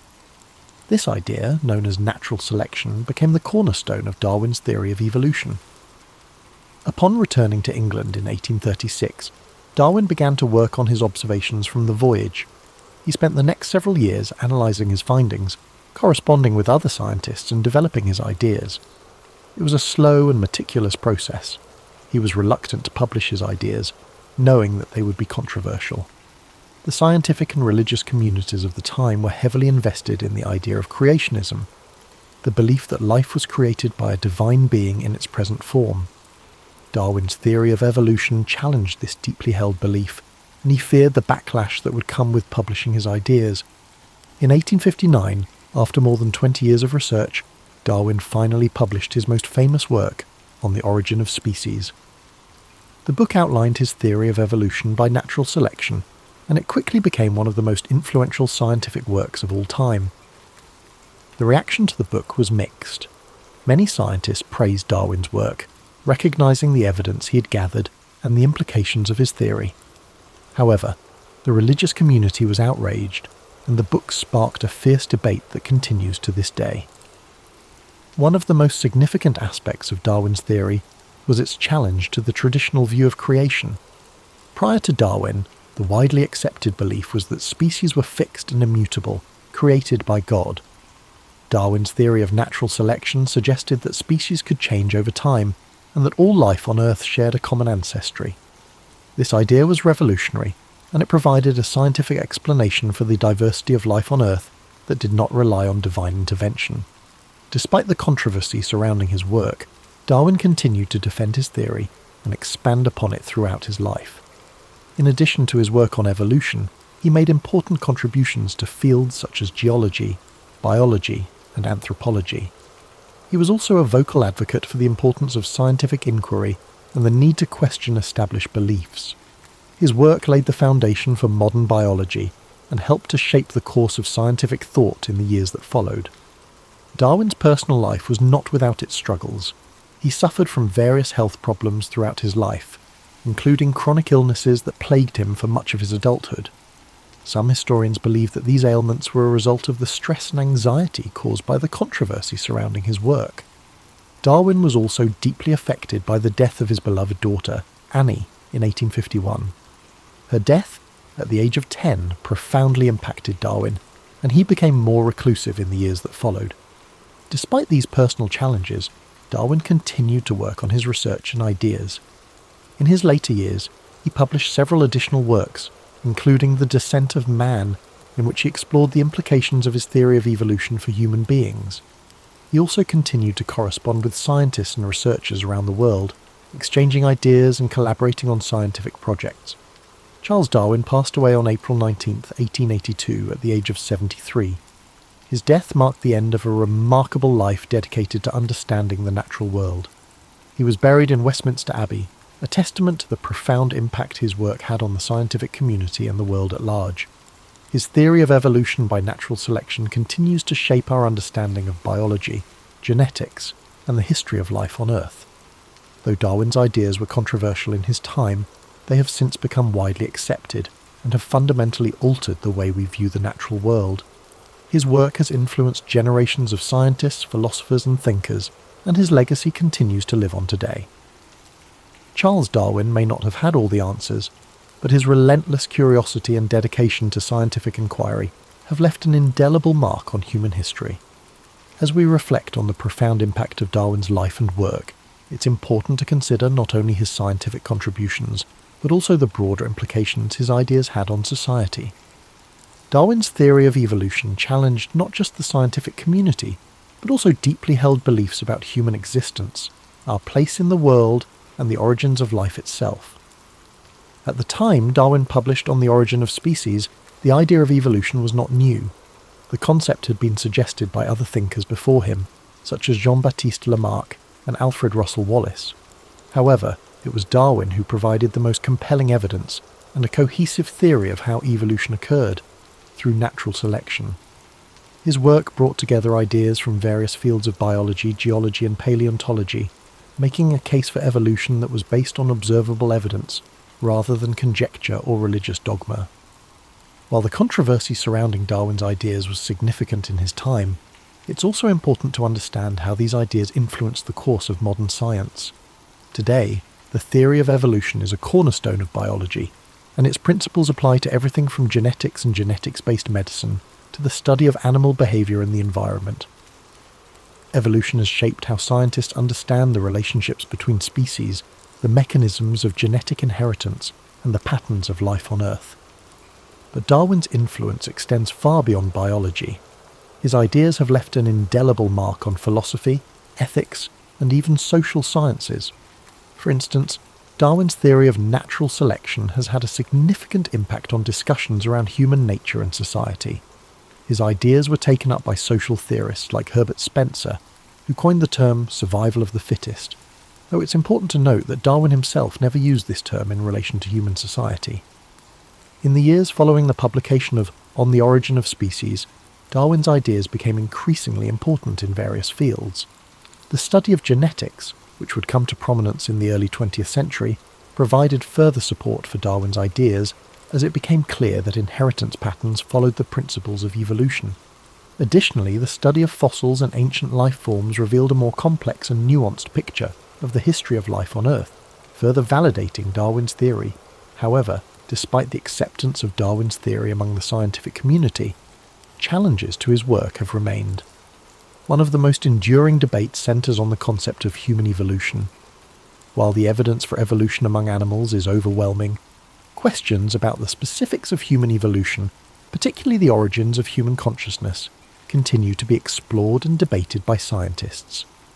While Darwin may never have fully anticipated the extent of his impact, his work laid the groundwork for numerous scientific advancements in the 19th, 20th, and 21st centuries. His life serves as a reminder of the power of curiosity and the importance of asking bold questions, no matter how challenging the answers may be. As we continue to advance our understanding of life on Earth, Darwin's legacy continues to inspire new generations of scientists to think critically, explore deeply, and challenge established norms. Darwin's work was not without its personal struggles, as we have mentioned. His health issues, combined with the weight of the controversies surrounding his ideas, made his life difficult at times. Yet, his perseverance in the face of these challenges is something that stands as a testament to his dedication to science. Darwin's story reminds us that even in the face of opposition, persistence and a commitment to truth can lead to monumental discoveries that change the world. Looking at Darwin's life, it's clear that scientific discovery is not a lone pursuit. While Darwin's genius played a pivotal role in shaping his ideas, he was not working in isolation. He exchanged ideas with other thinkers, and his work was built upon the contributions of countless others, from the fossil discoveries of Georges Cuvier to the evolutionary ideas of Lamarck and Wallace. Darwin's theory of evolution by natural selection was a product of collaboration and cumulative knowledge. His ability to synthesize diverse information into a comprehensive theory is part of what makes his work so enduring. As we think about the life of Charles Darwin, it's helpful to consider how his legacy continues to shape the way we view the world. The theory of evolution is more than just a scientific idea. It's a lens through which we can understand the complexity and interconnectedness of life. From the smallest microbes to the most complex animals, the principles of evolution offer us insight into the forces that have shaped life on Earth. And as we relax, letting these thoughts wash over us, it's also worth remembering that Darwin's journey was not just about intellectual achievement, it was also about a lifelong pursuit of understanding the natural world, a curiosity that led him to travel to remote corners of the world, observe the diversity of life, and contemplate the profound questions about existence that we all share. In the end, Charles Darwin's story is a reminder that the quest for knowledge is a never-ending journey, and that even the most revolutionary ideas come from a deep sense of wonder and exploration. His life encourages us to question, to observe, and to appreciate the mysteries of the natural world, all while being open to new ideas that challenge the status quo. It's important to consider not only his revolutionary scientific theories, but also the broader context in which his work unfolded. Darwin lived in a time of significant social, political, and intellectual change, and his ideas both reflected and contributed to these shifts. The 19th century was a period marked by advances in industrialization, the expansion of the British Empire, and the rise of new scientific disciplines. It was also a time when traditional beliefs about the natural world were increasingly being challenged, as new discoveries in fields such as geology, astronomy, and biology began to question the long-held notions of creation. In the years leading up to Darwin's voyage on the HMS Beagle, Europe was undergoing a scientific revolution.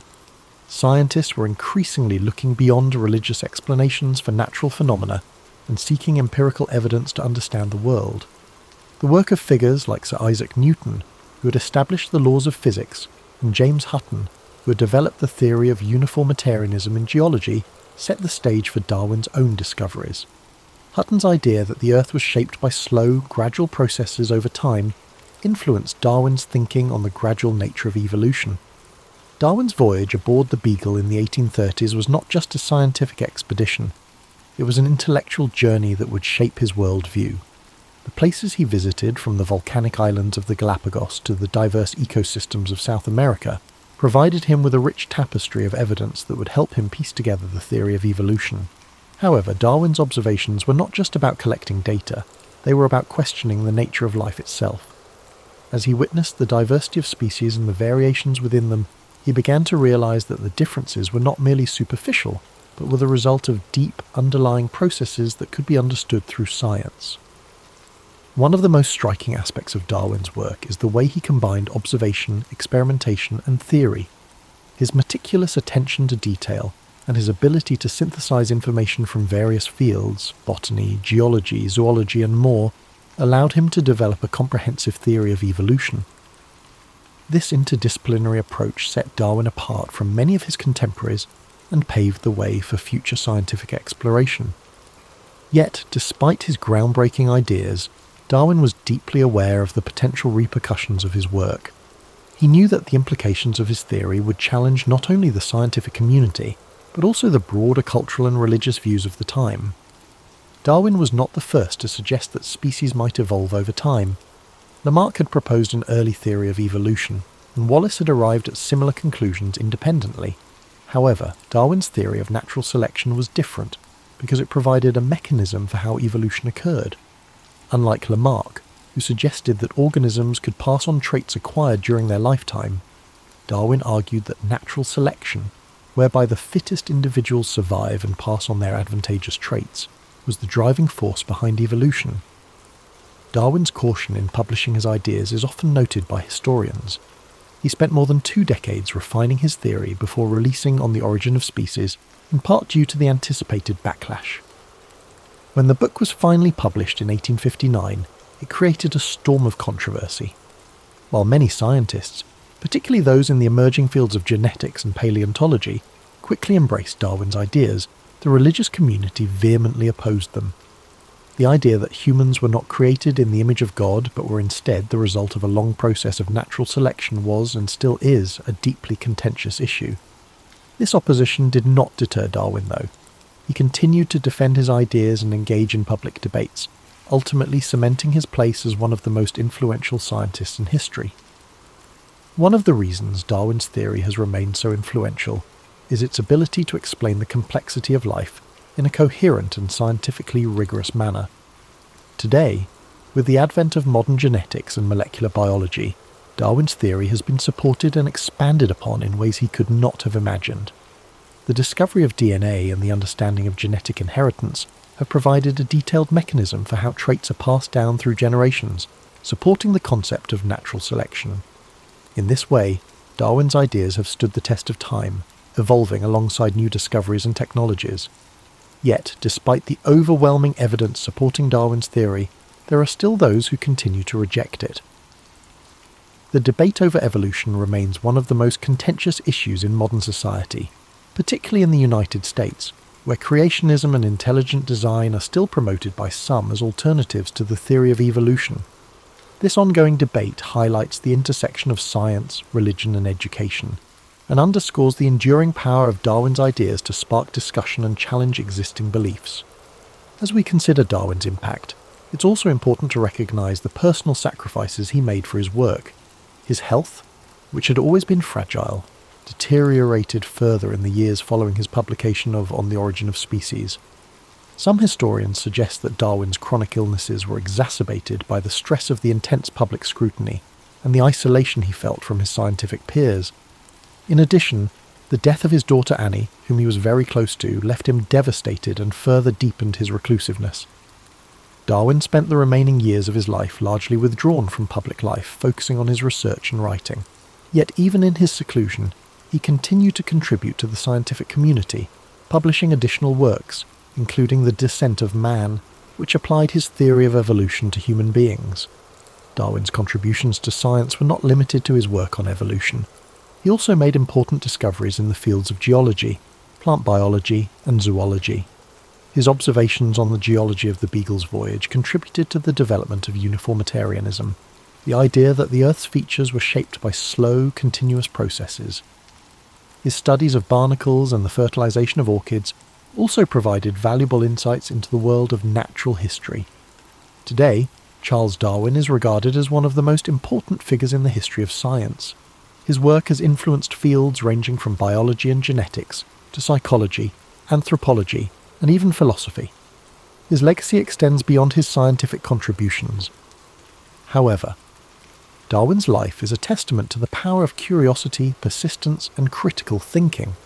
It reminds us that even in the face of doubt and controversy, it is often the most challenging questions that lead to the greatest discoveries.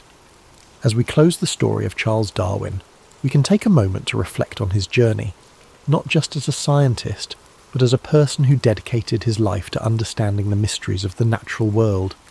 His work has changed the way we view life on Earth and has opened up new avenues of inquiry that continue to shape our understanding of the world around us. George Washington's formative years unfolded against the rustic backdrop of mid-18th century Virginia. While popular culture might depict him as an almost mythic hero from the start, he was, in reality, shaped by the day-to-day concerns of a frontier society and a family struggling for greater prosperity.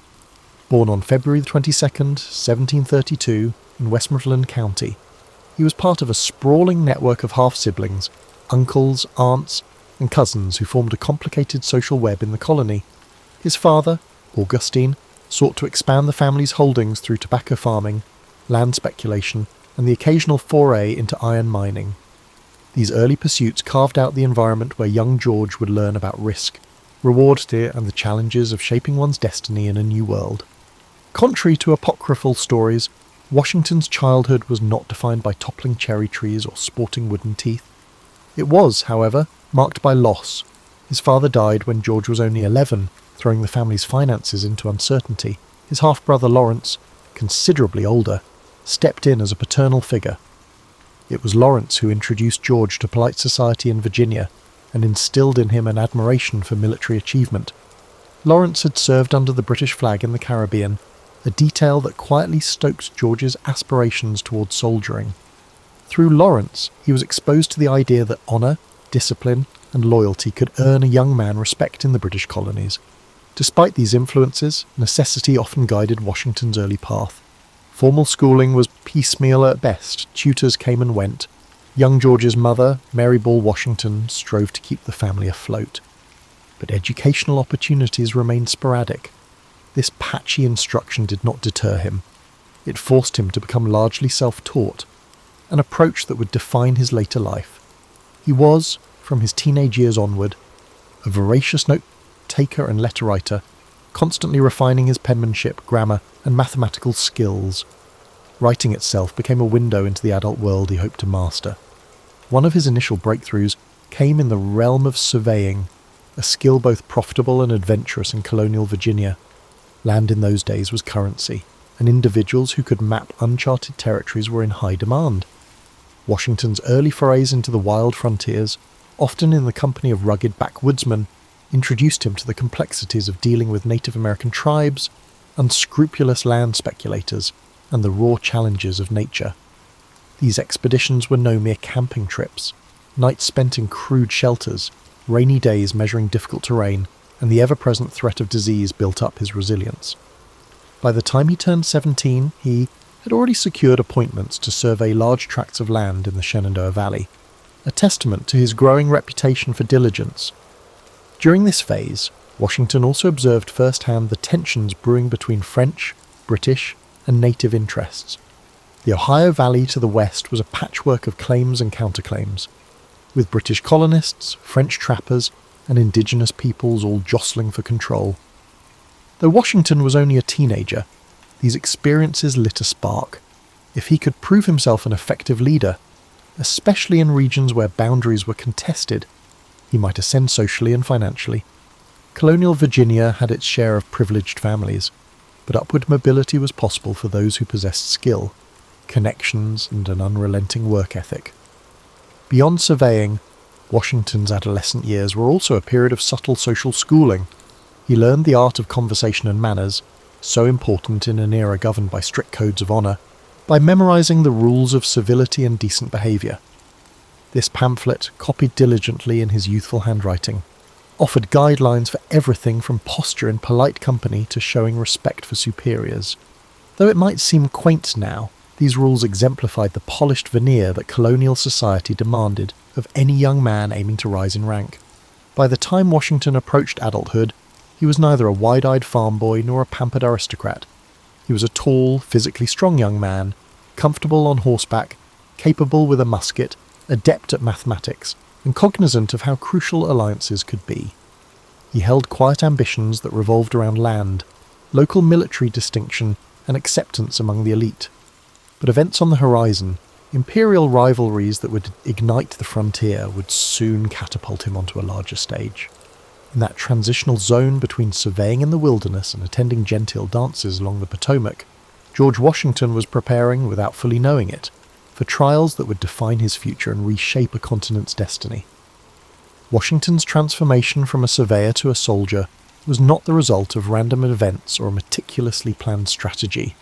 It was, instead, triggered by the turbulent geopolitics of the mid-18th century. At the time, the British and French empires vied for dominance over North America's lucrative territories. The frontier regions of the Ohio Valley, thick with forests and fur-bearing wildlife, became a flashpoint for competing claims. Indigenous nations, far from passive onlookers, leveraged these rivalries in pursuit of their interests. forging and breaking alliances as circumstances demanded. In 1753, Virginia's lieutenant governor, Robert Dinwiddie, sought someone intrepid and resourceful to deliver a warning to French forces building forts near the forks of the Ohio. The young George Washington, then just 21, volunteered. This mission would catapult him into international intrigue, for which he had limited formal training. Undeterred, he set off with a small party in wintry conditions, navigating difficult terrain and uncertain receptions. He reached the French outpost and handed over Dinwiddie's demand that they abandon their incursion. The French officers responded politely but refused to budge. Washington's return journey was harrowing. He nearly drowned crossing an icy river, only surviving by grabbing onto a piece of driftwood and hauling himself onto a small island.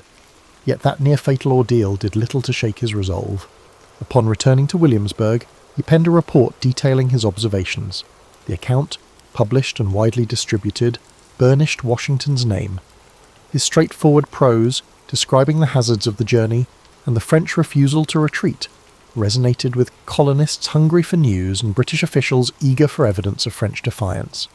Washington emerged from anonymity, suddenly recognised as a figure capable of undertaking difficult assignments at the Empire's margins. Not long afterward, Dinwiddie promoted him and dispatched him back to the frontier with a modest force to secure strategic points. In 1754, tensions erupted into outright conflict at a site Washington hastily fortified and named Fort Necessity. An attack by French and indigenous allies forced him to surrender under humiliating conditions. The engagement, while a setback militarily, taught Washington sobering lessons about leadership, discipline, and the unpredictability of war. The British press twisted the episode in contradictory ways. Some painted him as a plucky colonial undone by minimal support, others as a foolhardy officer stumbling into a larger conflict. Amid this swirl of opinions, Washington's internal drive to prove himself only intensified. Soon, the conflict expanded into what Europeans would call the 7 Years' War, and Americans would dub the French and Indian War. Washington served as a provincial officer under General Edward Braddock, a British commander charged with seizing French forts. French troops and their indigenous allies ambushed British forces during the disastrous Braddock expedition near the Monongahela River in 1755, decimating them. In the chaos, Washington distinguished himself by rallying survivors and organising a fighting withdrawal. Though he was beset by illness and almost had multiple horses shot from under him, he emerged from the carnage with a reputation for courage under fire. Yet, for all his valour, Washington grew frustrated with British arrogance toward colonial officers. He witnessed British regulars disregarding local intelligence and ignoring suggestions from men like himself who knew the frontier. This snobbery, combined with logistical incompetence, fueled deep resentments. He realised that colonial troops often received second-class treatment, lesser pay, and fewer provisions. This personal exposure to British condescension would later shape his willingness to challenge imperial authority, though that moment lay years ahead. By the war's end, Washington had resigned his commission and returned to Mount Vernon, the estate he inherited following Lawrence's death. The war had left him with real combat experience and the seeds of an emerging identity, part loyal British subject, part colonial leader increasingly sceptical of imperial attitudes. Over the ensuing decade, he would focus on his plantations, dabble in local politics, and marry Martha Dandridge Custis, a wealthy widow whose fortune helped shore up his finances. Washington transformed Mount Vernon into a profitable enterprise, experimenting with new crops, analysing agricultural techniques, and exerting influence in Virginia's House of Burgesses. Yet the memory of the frontier battles never fully dimmed. He had seen how tenuous British authority could be on American soil, how alliances shifted, and how local knowledge often outstripped distant orders. He also observed the subtle changes stirring among colonists, growing populations, expanding commerce, and a sense of collective identity not solely anchored to Britain. While Washington did not yet foresee a complete break with the Crown, the stage was quietly being set for a more profound clash. Looking back, his French and Indian War experiences were something of a dress rehearsal, granting him the on-the-ground insights that would prove indispensable in the larger crisis looming on the horizon. Following the French and Indian War, Washington spent the 1760s and early 1770s deeply immersed in the rhythms of plantation life at Mount Vernon, managing labour, maintaining his reputation as a local squire, and serving intermittently in the Virginia House of Burgesses occupied much of his time. He meticulously oversaw the cultivation of crops, initially tobacco, later diversifying into wheat and other staples, adapting to market trends and soil conditions.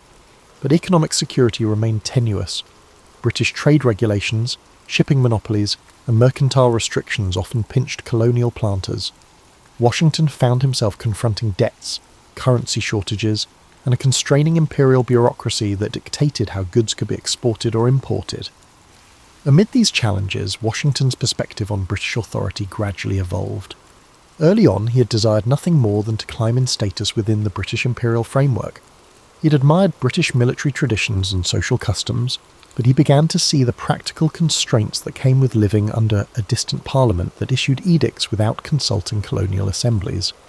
The Stamp Act of 1765, imposing taxes on printed materials, galvanised discontent among colonists.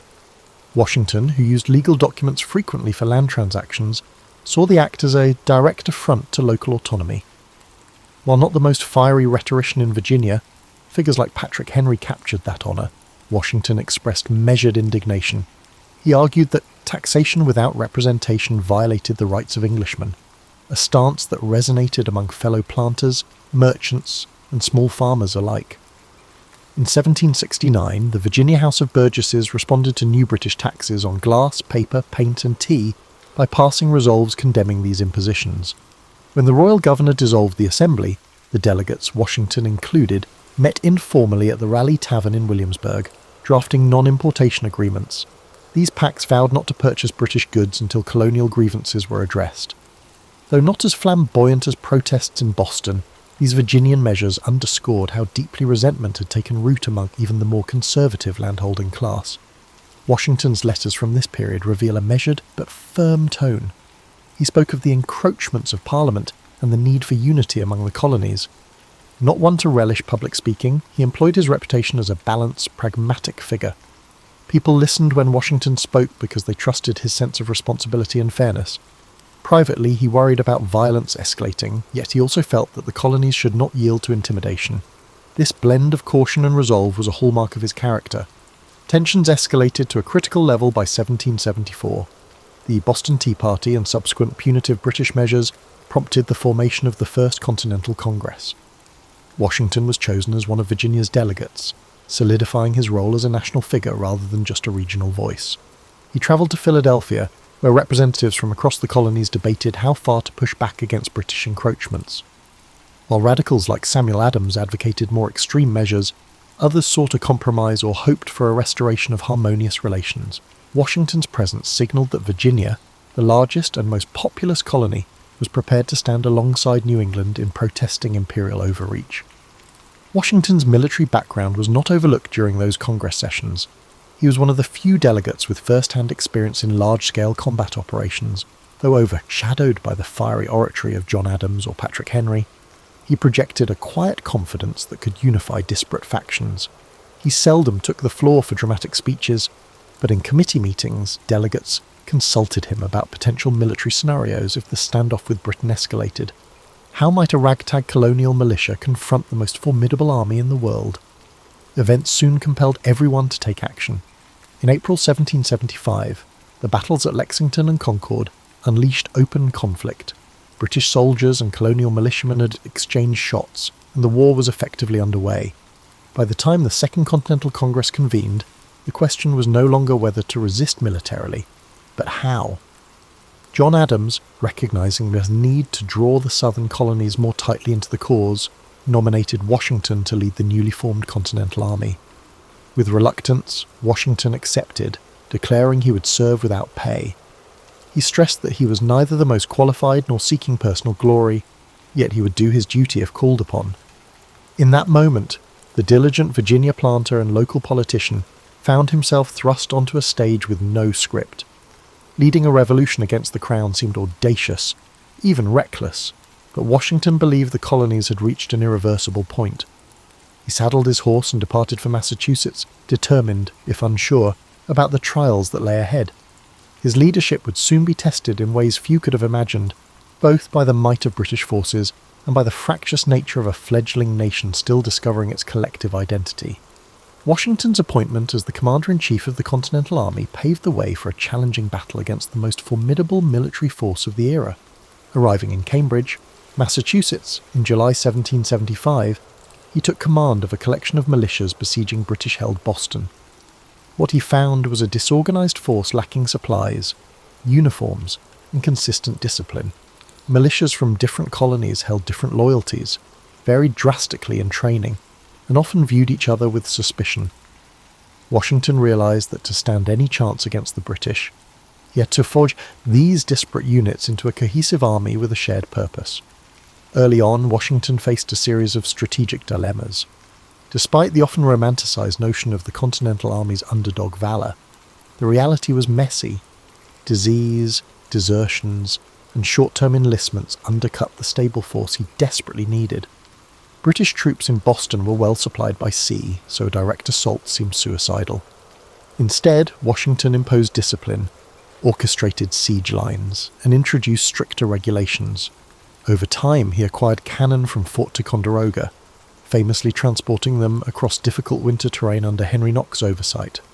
By March 76, artillery on Dorchester Heights forced the British to evacuate Boston. Although it was a bloodless victory for the Americans, Washington understood that the war had barely begun. The British Navy and Army could and would strike at more critical ports. Washington's next trials unfolded in New York. Anticipating a major British offensive, he shifted his army to defend Manhattan and its surroundings. The British arrived in force under General William Howe, and by late summer, in 1776, Washington's men endured a crushing defeat at the Battle of Long Island. A series of retreats followed, culminating in the British seizing New York City. Morale plummeted. Many soldiers deserted, others questioned Washington's competence. Yet in a bold move, Washington ordered a stealth evacuation across the East River during the night, ferrying thousands of troops and avoiding total annihilation. That partial salvation became an early example of his knack for improvisational retreats, a skill that may lack the glamour of offensive victories, but was crucial for the survival of the cause. In late 1776, with enlistments expiring and temperatures dropping, Washington orchestrated one of the Revolution's most dramatic strokes, crossing the icy Delaware River on Christmas night to surprise Hessian mercenaries at Trenton.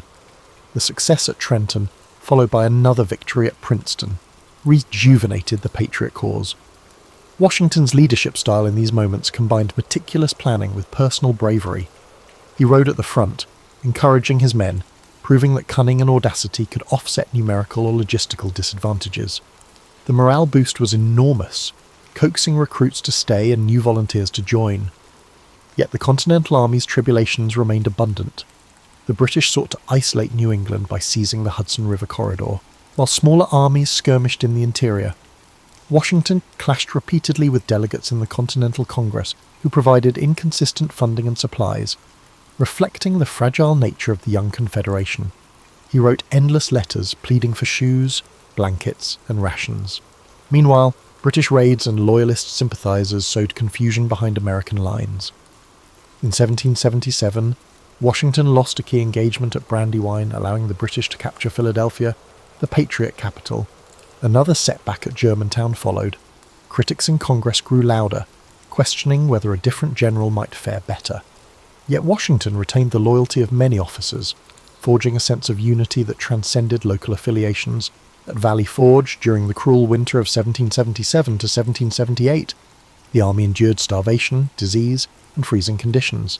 Thanks to the drilling expertise of Baron von Steuben, an ex-Prussian officer, Washington's troops emerged more disciplined, able to engage British regulars on nearly equal terms. At Valley Forge, the Continental Army underwent a significant transformation, transitioning from an unruly collection of militias to a functional fighting force. Washington also learned the delicate art of balancing alliances.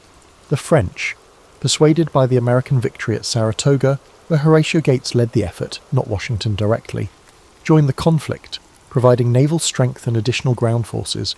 Coordinating with French officers like the Marquis de Lafayette demanded diplomatic finesse.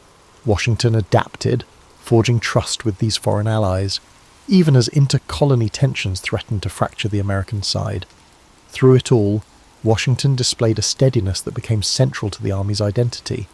His men might groan about scarce supplies or ragged uniforms, but they trusted their general to hold them together. By the war's midpoint, Washington had solidified his role as the linchpin of American resistance. His direct battlefield successes varied. Some were brilliant, others disappointing, but his unshakable commitment to the cause, combined with an ability to pivot tactics and maintain unity, kept the rebellion alive. Emerging from these years of hardship was a sense that, whether revered or criticised, Washington was indispensable. He was no mere figurehead. The political apparatus and the army itself needed his steady hand at the helm if the revolution was to stand a chance of seeing final victory. As the Revolutionary War entered its later stages, Washington faced a new set of challenges that tested his leadership on multiple fronts. The conflict had become more sprawling, with battles in the south intensifying. British forces, hoping to exploit loyalist sentiment, launched campaigns in Georgia and the Carolinas. Meanwhile, the Continental Army in the north still had to guard against renewed offensives from New York. Washington found himself juggling resource allocations and strategic oversight across a vast territory, all with limited manpower and meagre finances. One of his core strengths lay in understanding that victory did not necessarily require defeating every British unit on the battlefield. Over years of warfare, Washington recognised that prolonging the conflict, making it too costly for Britain to sustain, could be enough to force negotiations.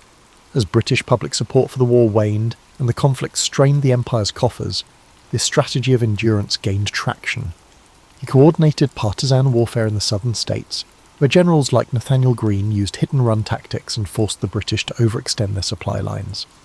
Washington might not have designed every manoeuvre personally, but his overarching directive emphasised wearing down the opponent rather than seeking a single. Grand triumph at all costs. Yet frustration still mounted. The Continental Congress, perennially short on funds, struggled to pay or supply the troops. Inflation ran rampant, and the paper currency they issued, known as Continentals, lost much of its value. Sometimes, entire regiments threatened mutiny over unpaid wages and lack of food. Washington wrote urgent letters, balancing pleas and warnings. Desertion could unravel the entire revolution, but the men's hardships were genuine. He balanced his empathy for his soldiers' suffering with the need to uphold discipline.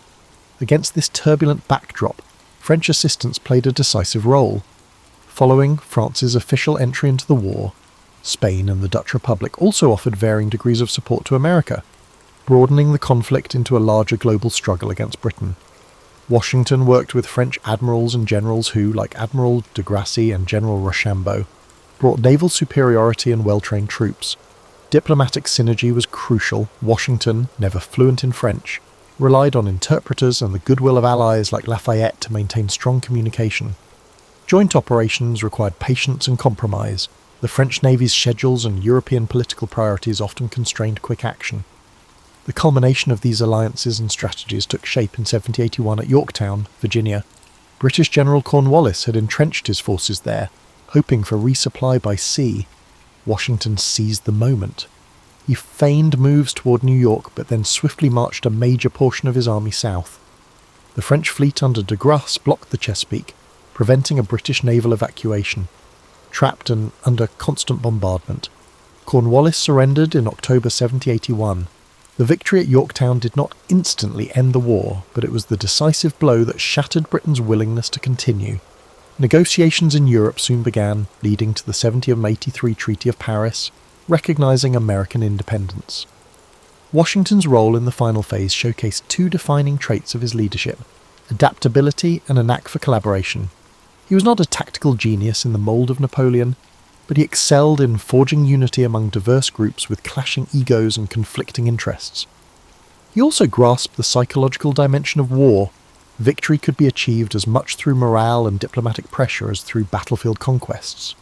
Under his guidance, the Continental Army endured for 8 grueling years, culminating in a capitulation that many had deemed impossible. When peace was finally secured, Washington stunned the world by resigning his commission and returning to private life rather than seizing power.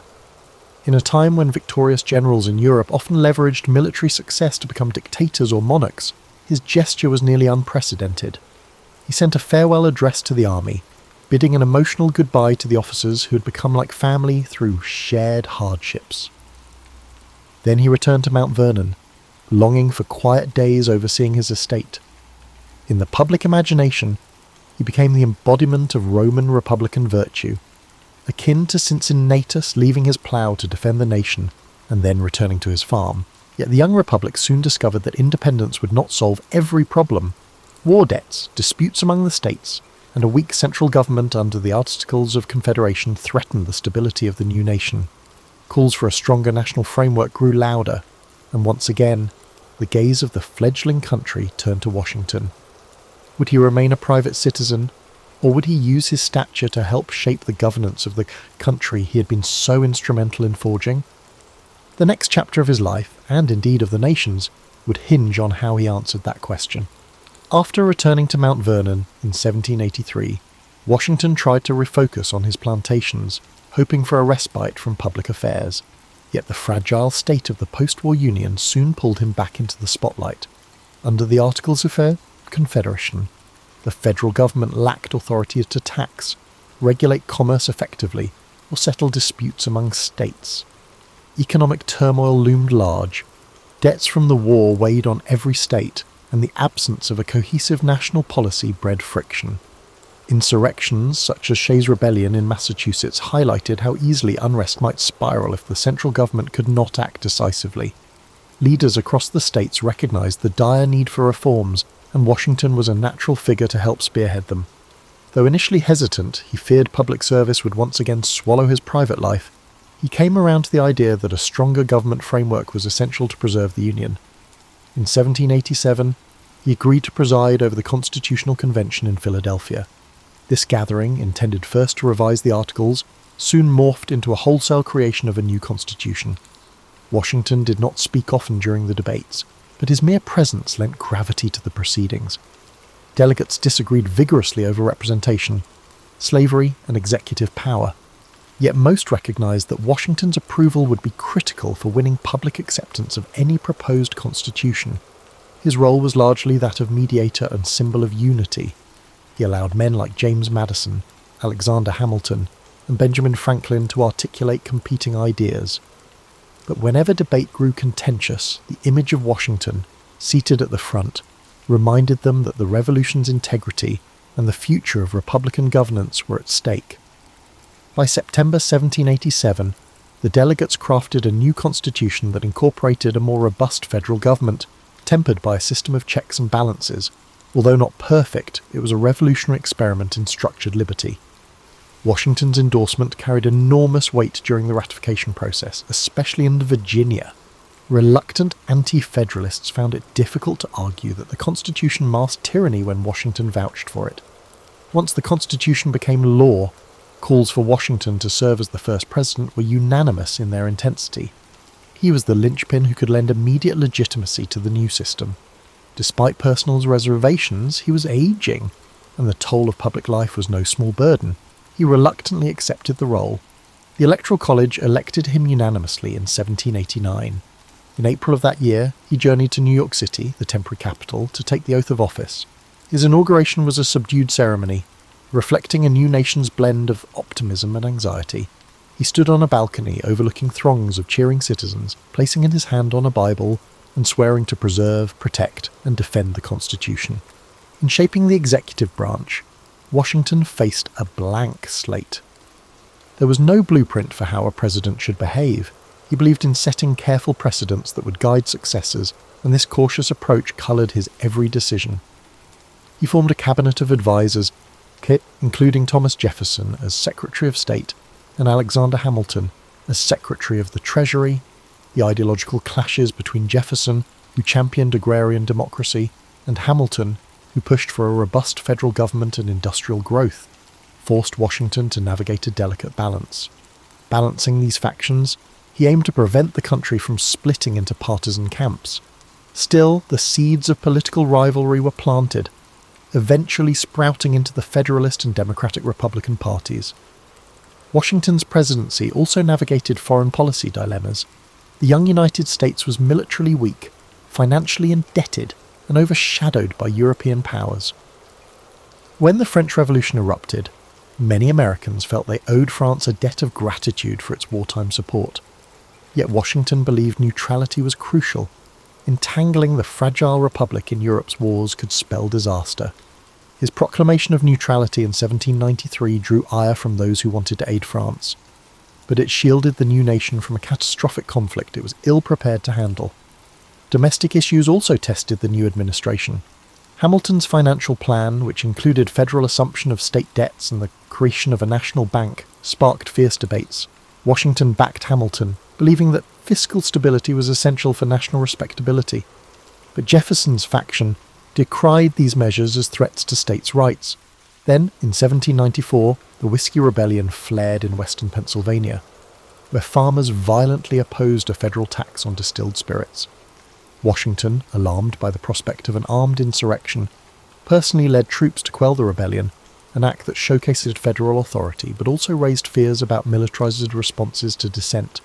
Throughout these trials, Washington laboured to maintain a posture above partisan squabbles, though that position grew increasingly difficult.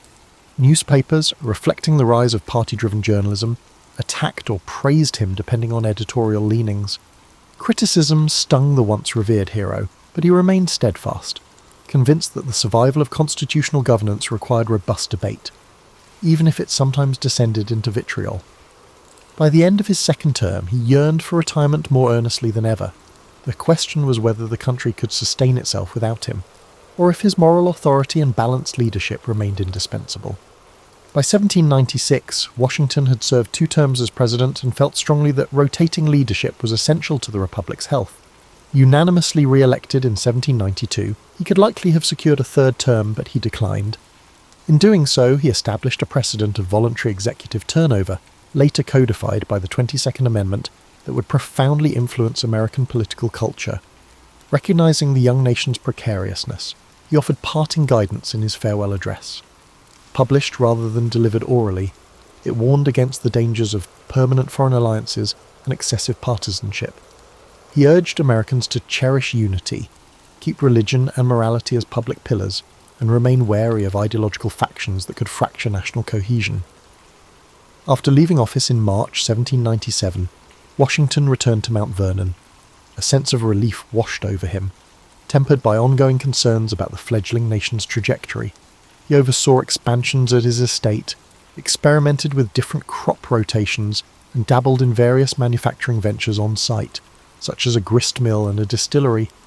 However, retirement did not provide an escape from moral dilemmas.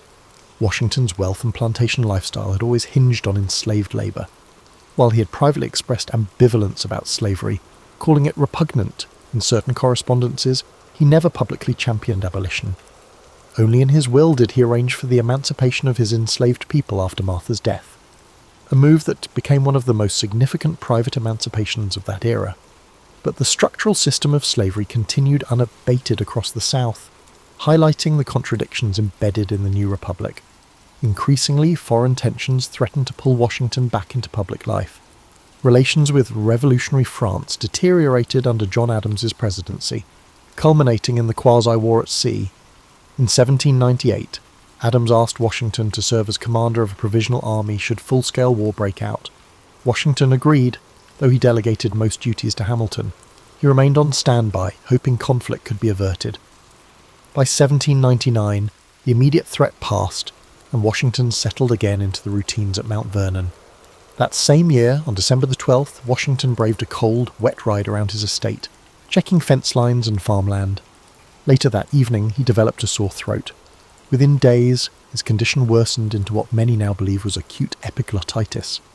Medical treatments of the time, bleeding, blistering, and gargling, only weakened him further. On the night of December 14th, 1799, George Washington passed away, surrounded by close friends and family. The news sent shockwaves throughout the country. Bells tolled in distant cities. Eulogies poured in from across political divides, reflecting the universal respect Americans felt for his leadership. Even in Europe, figures like Napoleon ordered tributes. Washington's death brought a collective reckoning. The man who had guided the nation through revolution, constitutional formation, and early governance was gone. But his legacy was already enshrined. Over subsequent decades and centuries, Americans would build monuments, mint coins, and compose hagiographic stories that sometimes obscured the complexity of his life. Myths multiplied. The cherry tree legend by Parson Weems became a fixture in school primers, overshadowing the more instructive lessons of Washington's real struggles and ethical dilemmas. The wooden teeth trope overshadowed the details of his expensive, painful dental apparatus made from various materials, including human or animal teeth and metal. Yet behind the shining marble statues stands a more nuanced figure. Washington was a man of his times, shaped by its limitations, particularly regarding slavery and class structures, but also capable of transcending narrow self-interest. He recognised the fragility of the American experiment and acted repeatedly to keep it intact, resigning his military commission in 1783, presiding over the Constitution's drafting in 1787, and stepping down as president after 2 terms. Each decision sent an unmistakable message that the Republic's longevity depended on checks against personal ambition. Washington's example stood out for a nation still refining its democratic values. He was neither a flamboyant speaker or a philosophical theorist, but he possessed a calm gravitas that could unify quarrelsome states. He understood how to maintain moral legitimacy in the eyes of both elites and ordinary citizens, and though he was not without flaws, the ownership of enslaved individuals being chief among them, he helped lay the groundwork for a political system capable of evolving beyond its founders' limitations. Today, more than 2 centuries after his passing, George Washington remains an essential symbol for an America that struggles with its historical contradictions. If we look beyond the simplified schoolbook portrayals, we find a person who navigated immense pressures with perseverance and humility, whose quiet strength and deliberate choice to relinquish power set a tone for Republican governance.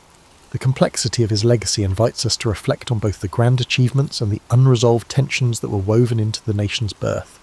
A poignant reminder that even foundational heroes stand on shifting terrain, forging a path for future generations to walk upon.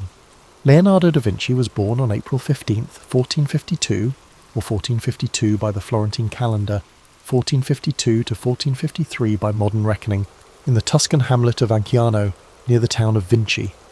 He came into a world undergoing seismic changes. Florence was a republic brimming with artistic energy, and Europe was on the cusp of the Renaissance's full flowering. His father, Ser Piero da Vinci, was a notary of moderate renown, while his mother, Caterina, is believed to have been a local woman of humble background. The boy's illegitimacy meant he was never part of the upper echelons, yet it freed him from certain constraints that might have shackled a legitimate son to family business. Even as a child, Leonardo is said to have displayed an intense curiosity, wandering fields and streams, sketching plants, small creatures, or swirling eddies in the water. At this time, many children in Tuscany received minimal formal education, but Leonardo's father recognised the boy's precocious mind. Records suggest that around age 14, Leonardo began an apprenticeship in Florence with Andrea del Verrocchio, a master known for sculpture, metalwork, and painting. The workshop bustled with talented pupils and assistants, forging a collaborative environment. Apprentices learned to prepare pigments, craft details, and replicate the master's style. Leonardo's innate knack for observation set him apart. His notebooks from that era, though mostly lost, would have contained anatomical sketches, mechanical doodles, and fleeting notes on geometry. While other students memorized standard forms, Leonardo probed the underlying structures, dissecting how limbs attached or how light refracted on glossy surfaces. An early turning point arrived when Verrocchio assigned him to paint a small angel in the corner of the Baptism of Christ. Legend has it that upon seeing Leonardo's contribution, Verrocchio felt overshadowed and vowed never to paint again. Though that story might be apocryphal, it underscores how swiftly Leonardo's skill gained recognition. He brought a fresh approach to shading, employing what we now call chiaroscuro to infuse figures with tangible volume. While older masters often used linear outlines, Leonardo blended tones so that forms emerged gracefully from shadow. Despite his promise, Leonardo's early years in Florence carried frustrations.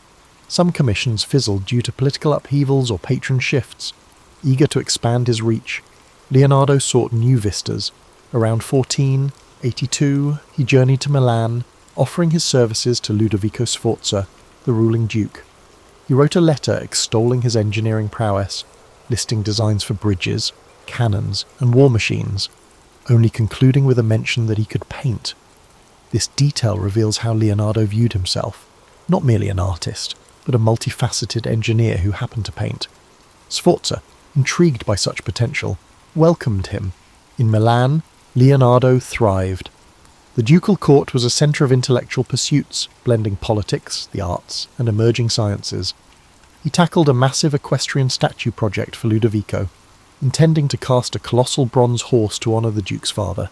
For years, Leonardo studied horses' musculature, sketched them in various gaits, and designed elaborate foundry techniques.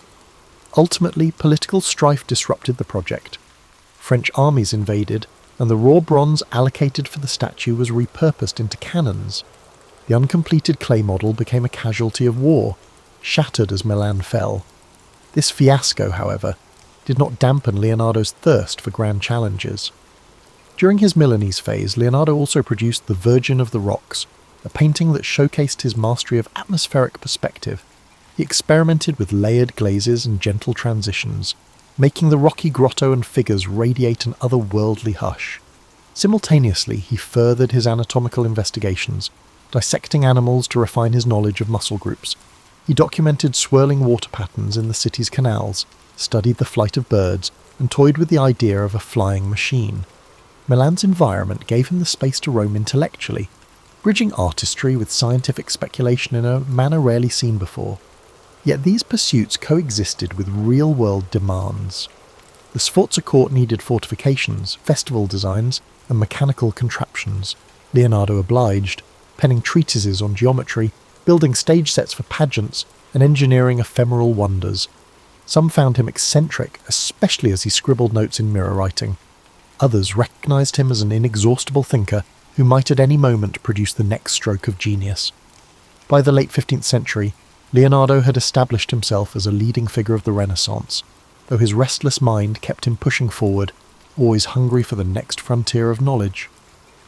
Leonardo's life in Milan was bustling, yet destiny had other turns in store. In 1499, French forces under King Louis XII conquered Milan. The once powerful Sforza dynasty collapsed, leaving Leonardo and his patrons scrambling. With the city's patron gone, Leonardo lost his secure base. He departed Milan, travelling to Venice, then briefly to Mantua, carrying an uneven portfolio of half-finished commissions and a head brimming with experiments. The aftermath was a tumultuous period, marked by shifting alliances across Italy's city-states. In Mantua, the Marchioness Isabella d'Este welcomed him, seeking a portrait. She was a formidable patron, but Leonardo's restlessness prevailed. He quickly moved on, possibly uninterested in the standard portrait tasks. By the mid-1500s, he found his way back to Florence after 2 decades away. The city had changed. It was now under the sway of the Republican government, briefly influenced by the fiery preacher Savonarola. Tensions simmered, and art commissions had a new flavour, patriotic or moralistic. Yet Florence remembered Leonardo's early promise. He was invited to paint a major altarpiece, though negotiations stalled. Instead, he seized on a more prestigious assignment, a mural in the Palazzo della Signoria, the seat of Florence's government. This mural project, known as the Battle of Anghiari, was meant to commemorate a 1440 Florentine victory. Across town, Michelangelo was commissioned to do a different battle scene in the same hall. The city braced for a competition between two towering geniuses. Leonardo approached the mural with an experimental technique. He planned to use a wax-based paint to speed drying. He built a giant scaffold and devised advanced heating systems to help the paint set, but the innovation backfired. Parts of the mural dripped or refused to adhere. Despite partial success in depicting dramatic cavalry charges, the painting never reached its final form. Over time, the incomplete mural decayed or was covered by later renovations. Still, the surviving sketches and copies hint that it was a dynamic, swirling composition of men and horses locked in ferocious combat. During this same stretch, Leonardo painted the Mona Lisa, commissioned by Francesco del Giocondo for his wife, Lisa. It was initially a private portrait, yet Leonardo spent years refining it, working and reworking subtle glazes. The face's elusive smile and luminous complexion resulted from layering translucent paint. Each layer diffused light.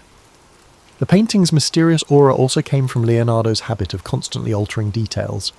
While smaller than some grand frescoes, The piece represented a culmination of his sfumato technique.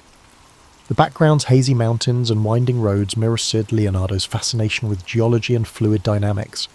Over time, he kept the painting with him, never delivering it to the patron. Possibly he saw it as a personal testament to portraiture's pinnacle. Parallel to these artistic feats, Leonardo advanced his scientific explorations. He dissected human cadavers in hospitals outside Florence, sketching cross-sections of muscles and bones. Though dissection was sensitive, certain hospitals allowed it for educational ends. His anatomical drawings, some discovered centuries later, revealed a near-modern understanding of the spine, the arrangement of internal organs, and the skeleton's mechanics. He planned an extensive treatise on anatomy, combining text with diagrammatic precision, anticipating the modern concept of illustrated medical textbooks. However, like many Leonardo projects, it was never formally published in his lifetime. Politics roiled again in 1503 to 1504 when Pisa threatened Florence. Leonardo contributed to engineering solutions, brainstorming ways to divert the Arno River to hamper Pisa's supply lines. He drafted canals, levees, and even considered flooding tactics. The plan was bold but faced practical obstacles in Tuscany's terrain. Although partially attempted, the scheme never fully materialised. The episodes highlight Leonardo's willingness to tackle large-scale engineering challenges, blending topographical studies with strategic insight. The lessons gleaned would echo in his future city planning sketches and water management designs.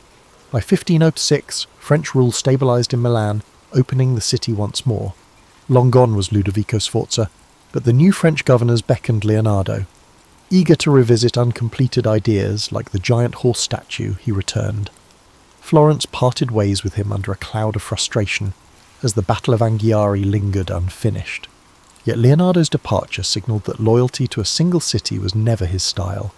He roamed, following whichever environment let him chase multiple intellectual pursuits. In returning to Milan, he sought continuity for the scientific and artistic projects left behind a decade prior. Thus, by the mid-1500s, Leonardo had become an artist-engineer bridging city-states, forging a pattern of partial achievements and unfinished marvels. Some critics found him unreliable, an eternal tinkerer, yet few denied his brilliance. He left Florence having revolutionised portraiture and capturing ephemeral visual mysteries in the Mona Lisa, while also nearly revolutionising mural painting. The stage was set for further meanderings in Milan and eventually beyond, as Europe recognised him as a truly singular figure, a testament to the Renaissance's union of art and science. Leonardo's second stint in Milan began around 1506 under the patronage of Charles d'Amboise, the French governor. This time the city was controlled by the French crown, not the Sforza family. The environment was different, less personal loyalty, more bureaucratic oversight. But Leonardo's fame had grown. He was recognised as a Renaissance man, whose counsel was prized for everything from architecture to geometry. Some records indicate he was granted a workshop near the Porta Vercellina district, where he resumed anatomical, mechanical, and artistic endeavours. One ongoing obsession was the equestrian monument he had once planned for Ludovico Sforza. Though the bronze had been lost to war, Leonardo still dreamed of building the largest horse statue known. He refined the design, adjusting how a rearing stallion might balance on hind legs. He sketched innovative casting methods, hoping to circumvent earlier meltdown issues. However, the politics had shifted. With Ludovico deposed, the impetus for a Sforza memorial dissipated. Leonardo might have pitched the idea to the French administration, but it never crystallised. He remained resolute in exploring equine anatomy, capturing every sinew and tendon in fresh sketches.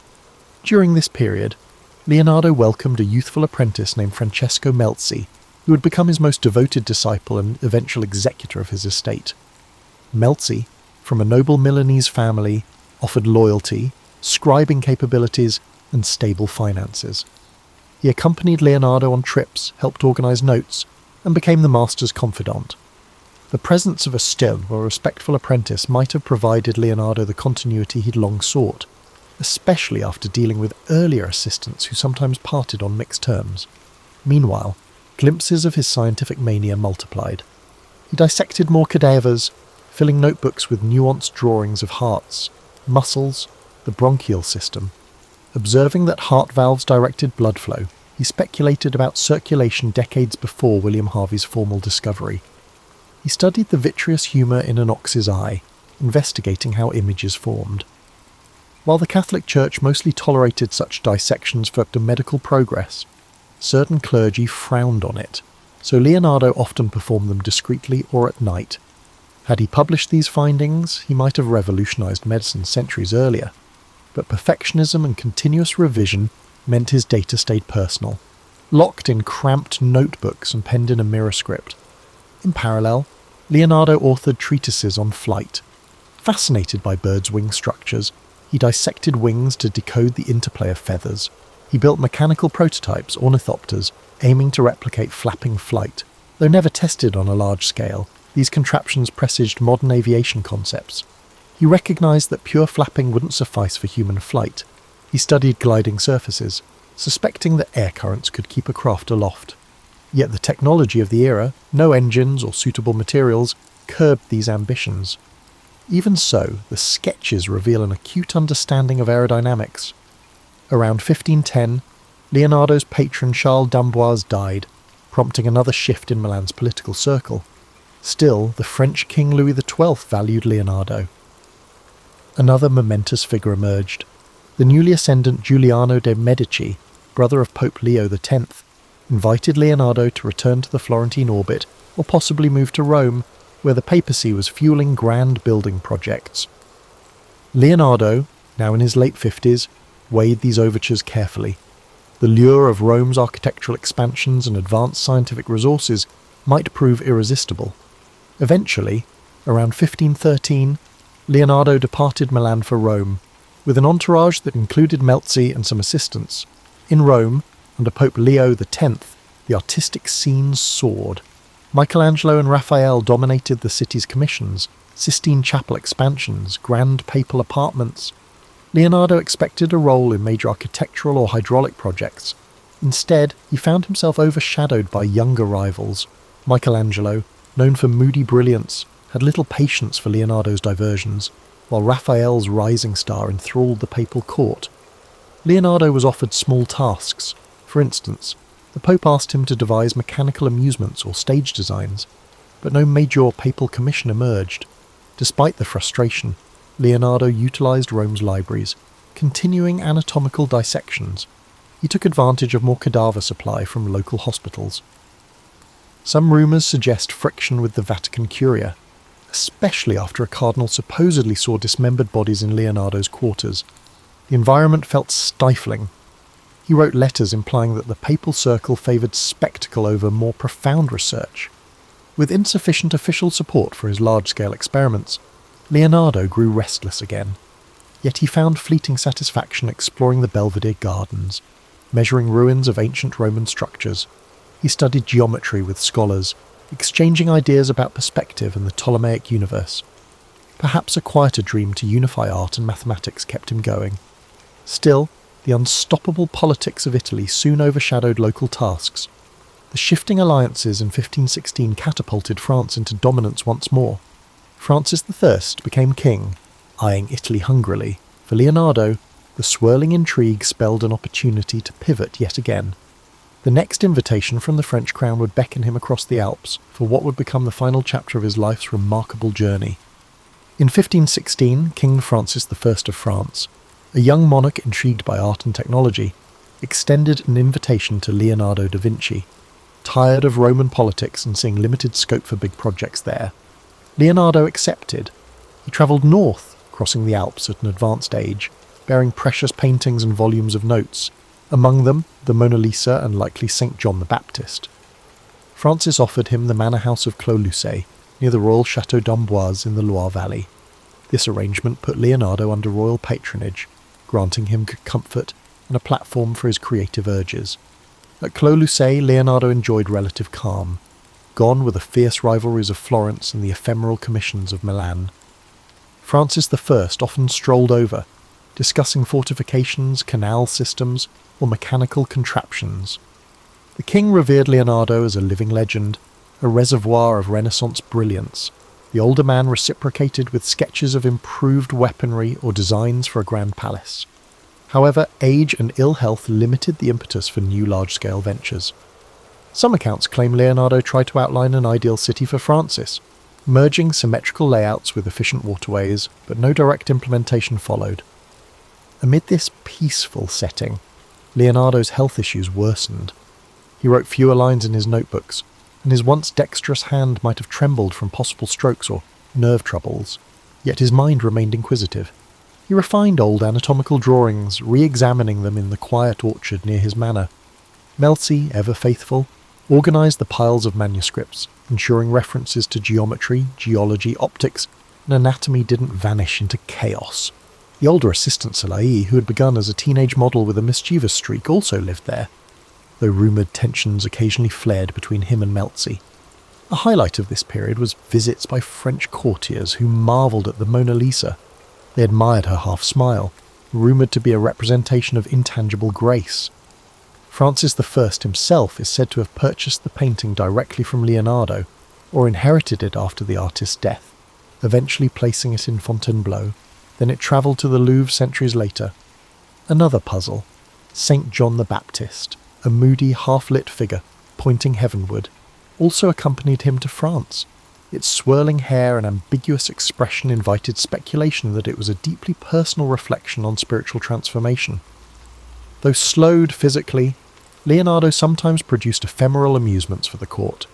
Francis might request a mechanical lion that roared, or a winged contraption to amuse guests. These ephemeral wonders were reminiscent of his younger days planning festivals for the Milanese dukes.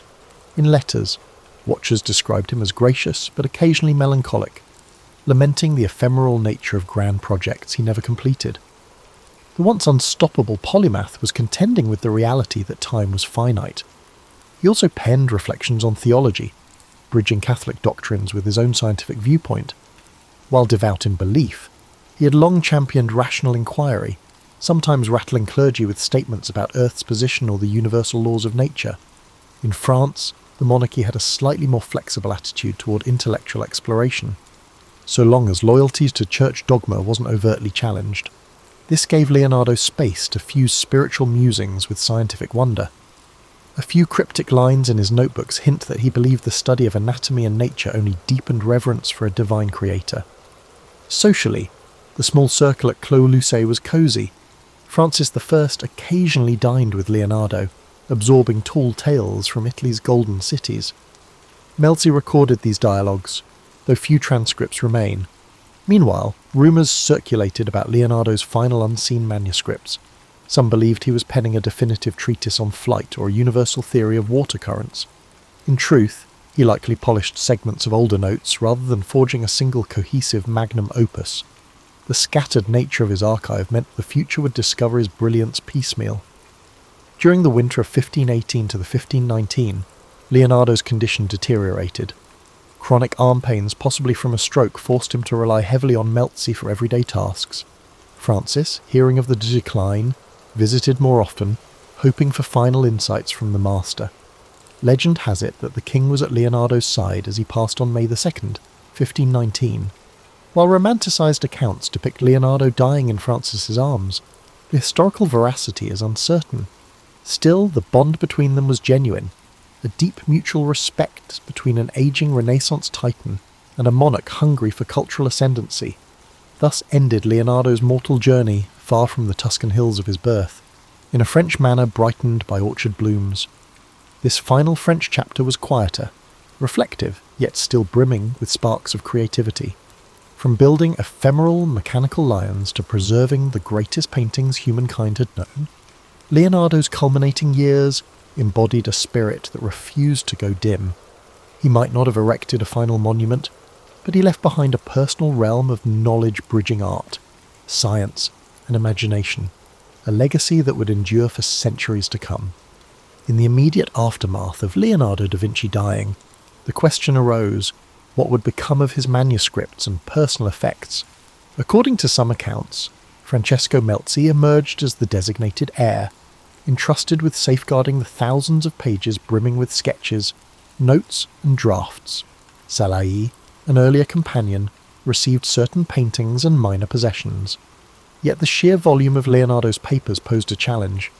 Melzi dedicated years trying to organise them, hoping to publish coherent treatises, but the scale was daunting. Over time, bits of the collection were dispersed, sold, or gifted by Melzi's heirs across Europe. This fracturing explains why Leonardo's notebooks eventually surfaced in places from Spain's royal libraries to British aristocratic collections, each chunk unveiled in irregular intervals. Europe of the 16th century recognised Leonardo's artistic brilliance. The Last Supper in Milan, though deteriorating due to his experimental fresco approach, was already hailed as an emotional masterpiece. The Mona Lisa, now in French royal possession, attracted courtly admiration for her haunting expression. Yet the fuller scope of his genius, engineering drawings, anatomical plates, or treatises on geometry remained largely hidden. The slow trickle of discovered manuscripts fueled centuries of fascination. In the 17th century, a few scientists glimpsed certain sketches, marvelling at advanced concepts of gear systems or diving apparatus, but it wasn't until the 19th century that broader scholarship systematically studied his codices, unveiling a mind centuries ahead of his era. Leonardo's immediate legacy in art was clearer.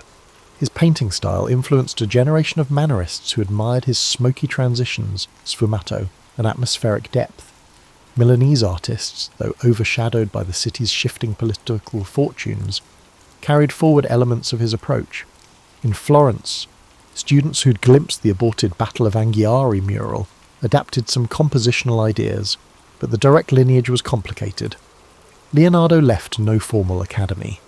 He taught a few pupils thoroughly, except for Melzi and a handful of others. The intangible aura of Leonardesque painting permeated the late Renaissance with its softness of edges and subtle interplay of light. Over the next centuries, as Baroque flamboyance rose, certain of Leonardo's works fell out of style. Others recognized them as timeless. The Last Supper, for example, underwent multiple restorations, each attempt often introducing fresh problems, leading to controversies about how much of Leonardo's original brushstroke survived. Meanwhile, in the 19th century, Romantic and Victorian scholars resurrected the cult of the Renaissance genius. Leonardo emerged as a symbol of the solitary visionary, an introspective figure bridging reason and art. Writers like Walter Pater penned rhapsodic essays on the Mona Lisa, describing her as an enigma embodying centuries of emotion. Such effusions etched the painting's fame deep into Western cultural consciousness. Only in the modern age did the scale of Leonardo's scientific legacy become widely recognised. As more codices were catalogued, like the Codex Atlanticus or the Codex Arundel, historians realised that he had conceptualised flying machines, armoured vehicles, and tension-based mechanical devices. He had studied wave patterns, sketched gear differentials, and dissected the human body with an exactitude unmatched for centuries. Art historians marvelled at how the same man who painted the lady with an ermine had also measured the mathematical proportions of reflection angles. The synergy of aesthetics and logic rendered him the archetype of the Renaissance man. Modern architects gleaned from his city planning concepts, while robotic engineers found preludes to modern mechanical linkages in his swirling diagrams. For a time, many described Leonardo as a man out of time, but recent scholarship refines that narrative. He was indeed extraordinary, but also a product of a vibrant milieu. Italian city-states teemed with cross-pollination from Greek, Roman, and Islamic knowledge. Leonardo built on the achievements of earlier polymaths, from the classical treatises of Archimedes to the reintroduced works of Alhazen on optics. Recognizing that synergy doesn't lessen his brilliance, it situates him in the network that made such leaps feasible. Meanwhile, the mystique around Leonardo occasionally overshadowed more grounded truths. Tales of him finishing commissions in a single burst or conjuring bizarre contraptions for stage illusions became embroidered over time. The reality was that he left many tasks incomplete, struggled with perfectionism, and juggled ephemeral court demands. This tension between the unstoppable imagination and the practical burdens of day-to-day labour infuses his story with a human dimension. He wasn't some aloof superhuman, but an individual forging through the same complexities and distractions we all face, albeit with an incandescent spark few could rival. Thus, centuries after his passing, Leonardo's name resonates as the embodiment of creative ambition. Whether in art galleries, engineering labs, or philosophical debates, references to his fusion of imagination and observation abound. people see in him the ideal of curiosity unshackled, bridging the intangible rifts between art, science, beauty, and data. That intangible legacy, more than any single painting or device, might stand as the core reason we revere him. He left behind not just objects, but a testament that the quest for knowledge and mastery can, in the right hands, rewrite the boundaries of possibility. In contemporary times, Leonardo's legacy permeates cultural and scientific discourse in ways both lofty and mundane. The Mona Lisa has become a pop icon, reproduced endlessly on posters and novelty items, its wry smile fueling conspiracy theories about hidden identities or coded messages. Meanwhile, The Last Supper continues to captivate pilgrims and tourists in Milan, though advanced ticket reservations are required to see the heavily conserved mural. Documentaries dissect each brushstroke, offering competing theories about cryptic symbolism in the arrangement of bread loaves or apostolic gestures. Beyond these famous works, Leonardo's name adorns everything from children's educational kits about invention to NASA references to lunar craters named in his honour. Tech innovators sometimes cite him as a paragon of design thinking, bridging aesthetics and function. The phrase Leonardo-like mind denotes someone unbound by a single domain. Museums stage blockbuster exhibitions, assembling scattered folios of his codices under one roof. Visitors queue for hours to glimpse the delicate sketches of a fetus in utero or a swirling aerial screw. In such gatherings, viewers witness the raw lines of a man who wrestled with nature's secrets on scraps of paper, unknowing they'd be revered centuries later. Yet the question arises, what would Leonardo have done with modern resources? Some imagine him thriving in an era of 3D printers and digital imaging, or leading biotech startups. Others caution that the intangible synergy of Renaissance Italy, a world open to invention, but also bound by craft traditions, shaped him. A modern environment might hamper that slow, observational approach. He thrived in a realm where forging your pigments and dissecting cadavers in candlelit corners built a holistic sense of wonder. Today's rapid data flow might overshadow the meticulous wonder that fueled his slow revelations. Scholars continue analysing Leonardo's notebooks for overlooked insights. One might find a newly deciphered margin note revealing how he planned water-lifting devices for farmland irrigation. Another might unearth a fragment referencing a missing treatise on mirror making. Each fresh revelation underscores how incomplete our knowledge remains. Because his notebooks were so scattered, lines vanish into private collections, sometimes re-emerging at auction houses with $1 million price tags. Bill Gates famously purchased the Codex Leicester in 1994, digitizing pages for public curiosity. This interplay of private ownership and public thirst for knowledge epitomizes Leonardo's enduring mystique. One dimension of modern interest focuses on Leonardo's personal life. The few references to intimate relationships or sexuality remain ambiguous. Some interpret his heavy focus on male assistants as indicative of hidden personal aspects. Others see no direct evidence of romance in his notes. He rarely wrote about personal feelings, preferring coded references or allegorical musings. The aura of secrecy around his private life parallels the guarded manner in which he protected his scientific methods, fueling endless speculation.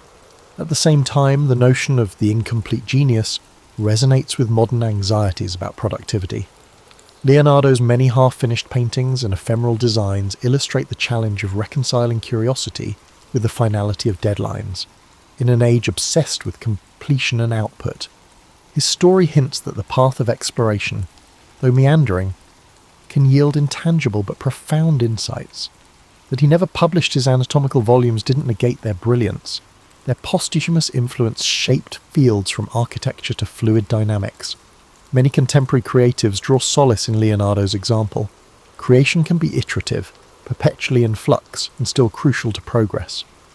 Even so, some critics note that praising Leonardo can overshadow other Renaissance figures, like Filippo Brunelleschi, who concretely built the Florence Dome, or Luca Pacioli, whose mathematics influenced him. They argue that the Leonardo legend occasionally romanticizes an era's synergy. While that synergy was real, credit goes to many. Leonardo's singular star shouldn't blind us to the collective genius of the period, but precisely because he integrated so many fields, art, science, engineering and anatomy, he became an enduring symbol for the entire Renaissance moment, capturing the fervour of bridging knowledge domains. Hence, In the 21st century, Leonardo da Vinci remains less a static historical figure than a living metaphor for potential. Each generation reinterprets him, plugging his name into the contexts as varied as STEAM education, cultural diplomacy, or brand marketing. The friction between the legend and the historical details keeps him relevant. People yearn for the secret of how a single mind could roam so broadly, producing both timeless artistic wonders and notebooks brimming with half-realised marvels. That tension between the completed and the fragmentary may well be Leonardo's final gift, spurring us to question how far our curiosity might take us if we refuse to erect barriers between the arts and sciences. The story of Leonardo da Vinci serves as a lens on lifelong reinvention. Born in a modest Tuscan setting, he navigated uneven patronage system, accepted partial successes, and found resilience in perpetual learning. Each city he lived in, Florence, Milan, Rome, and ultimately France, offered fresh vantage points, reminding us that mobility can spark renewal at any stage in life. Though he occasionally lamented incomplete tasks, he pressed forward, bridging discipline after discipline. It's worth extracting lessons from his approach. He cultivated an insatiable observational habit, scrutinizing swirling water, the geometry of a flower's petal, or the subtle shift of a face's muscles. Even in an era lacking cameras or modern labs, he gleaned universal patterns by focusing on the details. As midlife adults, we too can regain that sense of direct observation, whether it's noticing minor changes in a friend's demeanour or analysing complexities at work. A Leonardesque perspective encourages seeing anew, not coasting on assumptions. Another facet resonates with modern times, the synergy of creative expression and methodical research. Leonardo was no carefree dreamer. He systematically tested ideas, building prototypes, dissecting bodies, and refining pigments. He let imagination drive him, but insisted on verifying theories with experiments. For those in middle adulthood, managing teams, families, or personal projects, balancing vision with practicality is an art. Leonardo's notebooks bristle with micro-failures, a water-lifting device that jammed, a mural technique that peeled, yet each misstep taught him something. This iterative mindset fosters resilience and yields deeper expertise. Moreover, Leonardo's story underscores the role of collaboration. He soared highest not in isolation, but in synergy with patrons, mentors, and assistants. The Sforza and French courts gave him resources to dream big. Skilled workshop members helped realise or test concepts. Even his competition with Michelangelo and Raphael, albeit fraught with tension, catalysed fresh impetus. In present life, synergy across skill sets can amplify outcomes. We see parallels in cross-functional corporate teams or community coalitions that blend varied talents to achieve breakthroughs. However, we also need to address the negative aspect, the eerie feeling of unrealised potential. Many of Leonardo's grand designs, such as the Sforza horse or the treatise on flight, remained incomplete. Some might interpret him as a cautionary tale about perfectionism. Indeed, he sometimes spent years layering glazes on a single painting or rewriting the same mechanical design. For busy modern adults, it can be a nudge to find closure. Not every idea demands indefinite polishing. Finishing and sharing can unlock new phases of growth. Still, Leonardo's incomplete wonders also remind us that partial efforts can spark future revolutions, even if we ourselves never see them fully bloom. His final years in the French court also highlight that one can remain relevant even in advanced age. By building a lifelong reputation for innovation, he found fresh patrons who treasured his wisdom. He might not have executed large public works then, but he contributed to strategic discussions and shaped cultural enrichment at the French court. Similarly, for those transitioning out of intense early career phases, there's a reminder that mentorship, idea sharing, or specialised consultancy can be equally impactful. Leonardo's twilight wasn't about retirement in a quiet sense, but about integrating decades of experience into a culminating sphere. Another essential angle is how Leonardo balanced religious sentiments with rational inquiry. Deeply respectful of Christian doctrine, he never let dogma quell his questions about nature's mechanisms.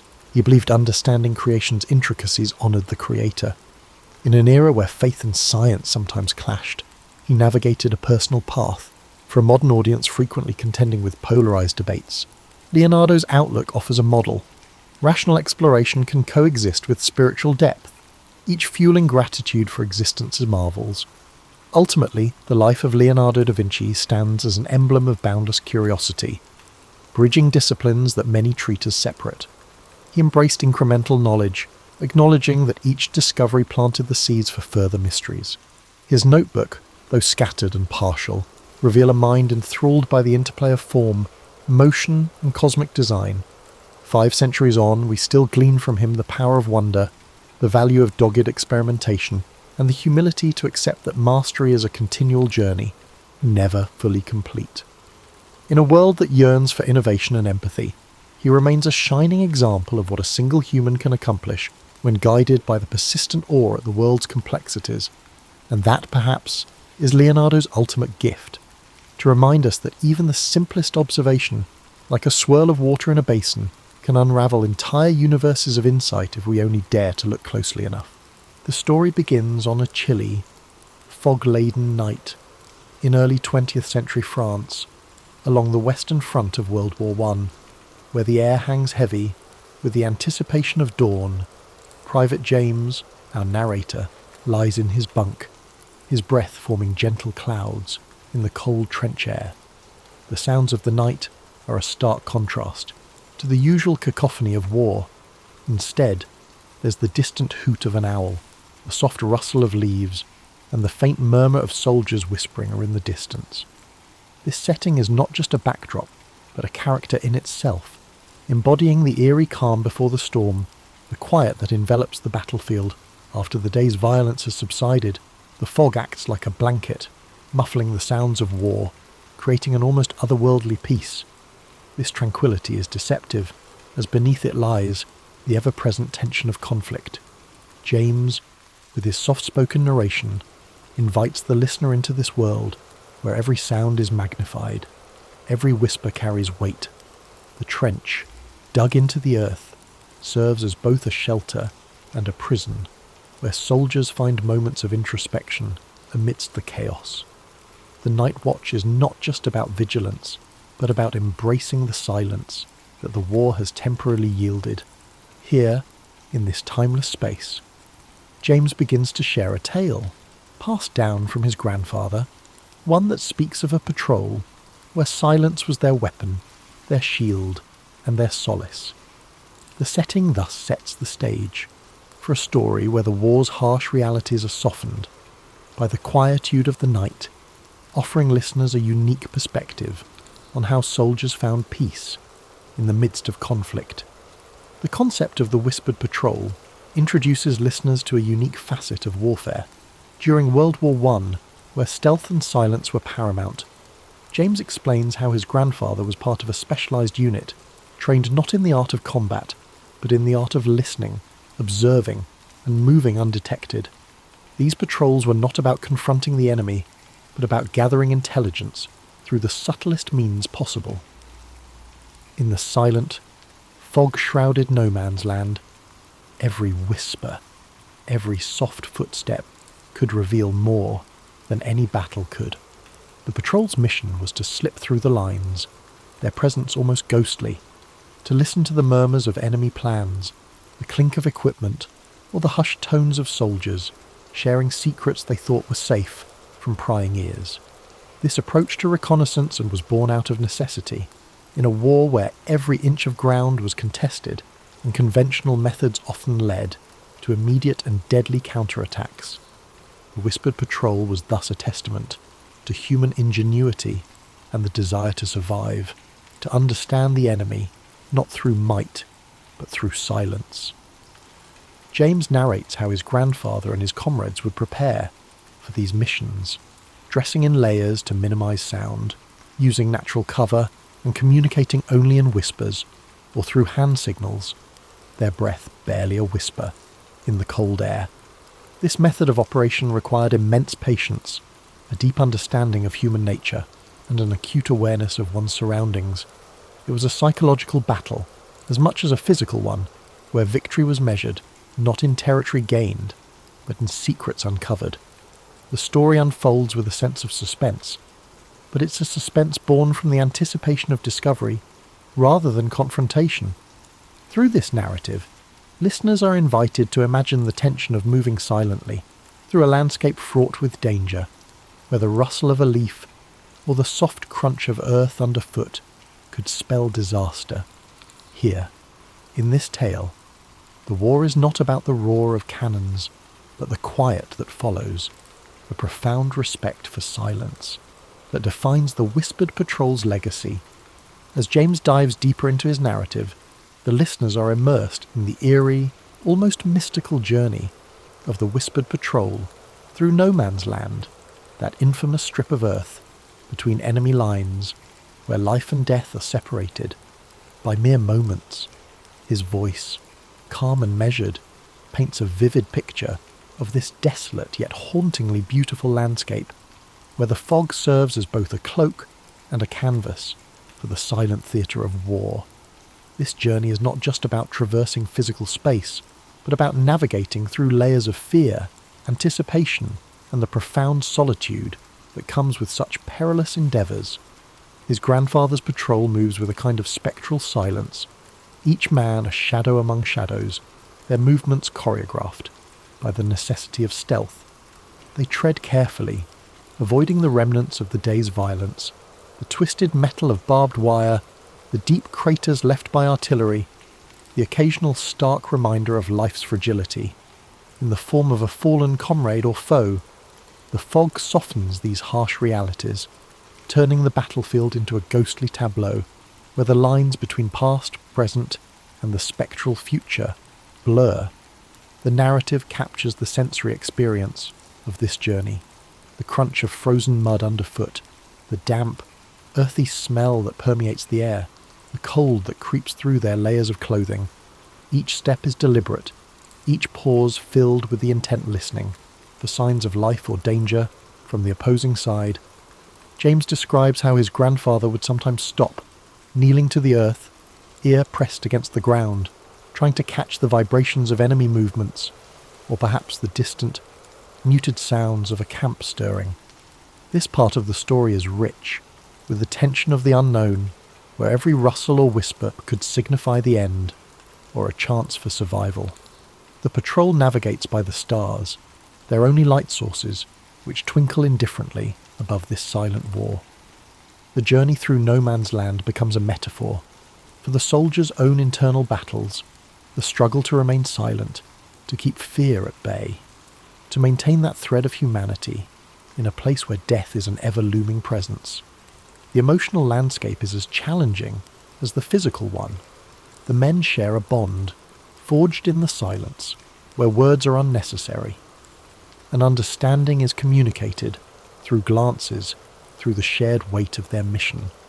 Here, in this no man's land, the war's brutality is momentarily eclipsed by the profound stillness, offering rare moments where one could almost forget the violence that awaits at dawn. Each man confronts his solitude, his fear, and yet there's a peculiar peace in this silence, a peace that comes from knowing they are part of something larger, something that transcends the immediate horrors of war. This patrol, this journey, is a testament to human resilience, to the ability to find beauty and quietude amidst chaos, to engage in a silent dance with death, where every step is a choice between survival and surrender. James continues his tale, his voice low and steady, recounting the night when his grandfather's whispered patrol came upon an unexpected presence in the fog-shrouded no man's land. He explains how, as they moved with the silence of the night, they suddenly became aware of another soldier, an enemy, not through sight, but through the faintest of sounds, a breath, the soft rustle of movement. The patrol stopped, and his grandfather, leading the way, stood still, listening intently. They could hear the enemy's presence, perhaps as startled by them as they were by him. In this tale, James shares how there was no immediate action, no drawing of weapons, just a profound moment of stillness, where both sides acknowledged each other's existence without aggression. His grandfather would later describe how they all stood there, in the thick, eerie silence, understanding that they were not just enemies, but soldiers, men with families, hopes, and fears, all caught in the same terrible dance of war. The story goes on to detail how, instead of engaging in combat, there was this silent agreement to pass each other by. His grandfather recounted how they exchanged a look, a slight nod, an unspoken truce in the midst of conflict. This moment, James narrates, was about the recognition of the other's humanity, a rare instance where the sounds of war were silenced by the quiet acknowledgement of shared human experience. He emphasises that this patrol didn't return with tales of valour in battle, but with something more profound, the story of how silence and empathy could transcend the chaos of war. James invites his listeners to think about this as they drift to sleep, to ponder how in our own lives, moments of quiet understanding can be more powerful than any conflict. He suggests that as they lie there, preparing for sleep, they might reflect on how often we miss these opportunities for peace, how the quiet can speak volumes, and how a simple moment of acknowledgement can change perspectives. As listeners settle into their beds, James encourages them to imagine this scene, to feel the cold, damp air of that night, to hear the silence that wasn't empty, but full of potential for peace. He asks them to consider their own encounters, perhaps not with an enemy, but with someone different, someone they might not understand at first glance. How might their lives change if they approach these moments with the same silence and respect his grandfather's patrol did? This story, James concludes, isn't just about war, it's about the power of silence, of listening, and how these can lead to understanding in our daily lives, even as we seek the peace of sleep. James goes on to describe how his grandfather and his patrol made their way back after the silent encounter in no man's land. They moved with the same caution as before, but now there was a different weight to their steps, a quiet reflection on what had just transpired. He narrates how they navigated back through the fog, past the same barbed wire and craters, but this time the journey felt different. There was an unspoken understanding among them, a shared experience that would bind them beyond the confines of their mission. As they approached their own lines, the sounds of their own camp began to seep into their awareness. The soft murmurs of men, the occasional clink of metal, the distant, comforting sound of a harmonica playing a melancholic tune. James describes how his grandfather would tell of the relief of returning to the familiar, yet the lingering thoughts of the encounter that remained with them, like a whisper in the wind. Back in the trench, they reported their findings, but the true story, the one about the silent pact with the enemy, was kept among themselves. A silent bond that they felt was too sacred to share with those who hadn't experienced the night's profound silence. James shares how his grandfather would often sit, looking out into the night, pondering over that moment where war paused for peace, where humanity was acknowledged in the darkness. He suggests to his listeners that, as they lay in their beds, perhaps in the quiet of their own night, they might think of this return. How often do we come back from our own patrols, from our daily encounters with the world, carrying stories or moments of understanding that we keep close, not because they are secrets, but because they are profound. James invites his audience to reflect on how these moments shape us, how they might change the way we see the world, even in the silence before sleep. He asks them to consider what they bring back from their day, what silent agreements they might have made, with life's enemies or challenges, and how these shape their dreams.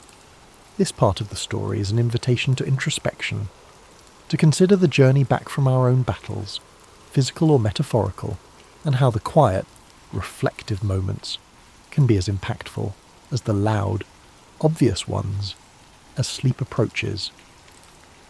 James encourages his listeners to embrace these quiet returns, to let them inform their rest, their dreams, and perhaps their waking life. James concludes his story by speaking about the legacy that the whispered patrol left behind, not just for his grandfather, but for all who hear this tale. He explains how his grandfather would share this story, not as a tale of heroism but as a lesson in the power of silence and understanding. The story, passed down through generations, became a reminder of how even in the darkest times, moments of quiet could lead to profound insights about humanity. He shares how this story influenced his grandfather's life long after the war, shaping his philosophy towards conflict, towards listening rather than speaking, towards understanding rather than judging. James reflects on how this legacy of silence taught his family the value of empathy, of taking the time to listen to the world around them, and how these lessons could apply to anyone's life. In the narrative, James invites his listeners to think about this legacy as they prepare for sleep. He asks them to consider how often in their own lives they rush to fill silence with noise, with words, with action, when perhaps the most profound connections or solutions come from simply listening, from allowing silence to speak. He suggests that as they drift off, they might carry this lesson into their dreams, into their subconscious, where the quiet can work its magic, healing, teaching, and connecting in ways that the day's noise cannot. James ends by encouraging his listeners to embrace the silence of the night, to let it be a teacher, a healer, a connector. He posits that just as his grandfather's patrol found peace in silence amidst war, we too can find our peace in the quiet moments of our lives, in the pauses between our actions, in the spaces where we allow ourselves to truly hear. He invites them to ponder on how this story might influence their approach to life, to conflict, to understanding others, and to find in their own silence a legacy of peace and empathy. As his voice fades, leaving the listeners to the sounds of their own breathing and the gentle ambience of the night, Theodore Roosevelt was not an ordinary child. Born in 1858, in a brownstone in New York City, young Theo, called Teddy by his close friends, entered a world riddled with disparity. Horse-drawn carriages paraded on cobbled streets while the country found itself on the cusp of rapid industrial change. Yet, from the very beginning, what made Theodore Roosevelt's early life different was not only his family's comfortable position. His father was a philanthropist who ran a successful import business, and the Roosevelts prided themselves on their social standing, but also his shaky constitution. The future Rough Rider was, ironically enough, a frail boy who struggled with asthma and stomach trouble, relying on the help of his nurturing family to guide him toward better health. Most accounts recall the well-worn story of how he overcame debilitating asthma by embracing exercise in the outdoors, but that's often where the intriguing details stop. Far less common are the accounts of how Roosevelt's imagination flourished because he spent so many hours indoors recovering. He devoured books on natural science, building an early fascination with zoology, entomology, and every lesser-known ology he could get his hands on. He collected insects in jars around his room, and he sketched birds from memory. He had a serious obsession with taxonomy, relishing the act of labelling, identifying, and categorizing. Few mention that he even attempted to write little treatises, guided by sheer curiosity, about creatures he observed in his small world. He would write paragraphs about houseflies in a notebook, detailing their anatomy and behaviour, as if he were a mini Darwin in the making. This pursuit was not a trifling hobby. It was the anchor that connected him to the broader world when his lungs wouldn't allow him to catch his breath outside. His father, Theodore Sr., took these explorations seriously. He would encourage young Theo to keep learning, and to the extent possible. He also pushed him, quite literally, to strengthen his body. The elder Roosevelt recognized that building physical stamina might become the key to unlocking his son's potential. So, in addition to fueling his mind, Theodore Sr. nudged him to exercise, even setting up a small gym within the family's home. They used pulley weights, dumbbells, and even a primitive exercise bike. Initially, the boy often doubled over in breathless fits, but he persevered, always hearing his father's voice, "You have the mind, but you must make your body." This paternal challenge would have shaped Theodore's entire life. He refused to let his ailments define him. As Theodore progressed from the timid, asthmatic boy to a more robust version of himself, he also developed a nuanced understanding of compassion and fairness. Many have recounted that his father, one of the founders of the Children's Aid Society, made it a point to teach Theodore about social inequities. During carriage rides, they visited the more impoverished areas of Manhattan so that Theo would see beyond his privileged bubble. Historians often remark that these experiences along with the lessons instilled by his father, formed the basis of Theodore's empathy for working-class Americans. Yet it's rarely noted how those moments also fueled his sense of outrage at injustice, an emotion that could flare up dramatically in the years to come. These experiences were not academic exercises for young Roosevelt. They resonated deeply with him, bridging the gulf between his comfortable existence and the hardships faced by others. By adolescence, Theo had not yet grown into the outspoken figure we often imagine, but he had an unusually intense curiosity that often manifested in sudden bursts of interest. A new species of bird, a type of archaic firearm, the political history of the Netherlands, he could not resist diving in. Family and friends recall that he would often go quiet for hours, poring over a book or tinkering with a collection, then erupt with a stream of observations. He was already practicing a methodical approach to everything from sports to reading. This intense discipline would soon define his every move. One lesser-known facet of his teenage years was his growing fascination with the wilderness. Convalescing in the family's summer home or on trips to the countryside, Theodore began forging a quiet bond with untamed spaces. He was awestruck by grand forests, wildlife calls at dusk, and the possibility of testing himself against the elements. This connection was not just a passing fancy, it was a seed that would bloom into his legendary forays into the West, and his eventual influence on the nation's conservation efforts. In a sense, the vulnerability that shaped his early years also planted an ember of longing for personal independence, physical challenge, and a deep communion with nature. Even as a boy, Theodore Roosevelt was forging an identity that mixed bookish introspection with athletic resolve. He was the child who combated his asthma by turning his bedroom into a mini natural history museum, and who absorbed lessons on social injustice from his father in the carriage rides across town. He was tender, curious, and brimming with restless energy. If you look closely at his formative years, you realise the seeds of Theodore Roosevelt's future, his passion for reform, his boisterous vigour, his reverence for nature, were germinating in the walls of Bat brownstone and in the country fields where he worked to catch his breath. This duality, fragility matched by unwavering perseverance, would characterise him for the rest of his life, making him quite unlike any of his contemporaries. Transitioning into his college years at Harvard brought out another side of Theodore Roosevelt, a side that proved how he would never quite fit into any single mould.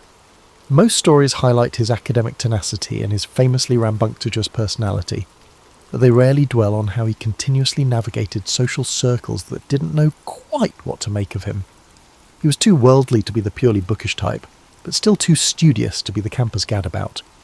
He moved through the halls wearing bright clothing styles, his suits cut a bit sharper, his shirts a bit more flamboyant, and walked briskly, a sign of a mind preoccupied with tasks at hand.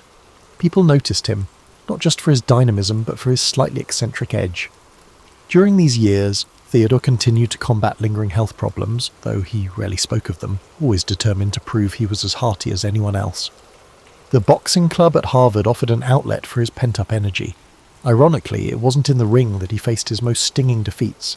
It was in building friendships with the typical college set, many of whom were drawn to a more conventional path of leisure and superficial amusements.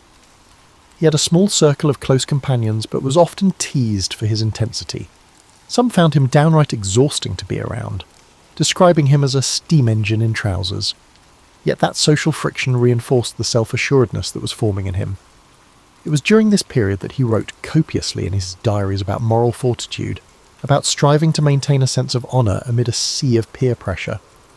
Oddly enough, he sometimes felt lonely at Harvard, trapped between admiration for some of the traditions there and a gnawing sense that he was different. Alongside his studies, Theodore engaged in an array of pursuits that hardly seemed to fit neatly under any single rubric of student life. He wrote editorials for the student paper, typically championing high-minded ideals of honesty and personal discipline.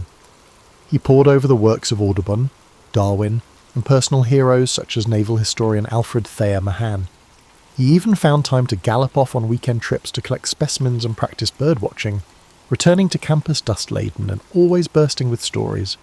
It's a testament to his capacity for juggling interests and goals that he was able to maintain decent grades while also soaking up everything in sight: natural history, public speaking, rhetorical studies, and even genealogical research.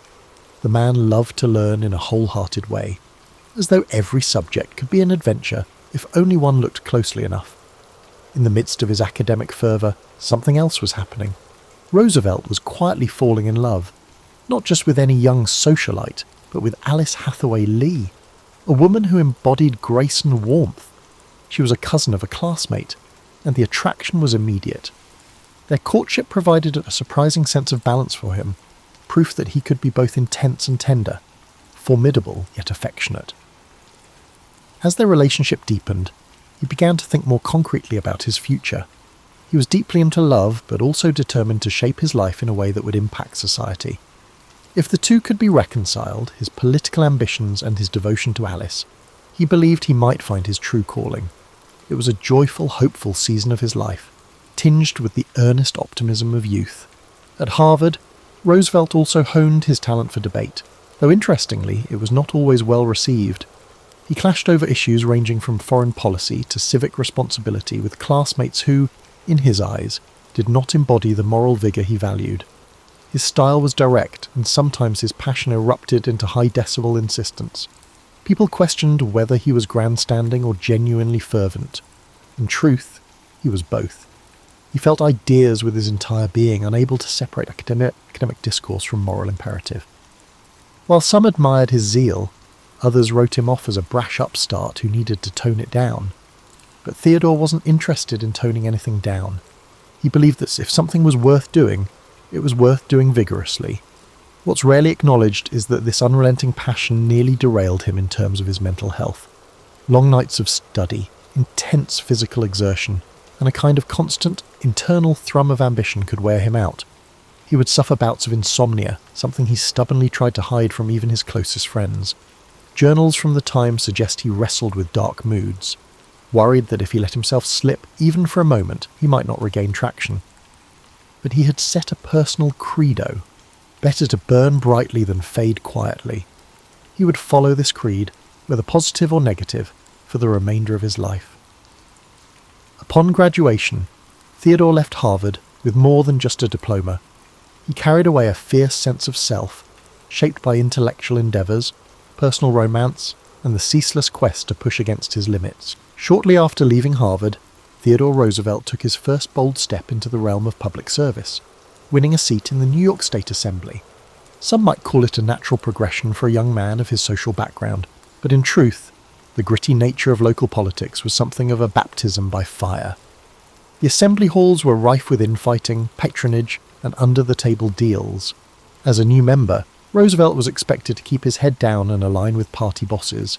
Instead, he stormed onto the scene like a tropical gale, delivering fiery speeches that lambasted corruption and championed reforms. The other lawmakers found him peculiar. Here was a well-to-do youngster, fresh from the Ivy League, with a screechy voice that seemed to come alive the moment he smelled injustice. And injustice, as he saw it, permeated every level of governance. The political old guard was a fortress of self-interest, so they chuckled at his zeal, dismissing him as a nuisance who would soon learn to play by their rules. What they didn't grasp was that Roosevelt's moral convictions, shaped by his father's influence and hammered into form by his own sense of fairness, would not yield under pressure. He was that rare combination, affluent yet empathetic, idealistic yet committed to practical change. Where many of his fellow legislators saw the chance for personal gain, he saw the chance to cleanse a stagnant system. In one particularly heated confrontation, Theodore challenged a powerful politician who had a reputation for backroom deals. Rather than placate this man or resort to polite circumlocution, Roosevelt essentially read him the riot act on the assembly floor, enumerating the ways in which the politician had shortchanged his constituents.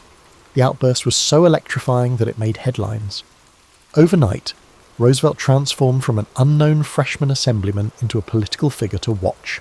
Of course, this also made him enemies, which was no small risk in the treacherous environment of late 19th century politics. His colleagues predicted he would trip over his own eagerness and fade into obscurity. But Theodore thrived on adversity. He doubled down, rallying support for reforms that, while modest by later standards, broke new ground in the fight against Tammany Hall's entrenched power. During this period, tragedy struck in a way that might have derailed a lesser spirit. On February 14, 1884, Valentine's Day, both his wife, Alice, and his mother died hours apart in the same house. The blow was incomprehensible. Only 2 days prior, Theodore had been a vibrant new father, welcoming a daughter, also named Alice, into the world. To lose his beloved wife and his mother on the same day left him emotionally paralysed. He poured his feelings into a single diary entry marked with an X, writing, "The light has gone out of my life." This searing sorrow might have undone him if not for the fact that Roosevelt believed in action as a tonic for despair. In the aftermath, he made a startling move, distancing himself from politics and heading west to the Dakota Territory. A lesser-known aspect of this chapter is that he was not merely seeking solitude, he was also chasing a grand American myth of renewal. Frontier life was an antidote to the heartbreak and political cynicism that had seized him. He purchased 2 ranches, the Maltese Cross and the Elkhorn, immersing himself in the daily grind of cattle ranching, gone were the starched collars and legislative debates. In their place came roundups, branding irons, and days spent in the saddle. The local cowhands initially regarded him with skepticism, pegging him as just another Eastern dandy. But Roosevelt quickly earned their respect, refusing any special treatment, sleeping in rough bunkhouses, and embracing a life that demanded not just physical vigour, but a willingness to confront the unpredictable cruelty of nature. Many accounts of Roosevelt's time in the Dakotas touch on how he chased thieves, tracked bison, and battled near-blinding blizzards. Yet fewer people highlight the contemplative moments he spent on the open range, penning letters home with references to Greek philosophy, or reading thick books by lantern light, the wind howling outside. He used the plains as a confessional booth, sorting through his anger and grief, forging a new tempered sense of purpose. Indeed, it was on those plains where he truly embraced the notion that adversity could shape moral character. Hardship didn't break him, it refined him. When he did return to New York after a couple of years, he was no longer that brash young assemblyman overshadowed by personal tragedy. He was now a hardened rancher with a sharper edge. Upon returning to public life, Theodore Roosevelt set his sights on a job that many dismissed as either too menial or too compromised by corruption. Police Commissioner of New York City. At a glance, this might have seemed like a step down from his earlier roles, but he perceived it as a battleground for genuine reform. He saw a chance to enforce fairness at a ground level, where policy met reality in the daily lives of ordinary citizens. The police force at the time was a quagmire of bribes, extortion, and political favouritism. Officers would accept money to look the other way, or harass political opponents at the behest of party bosses. Roosevelt decided that if he could change the culture of the NYPD, he would be making one of the most significant civic contributions possible. One of his first acts was to enforce the Sunday closing laws for taverns, a move that sparked both outrage and admiration. Contrary to some popular retellings, he wasn't simply trying to morally police the populace. He was signalling that the law was the law, and no one, regardless of how large a bribe might be, was above it. This gambit, while unpopular among weekend drinkers, demonstrated his commitment to consistency. In his view, laws should not be left to personal whim or the thickness of a wallet. At night, he'd even don a disguise and walk the streets, slipping into bars to see if the law was being followed. Newspapers eagerly reported these midnight rambles, painting him as an almost comical figure. But beneath the spectacle lay a serious intent, to root out corruption at its source. His tenure as commissioner also saw him butt heads with the entrenched Tammany Hall apparatus. They had thrived under the assumption that police could be bought or coerced. Roosevelt disabused them of that notion. He promoted officers based on merit, introduced examinations to gauge competency, and disciplined or fired those caught in corrupt acts. This naturally turned many in the force against him, but the public, weary of crooked policing, began to appreciate that someone in a position of authority was, at last, taking their side. His energy was relentless. Staffers joked that he slept less than 4 hours a night, spending the rest of his time either in the office or pounding the pavement. Less well known is the personal toll this job took on him. Roosevelt poured so much intensity into curbing vice, graft and malfeasance that he often neglected simpler pleasures in life. He'd show up at home in the wee hours, paperwork still in hand, only to get up at dawn for yet another inspection. While he was never one to shy away from work, the pressure cooker environment of big city politics was exacting. He found himself increasingly at odds with other commissioners who were less enthusiastic about eradicating corruption, or more mindful of not offending powerful interests. On more than one occasion, he was threatened and ridiculed. Critics called him a moralistic meddler, an upstart who lacked the political savvy to navigate a city that thrived on compromise. And yet, by the time he moved on from the police department, he had planted the seeds for a more accountable and professionally run force. Officers who were promoted under his merit-based system carried forward the ethos of public service. The public, for the first time in a long while, felt glimpses of trust in their police.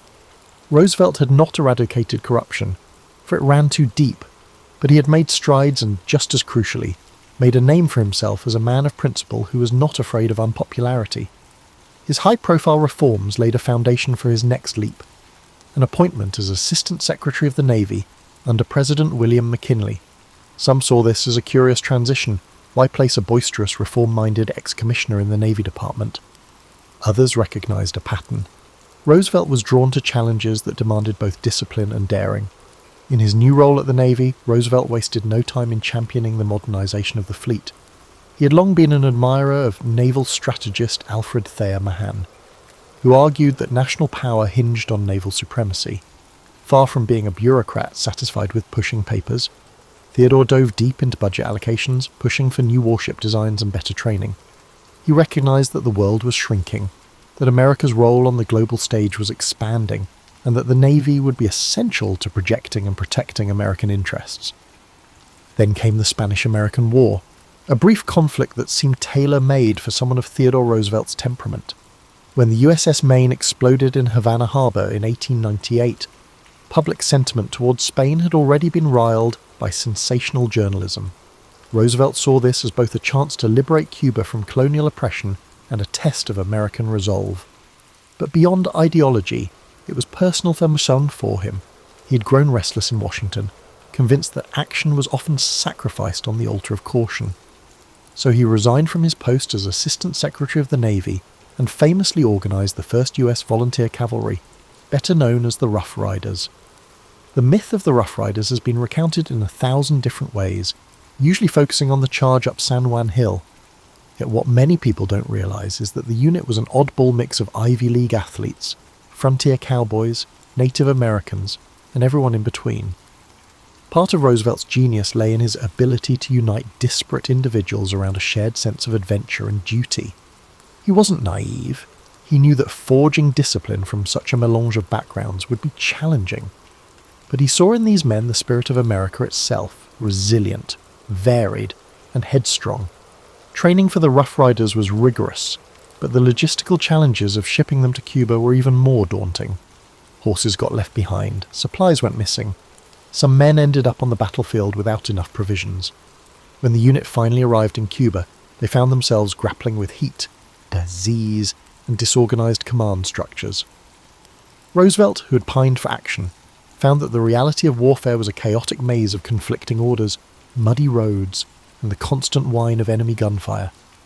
And yet, to see him in the middle of it all was to witness a man who felt completely alive, for better or worse.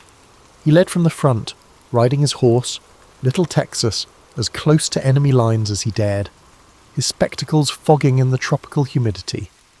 The famed Battle of San Juan Heights was the defining moment.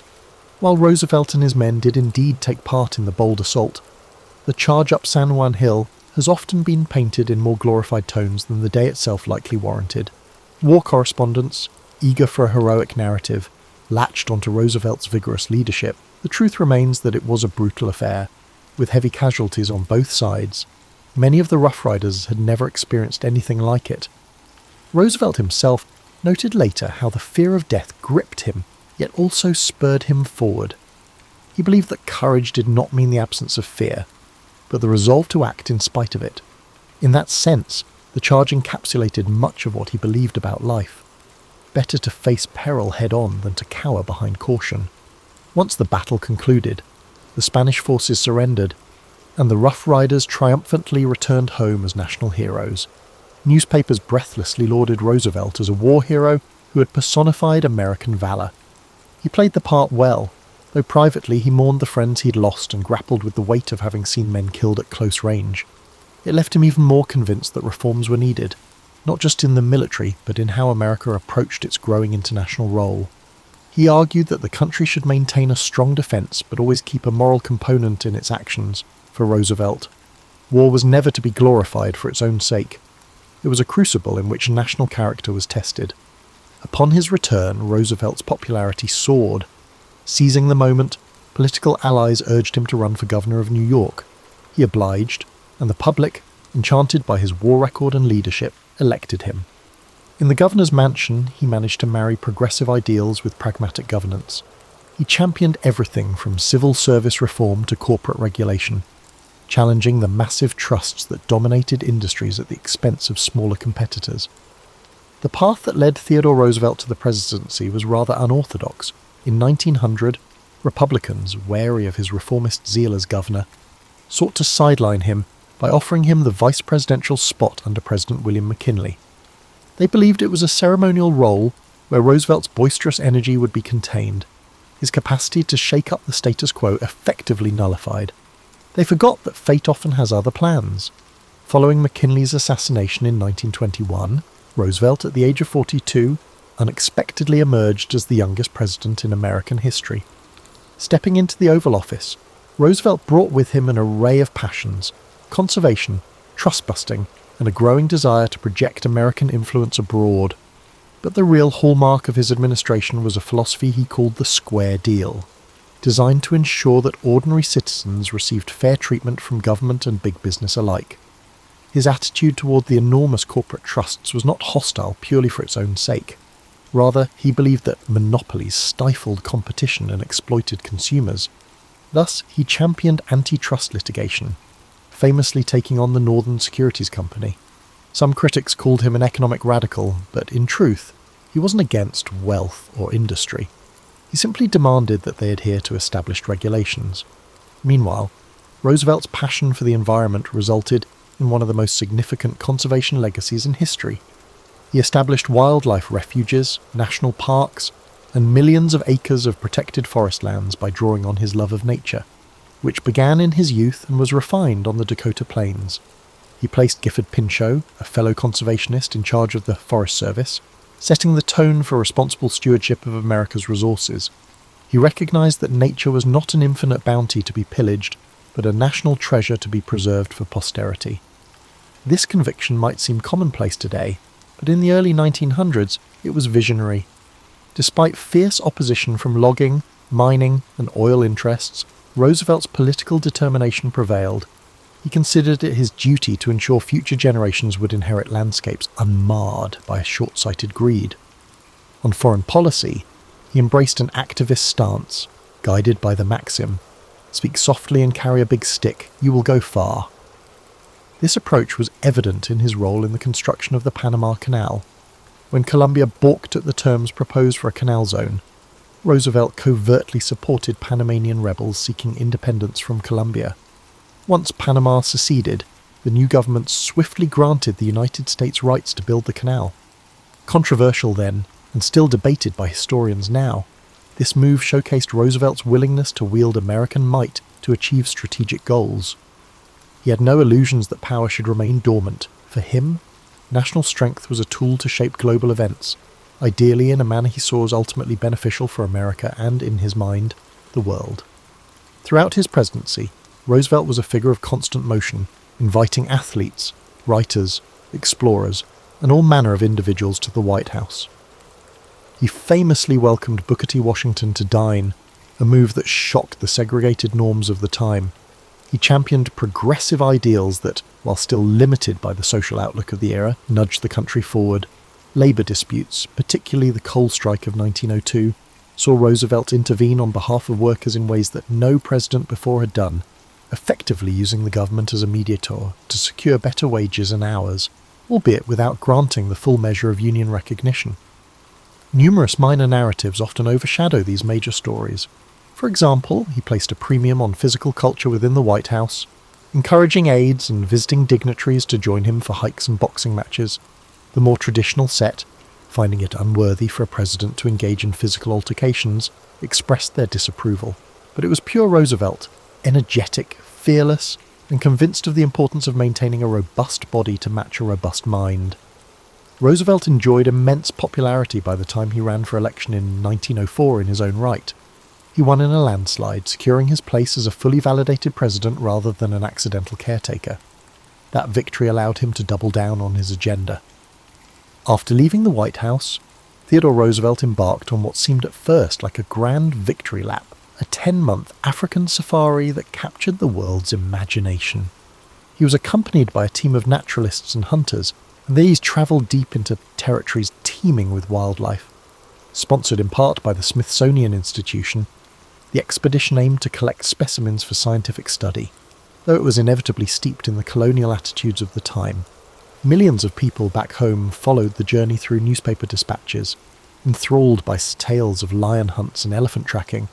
Roosevelt, for his part, relished the thrill, but also the sense that he was contributing to a greater scientific understanding of the continent's fauna. He painstakingly documented everything, from the habits of rhinoceroses to the migratory patterns of birds. His childhood love for cataloguing the natural world rekindled on a grand scale. Yet those who imagined him content to rest on his laurels grossly misread his character. Upon returning from Africa, he found himself dissatisfied with the direction of the Republican Party under his hand-picked successor, William Howard Taft, who, in Roosevelt's estimation, had betrayed the progressive ideals they once shared.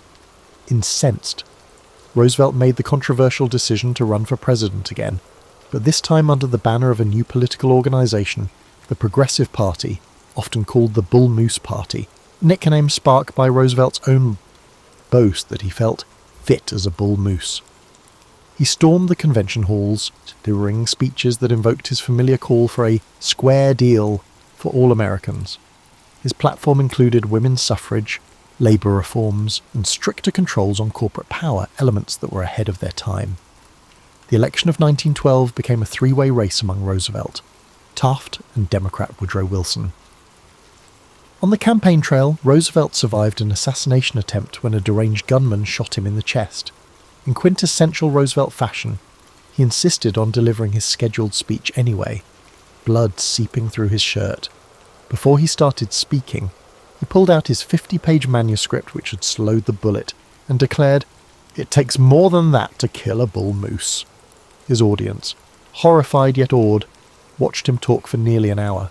Though wounded, he remained unstoppable, forging ahead with his message of progressive change. Despite his determination, the split in the Republican vote handed the presidency to Wilson.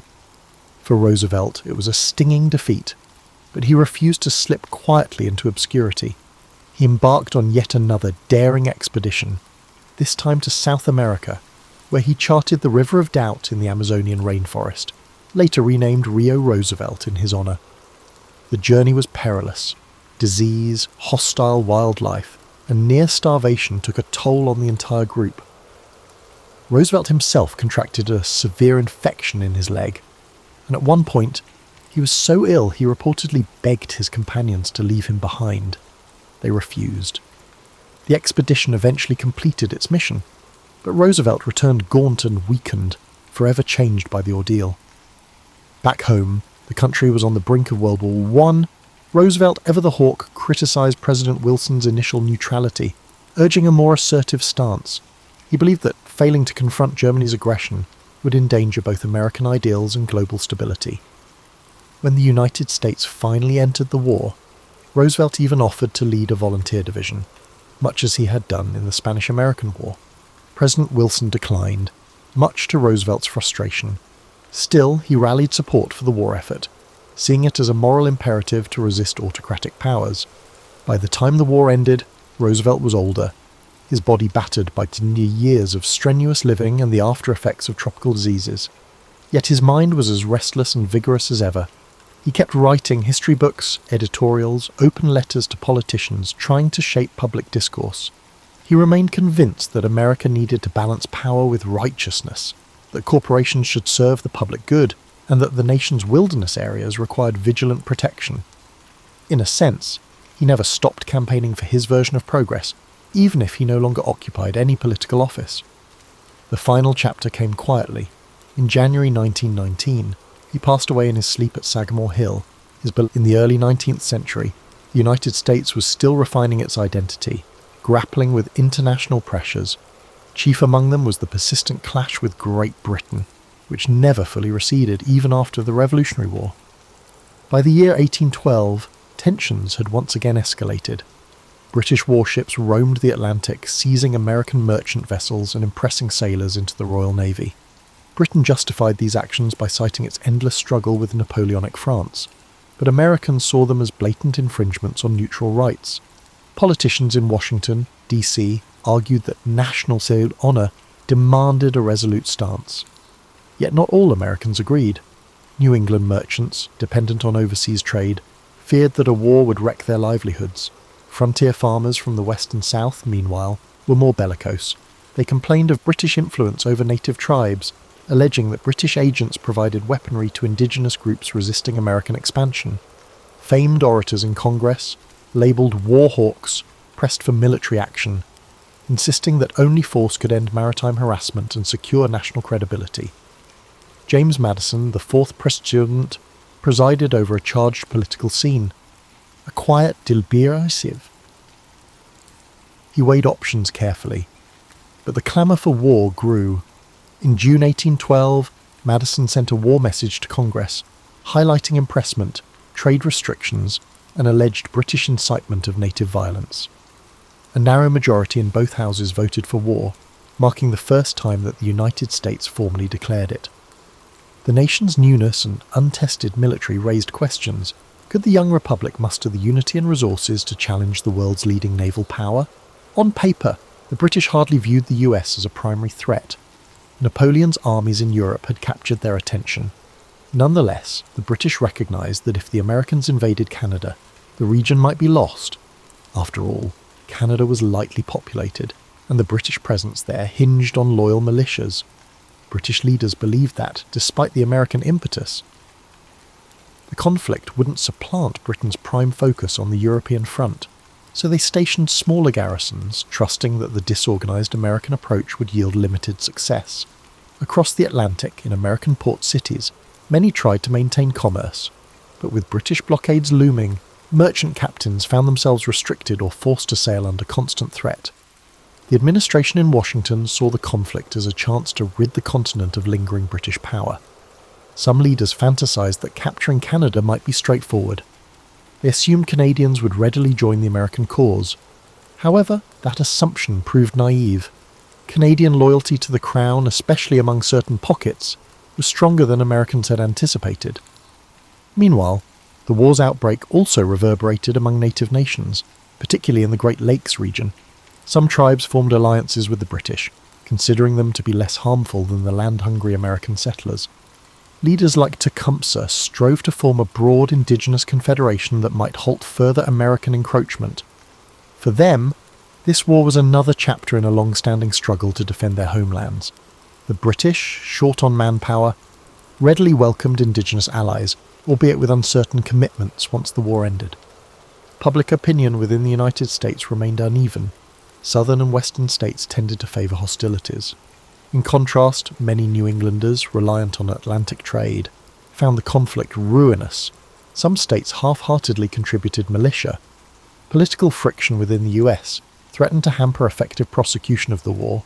Nevertheless, the formal declaration spurred initial bursts of patriotism in certain regions. Local militia parades and oratory about defending liberty repeated the rhetoric of the Revolutionary era, though critics derided the war as Mr. Madison's war. As the summer of 1812 progressed, American forces readied invasions across the Canadian border, aiming to quickly seize territory. The War Department, however, was ill-prepared. The regular army was small, officered by a mix of Revolutionary War veterans and political appointees. State militias varied widely in discipline. Supply lines were shaky. Still, generals promised swift victories. Observers from Europe, half attentive while embroiled in Napoleonic campaigns, watched with mild interest, suspecting the conflict would remain localized. The War of 1812 began in this precarious, multifaceted environment. The Americans believed they could avenge maritime wrongs and perhaps expand into Canada. The British, confident but distracted, expected to defend Canada with minimal resources. Indigenous nations, caught in the crossfire, saw an opportunity to resist American expansion. As the war commenced, few realized the transformative effects it would have on North America's diplomatic and cultural landscape. Early in 1813, American strategists believed they could redeem the humiliations of 1812 by launching renewed offensives into Canada. However, the same structural flaws persisted: volunteer militias, uncertain supply lines, and leadership lacking experience in large-scale campaigns. Generals like Henry Dearborn planned coordinated thrusts along Lake Ontario and the Niagara frontier, yet cooperation between commands remained shaky, and British defenders, aided by local militia and Indigenous allies, effectively countered many moves. On Lake Erie, Oliver Hazard Perry supervised a frantic shipbuilding effort at Presque Isle, present Dare, Pennsylvania. The plan was bold: construct a small fleet to wrest control of the lake from the British, thereby isolating their garrisons in western Upper Canada. In September 1813, Perry's squadron faced the British at the Battle of Lake Erie. Amid chaotic fighting, Perry's flagship took heavy damage, prompting him to row to another vessel and continue the fight. The result was a striking American victory, culminating in his laconic message, "We have met the enemy, and they are ours." This triumph severed Britain's supply route and forced them to abandon Detroit. Simultaneously, William Henry Harrison led an American army into Upper Canada. Bolstered by Lake Erie's strategic advantage, Harrison advanced, culminating in the Battle of the Thames in October 1813. The death of Tecumseh there shattered the indigenous coalition in the region. Although some tribes would continue resistance, the unified front Tecumseh championed is dissipated. American morale soared at these regional successes, mitigating memories of the prior year's catastrophes. Yet not all fronts prospered. Along Lake Ontario, the Americans captured and burned York, future Toronto, angering Canadian locals but failing to achieve a decisive hold. Furthermore, the attempt to hold or take the Niagara region vacillated as leadership changed. The incompetent or quarrelsome interplay among American generals let opportunities slip away. British regulars, though outnumbered, capitalised on interior lines and local knowledge. They also enjoyed better coordination with indigenous forces. On the Atlantic side, the US Navy's larger warships occasionally triumphed in single-ship duels, but Britain's blockade grew tighter. American merchant vessels found it perilous to venture out. Privateers operating from smaller ports tried to slip through, capturing British merchant ships for bounty. Despite being a significant threat to Britain, these privateers were unable to lift the blockade. Coastal towns faced hardship as imported goods became scarce, fueling discontent. In New England, especially, anti-war sentiment solidified. Some Federalists saw the conflict as a Southern war, suspecting expansions in territory only benefited southwestern agrarian interests. Amid these realities, 1814 brought a watershed shift in the global context. Napoleon's defeat in Europe freed British resources to pivot to North America. The British planned major offensives. One, a southern thrust aiming to capture New Orleans; another, a mid-Atlantic invasion to strike the Chesapeake. They also stepped up attempts to secure control of Lake Champlain, a route to New York's interior. The intensification alarmed the Madison administration, which realised that if these drives succeeded, major US cities could fall or states might bolt from the Union. Also, central in 1814 was a series of negotiations that began in Ghent. Belgium, American delegates, including John Quincy Adams and Henry Clay, faced British counterparts. These talks progressed slowly, shaped by events on the battlefield. Initially, Britain demanded concessions like a recognised indigenous buffer state in the Old Northwest, while the Americans insisted on status quo ante bellum. Each side hoped for a military advantage that would improve bargaining. Throughout the summer, the negotiations seesawed, overshadowed by intensifying hostilities. An overlooked aspect was the southwestern frontier, where Andrew Jackson confronted Creek warriors allied with or influenced by the British. Jackson's Tennessee volunteers waged fierce campaigns in the Creek War, culminating in a decisive victory at Horseshoe Bend. The resulting treaty forced vast land cessions from the Creeks, revealing how the War of 1812 also served American expansion at indigenous expense. Jackson's reputation soared, positioning him for greater national prominence after the conflict. Thus, by mid-1814, the war was nearing a pivotal moment. The British planned to unleash their superior fleets and veteran troops now freed from European entanglements. The Americans, battered and divided, pinned hopes on local successes and the resilience of militia. Diplomatic channels flickered, but no one was sure how soon or on what terms peace would arrive. The stage was set for dramatic clashes that would shape not just the immediate fortunes of the two countries, but the future map of North America. Observers recognized that the war's outcome might finally clarify whether the United States, after 3 decades of independence, could fully stand among global powers or remain overshadowed by older empires. Late 1814 saw Britain escalate. One prong targeted the Chesapeake. Its success at capturing and burning Washington, D.C. in August shocked Americans. The British sought to quickly follow up by attacking Baltimore, a crucial port. If Baltimore fell, Britain might cripple the region's commerce and break American resolve. Yet Baltimore's defenders prepared vigorously. Citizens erected barricades, sank vessels to block harbour approaches, and reinforced Fort McHenry. British warships commenced bombardment on the night of September 13th, unleashing salvo after salvo into the fort. Despite the onslaught, the fort held. When dawn arrived, the American flag still billowed, witnessed by Francis Scott Key, who penned the Star-Spangled Banner. This morale-boosting outcome forced the British to withdraw, neutralising their Chesapeake campaign. Another British thrust aimed at Lake Champlain. An army advanced from Canada, hoping to slice into upstate New York and isolate New England. On September 11th, 1814, American naval forces under Thomas MacDonough won the pivotal Battle of Plattsburgh Bay, outmanoeuvring the British squadron.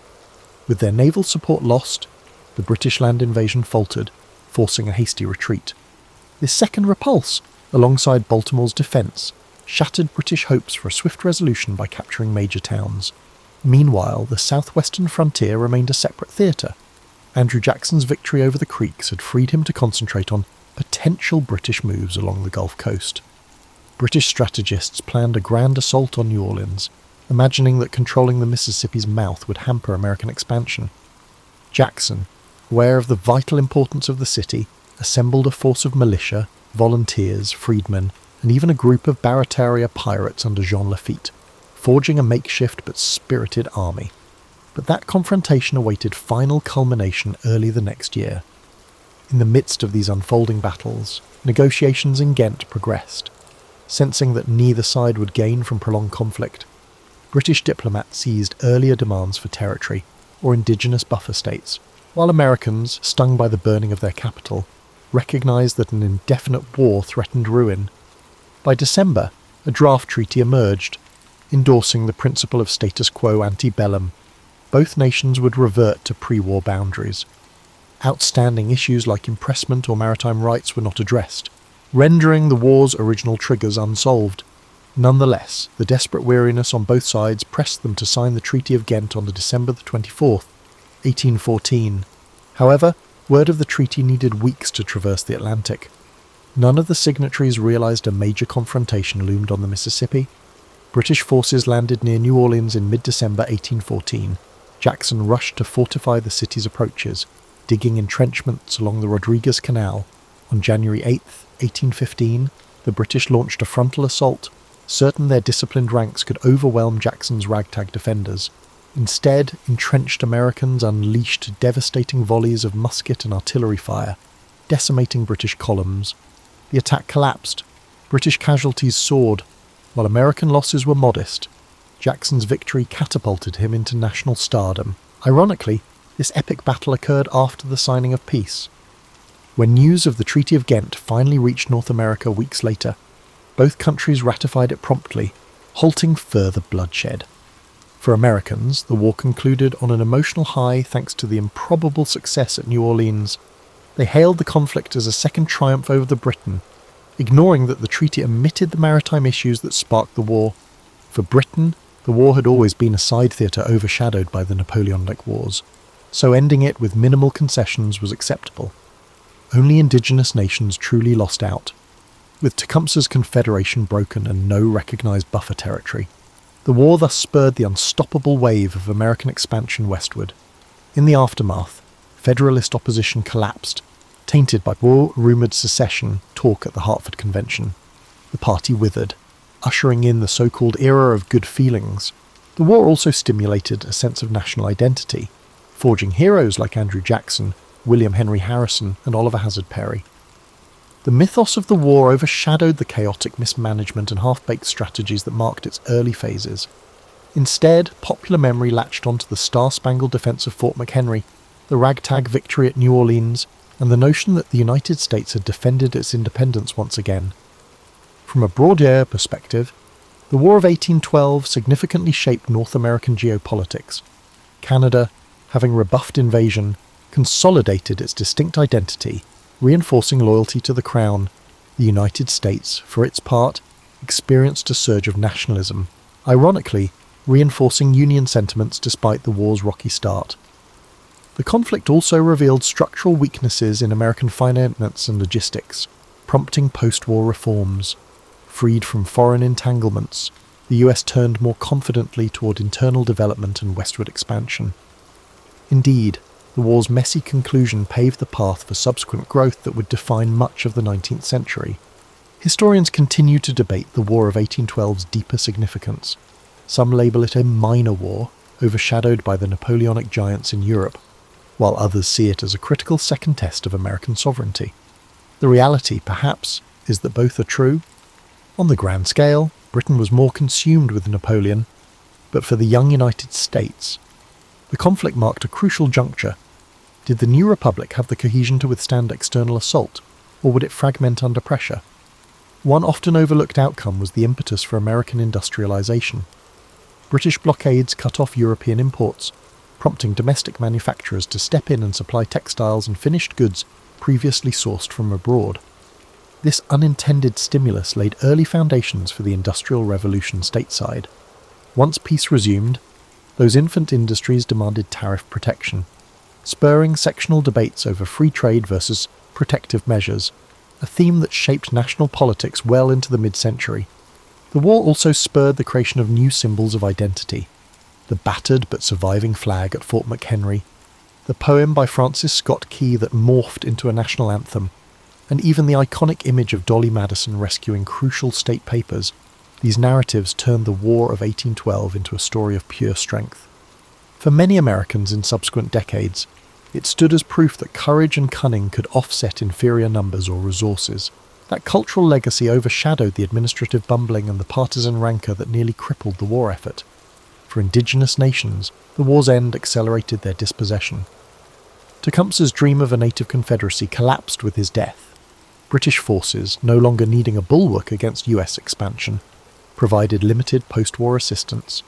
Tribes that had allied with Britain faced retribution or land seizures as Americans advanced. In the South, Andrew Jackson's post-war ascendancy led to further treaties pushing native groups west. Thus, the War of 1812 served as a key moment, paving the way for widespread white settlement throughout the Mississippi region and beyond. As for Canada, it developed a sense of shared heritage by resisting American invasions. French and English-speaking Canadians united under the Crown to repel the foreign threat, sowing seeds for a budding national identity distinct from Britain and the US. Figures like Laura Secord, who carried warning of an American raid, or the dead General Isaac Brock, became local heroes. The war's memory underscored that Canada would not be simply swallowed by the larger republic to the south, a dynamic that remains a point of cultural pride. Meanwhile, the returning US soldiers found themselves in varied conditions. Many frontier militias simply melted back into civilian life. Officers like Andrew Jackson or William Henry Harrison parlayed their war reputations into political capital, eventually capturing the White House. The post-war political environment recognized the potency of war heroes as leaders. The Federalist Party, tarred with disloyalty, soon dissolved, leaving the Democratic Republicans dominant, though internal factions would later spin off into new parties. James Madison completed his presidency in 1817, claiming the war had proven the constitutional system could endure an external threat. However, not all scars vanished. New England's economy, battered by blockades, pivoted more strongly toward manufacturing. Southern cotton expanded rapidly, ironically, fueled by the sense of security that no immediate British incursion threatened the coastline. The war's ephemeral alliances with French exiles or Spanish forces in Florida also factored into ongoing jockeying for territory. Within a few years, the US negotiated further expansions, culminating in the acquisition of Florida from Spain in 1819. These expansions, ironically, were partly greased by the sense that the US had won the War of 1812, even if the official treaty indicated no formal victor or concession. Thus the conflict's legacy blossomed in multiple directions. For some, it was an afterthought overshadowed by the Napoleonic saga. For others, especially Americans, it was a second war of independence that validated the constitutional experiment. For indigenous nations, it triggered sorrowful fragmentation. For Canadians, it stamped a rebellious, proud identity that shaped future confederation. And for the wider Atlantic world, it removed a potential thorn, allowing Britain and the US to gradually pivot from enemies to trading partners. Of course, the complexities of war never vanish neatly. Subsequent decades saw tensions remain, especially in the boundary disputes in the Great Lakes region, eventually resolved by more peaceful diplomacy. The War of 1812 thus quietly ended an era of direct Anglo-American conflict. In the century that followed, both nations found more pressing concerns elsewhere, forging an uneasy but enduring peace. Over time, the war receded into historical memory, overshadowed by other milestones, yet its impact on shaping North American political, cultural, and economic trajectories remains indisputable. From a modern viewpoint, the War of 1812 often suffers from overshadowing by the American Revolution or the Civil War, yet it introduced important transformations in how Americans conceptualize their government's role, how local militias interface with federal authority, and how the broader continent responded to shifting power dynamics. For a generation that came of age after 1776, the war proved their own defining moment. Many states saw newly minted heroes or identified local episodes of valour, forging a tapestry of war stories that fed local pride. Among lesser-known anecdotes is the role of enslaved men who escaped to British lines, particularly in the Chesapeake region. The British offered freedom to those who joined their cause, akin to certain practices during the Revolution. Many seized the chance, enforcing British logistical efforts or forming labour battalions. Following the war, some relocated to British territories such as Nova Scotia or Trinidad, forming diaspora communities known as Americans. The phenomenon highlighted the contradictory nature of a war fought over liberty, while slavery persisted, adding another dimension to the moral tensions of the era. Another overlooked thread is the role of women on the home front. Dolly Madison's rescue of the White House portrait is famous, but countless unnamed women toiled under blockades, farmed while husbands marched, and nursed wounded militiamen. Some women, with entrepreneurial flair, turned to weaving or local manufacturing to fill voids left by the disrupted import market. Their contributions, though seldom documented, were part of the shift toward a more self-sufficient domestic economy, proving that crises can spur inventive responses in local communities. Meanwhile, the impetus for building infrastructure grew. The war exposed how the poor roads hindered troop movements and supply lines, prompting calls for federal investment in internal improvements, canals, turnpikes, and eventually railroads. Although these developments advanced mostly after the war ended, the War of 1812 experience laid bare the necessity for connectivity. As a result, the federal government gradually leaned into more involvement with the infrastructure, an idea championed by national Republicans who wanted to unify the states through improved trade routes. Diplomatically, the post-war settlements signified a slow thawing in Anglo-American relations. British statesmen, preoccupied with maintaining post-Napoleonic Europe's order, found it pragmatic to reduce friction across the Atlantic. The Rush-Bagot Agreement of 1817 demilitarized the Great Lakes, a pioneering arms control pact that diffused future tensions. Over time, the Canada-US boundary stabilized, fostering an unusual phenomenon, the world's longest undefended frontier. This shift from hostility to mutual accommodation in North America stands as a direct outgrowth of the war, even if overshadowed by the dramatic episodes of 1812 to 1815. For indigenous peoples, the war's end spelled heartbreak. Britain no longer needed to bolster native confederations, so they withdrew support. The momentum of American expansion resumed, unstoppable. A patchwork of treaties forced tribes onto smaller lands or westward. The war had briefly offered a chance for unity under Tecumseh's leadership, but that vision perished at the Thames. The subsequent displacement of tribes in Ohio and Indiana soared, part of the broader national policy that would eventually culminate in the forced removals of the 1830s. Culturally, the war fed a romantic notion of American pride in adversity.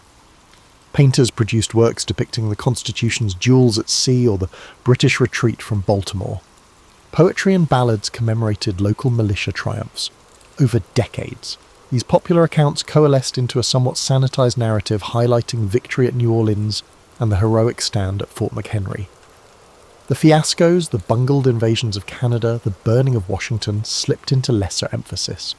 This selective memory pattern shaped how textbooks presented the war for generations, culminating in a sense that the US overcame formidable odds to defend its independence once more. Thus, the War of 1812 was not solely about the immediate triggers of maritime rights or frontier tension.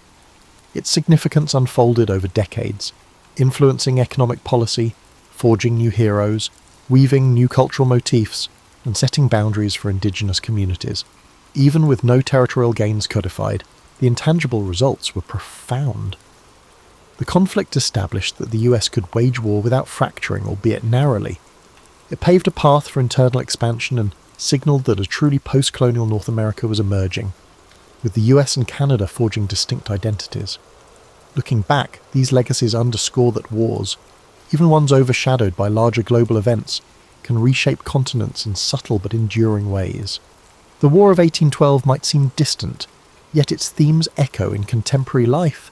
How a young nation handles international bullying, the friction between defending principles and managing everyday commerce, and the tensions of forging unity among disparate regional interests.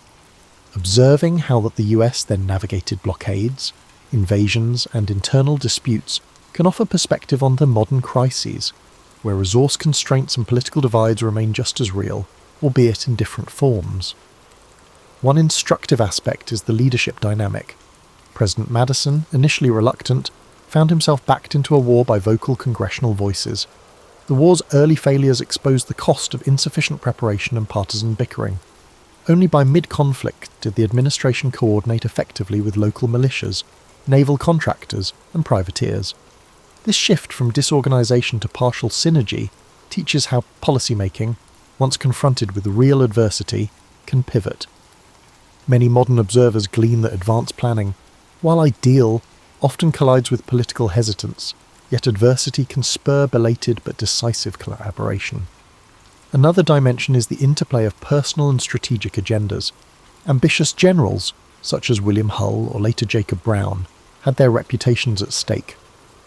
Politicians in Congress angled for local advantage or re-election. The war's path was shaped by these individual aims, sometimes to the detriment of cohesive national strategy. Similarly, in today's environment, personal ambition can sabotage or realign collective efforts, showing that cohesive leadership must harness personal drives rather than deny them. The conflict also underscores how external catalysts can unify an otherwise fractious society. Despite ongoing disputes, the burning of Washington united many who previously criticized the war. The subsequent defense of Baltimore turned despair into resilience, bridging divides, at least temporarily. This phenomenon appears repeatedly in national histories. A tangible external threat can galvanize unity, overshadowing internal differences. However, sustaining that unity after the crisis abates is another matter, a lesson well illustrated by the meltdown of Federalist support post-war and the ephemeral era of good feelings.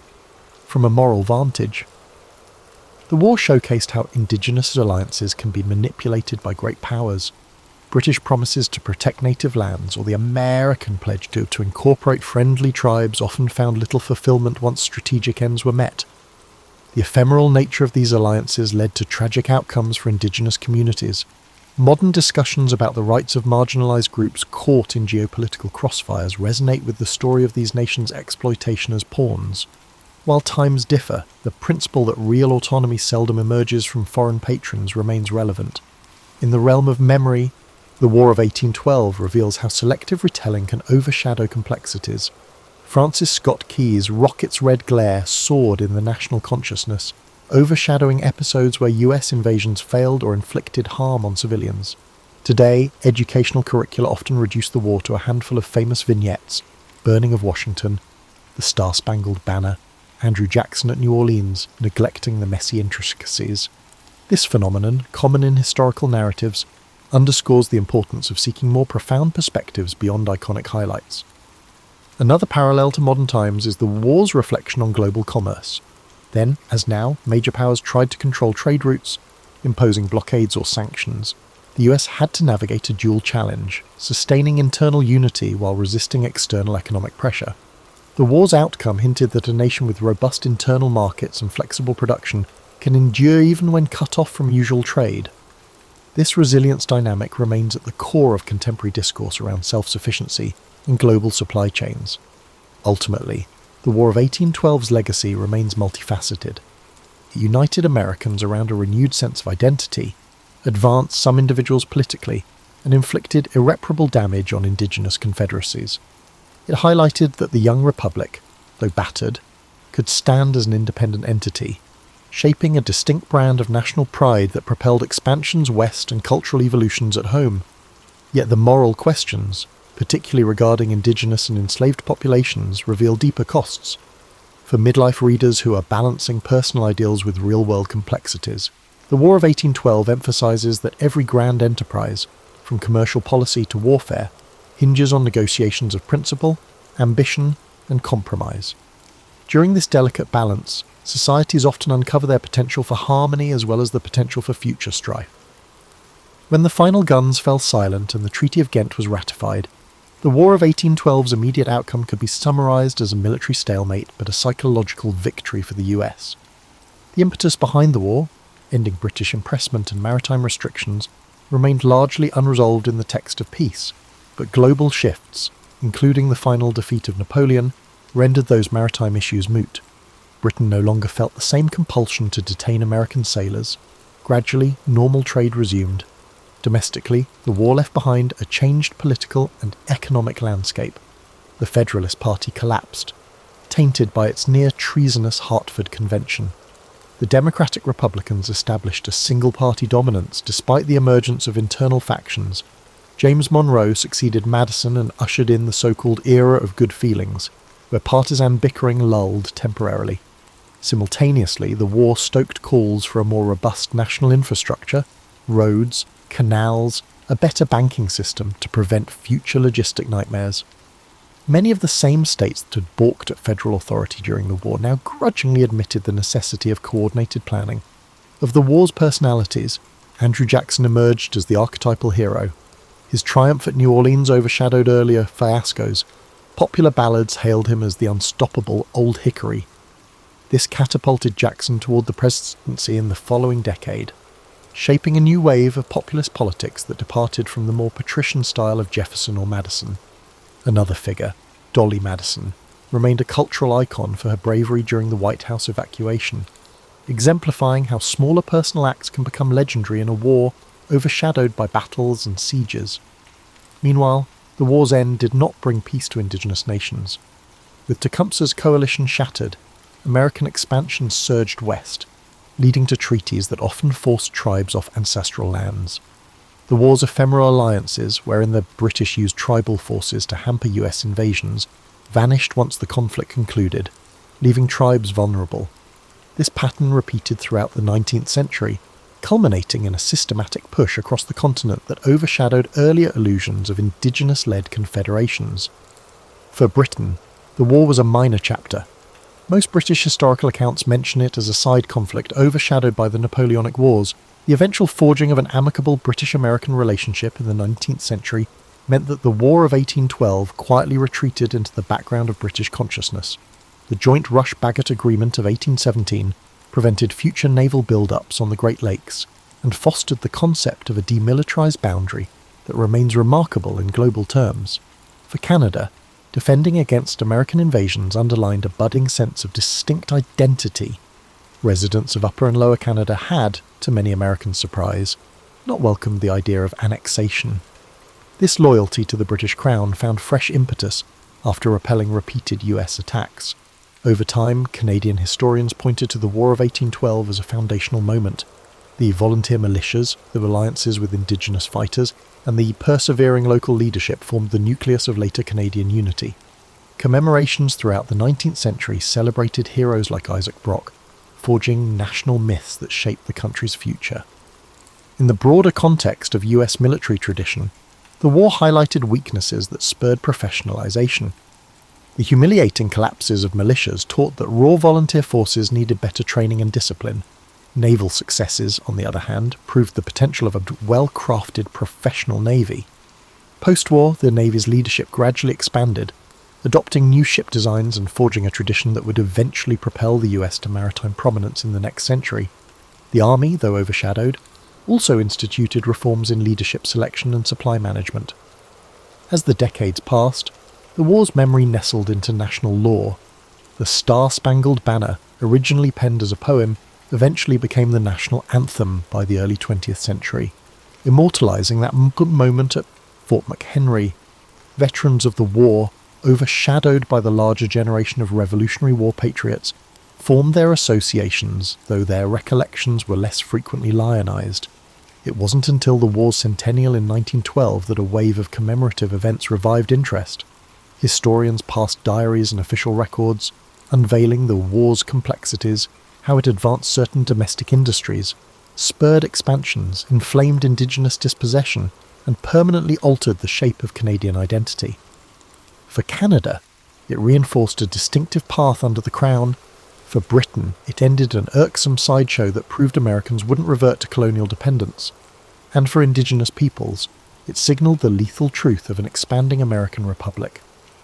The war's finale, overshadowed by the surreal timing of news, delivered no single glorious victor, but shaped the next century's cross-border realities in ways subtle yet enduring. From his earliest days, young Marcus sensed expectations clinging to him like a heavy mantle. He was not yet the philosophical emperor history would revere, merely a curious boy from a prominent Roman family.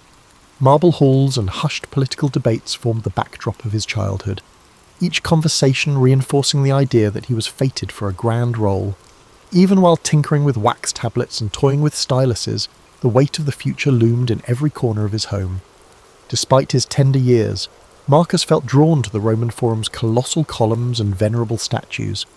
Each marble figure whispered tales of victory and downfall, reminding him how power shimmered, then vanished. He marvelled at the thought that these silent sentinels once watched over leaders who, like him, had walked these streets, shoulder to shoulder with fate. More than politics or pageantry, Marcus discovered his keen interest in philosophy. His mother, gentle but incisive, recited lines from Stoic texts on rainy afternoons, speaking of moral fortitude as the shield against life's unpredictable storm. In these verses, Marcus found a reassuring promise that wisdom could transcend the clamour of ambition. This fascination grew when he met Junius Rusticus, a revered tutor uncompromising in truth. Instead of coddling Marcus, Rusticus challenged him, igniting the fire of a questioning mind. Their lessons were forging an inner sanctuary, one guided by reason rather than impulse. While many children dreamed of feasts and fleeting distractions, Marcus quietly gravitated toward calmer pursuits. Evening hours found him practicing letters by lamplight, his stylus carving words about duty and virtue into smooth wax. Even at a young age, he sensed that an empire was not just a playground of wealth and power, but an arena where moral strength was tested at every turn. Politics, however, remained an unrelenting reality. Allies and adversaries shifted like desert sands.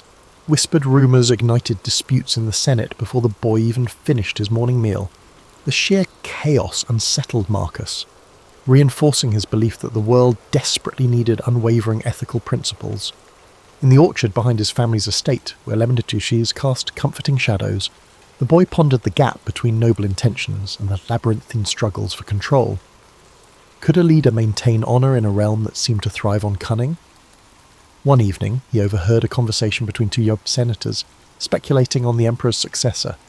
They spoke of cunning, lineage, and ties that could tip the scales of power. The gravity of those words thrilled and sobered him. Soon, the emperor's choice would reshape the lives of thousands. Perhaps they would someday look to Marcus for leadership. The thought both exhilarated and weighed him down. He was fully aware that the opulent facade of Rome concealed genuine struggles for numerous individuals. However, a glimmer of determination glowed within him. If he could combine his moral convictions with practical governance, perhaps he could leave a lasting legacy for Rome, surpassing the monuments adorning its skyline. Within the hush of the orchard, lulled by the scent of citrus, Marcus would close his eyes and imagine a city where leaders governed with compassion and clarity. where a child's lessons in virtue could shine light into the darkest corners of public life. This was more than daydreaming. It was the formation of an inner compass. Over time, that compass would guide him through personal trials and political storms alike. The seeds of the greatness, once planted, sprout in quiet moments of introspection. Marcus Aurelius was still a boy, but those daily lessons, stoic texts, moral debates, afternoons spent in wide-eyed awe at the forum's relics, were shaping him into something unexpected. He wanted to be more than a figurehead who wore the purple cloak of Rome. He aspired to be a leader who, through reason and resolve, could honour the empire's legacy while also moulding it into a place where virtue had not yet gone to die. Only time would reveal the magnitude of that promise. But in those early days, he nurtured it beneath the lemon trees, letting the steady Roman sun coax it into full bloom. Occasionally, he noticed the quiet fear in the eyes of servants, wondering if the next political shift would upend their lives. These silent observers became Marcus's secret teachers, revealing how the whims of the powerful sent ripples through every social stratum. Each nervous glance was a stark reminder that real lives rested on the emperor's decrees. For Marcus, the truest path forward lay in forging a principled heart, one that would not falter when confronted by the swirling winds of power. He did not yet know how he might achieve such steadiness, only that he must, lest he become the very thing he feared. The turning point came when Emperor Hadrian, aging and burdened by illness, cast his gaze upon the empire's future. In doing so, he settled upon Antoninus Pius as his immediate successor, but insisted that Antoninus adopt young Marcus alongside Lucius Verus. For Marcus, this was no mere ceremonial shift. Suddenly, every gesture was scrutinized, every uttered word weighed for hints of potential. However, while he felt destiny's grip tighten around him, he also discovered unexpected warmth in Antoninus, the man he would learn to call father. Antoninus Pius was neither a flamboyant conqueror nor a voracious politician. His nature leaned toward the steady and the dutiful. He managed affairs of state with consistent practicality, doing so in a manner that contrasted sharply with the tempestuous reigns Rome had witnessed before. Gradually, Marcus realized that the empire did not always hunger for breathtaking exploits. It sometimes needed the comforting hand of stability, and from Antoninus, he absorbed a set of quiet lessons, among them the value of patience, the virtue of measured decision-making, and the simple power of reliability. But not everyone supported this new arrangement. Some in the Senate murmured that Marcus was too young, too reflective, too predisposed toward philosophy to handle imperial responsibilities. They questioned whether the boy who spent hours with Stoic scrolls and moral treatises could ever become the commanding presence they believed Rome required. In response, Marcus met these doubts not with anger, but with a focused determination. If he was untested in governance, then he would devote himself even more deeply to studying its intricacies. He devoured treatises on law, pored over military histories, and conversed late into the night with advisors who had navigated the labyrinth of Roman politics. The more he learned, the more he recognized that governance was not a place for rash tempers or inflexible dogmas. Indeed, it demanded both compassion and detachment, an ability to stand firm for justice, while also understanding the fragility of human ambition. His bond with Lucius Verus added a twist to this evolving chapter. Lucius was his co-heir, a young man prone to revelry and spectacle, far less studious than Marcus but undeniably charismatic. The two could not have been more different. Yet they were tied together by destiny's decree. Even so, Marcus found that their differences enriched his perspective. Through Lucius, he glimpsed the appeal of festivity and lived experience, worlds that felt distant to his contemplative soul. He did not begrudge Lucius his extravagances, but he pledged to maintain a certain balance, steering clear of the pitfalls of mindless indulgence. Under Antoninus's watchful guidance, Marcus began attending meetings where Roman officials debated issues of provincial taxes and infrastructure. At first, he was a silent observer. He listened intently, noting how rhetorical skill could sway opinions, how alliances formed and dissolved. Gradually, Antoninus entrusted him with minor tasks, drafting letters to distant governors, reviewing small legal disputes, or overseeing the maintenance of an aqueduct. Despite the seemingly mundane details, Each assignment revealed the hidden threads that held Rome together. An enlightening moment arrived when an official from a far-flung province complained about an unpaid legion. Though it seemed a trivial matter, an administrative oversight, it threatened the morale of hundreds of soldiers, men tasked with safeguarding Roman borders. Marcus tackled the crisis with empathy, ensuring funds were dispatched promptly and carefully, offering a few thoughtful words of gratitude for the troops' service. The gesture, though modest, resonated widely. Rumours spread of the young heir who was genuinely concerned for the well-being of people he had never met. For the first time, Marcus sensed that his inclination toward moral philosophy might, in fact, hold a practical value in the arena of power. Life under Antoninus's roof was both nurturing and demanding. The emperor expected discipline, but also allowed Marcus to cultivate intellectual pursuits. Debates with learned scholars and philosophers became as common as talk of grain shipments from Egypt. In these discussions, Marcus refined his belief that leadership was not about personal glory, it was about serving a greater whole. He saw in Antoninus a man who laboured daily for the good of Rome, not because it was glorious, but because it was right. Still, there were moments of doubt. The ghosts of the previous emperors, men such as Domitian and Nero, cast long shadows. Marcus knew well that absolute authority could corrupt a weak soul.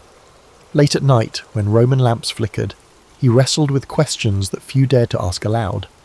How could one wield power without compromising virtue? Was it possible to harmonise the Stoic ideals he revered with the demands of realpolitik?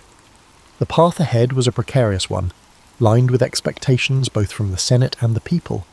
Yet each day, in small but significant ways, Marcus was learning that an emperor's duty was not just to conquer, but to care, not simply to command, but to comprehend. By internalising these truths, he began shaping the course of his future reign. More importantly, he was becoming the steward of an empire that, under his guiding hand, might just find the soul it had long been missing.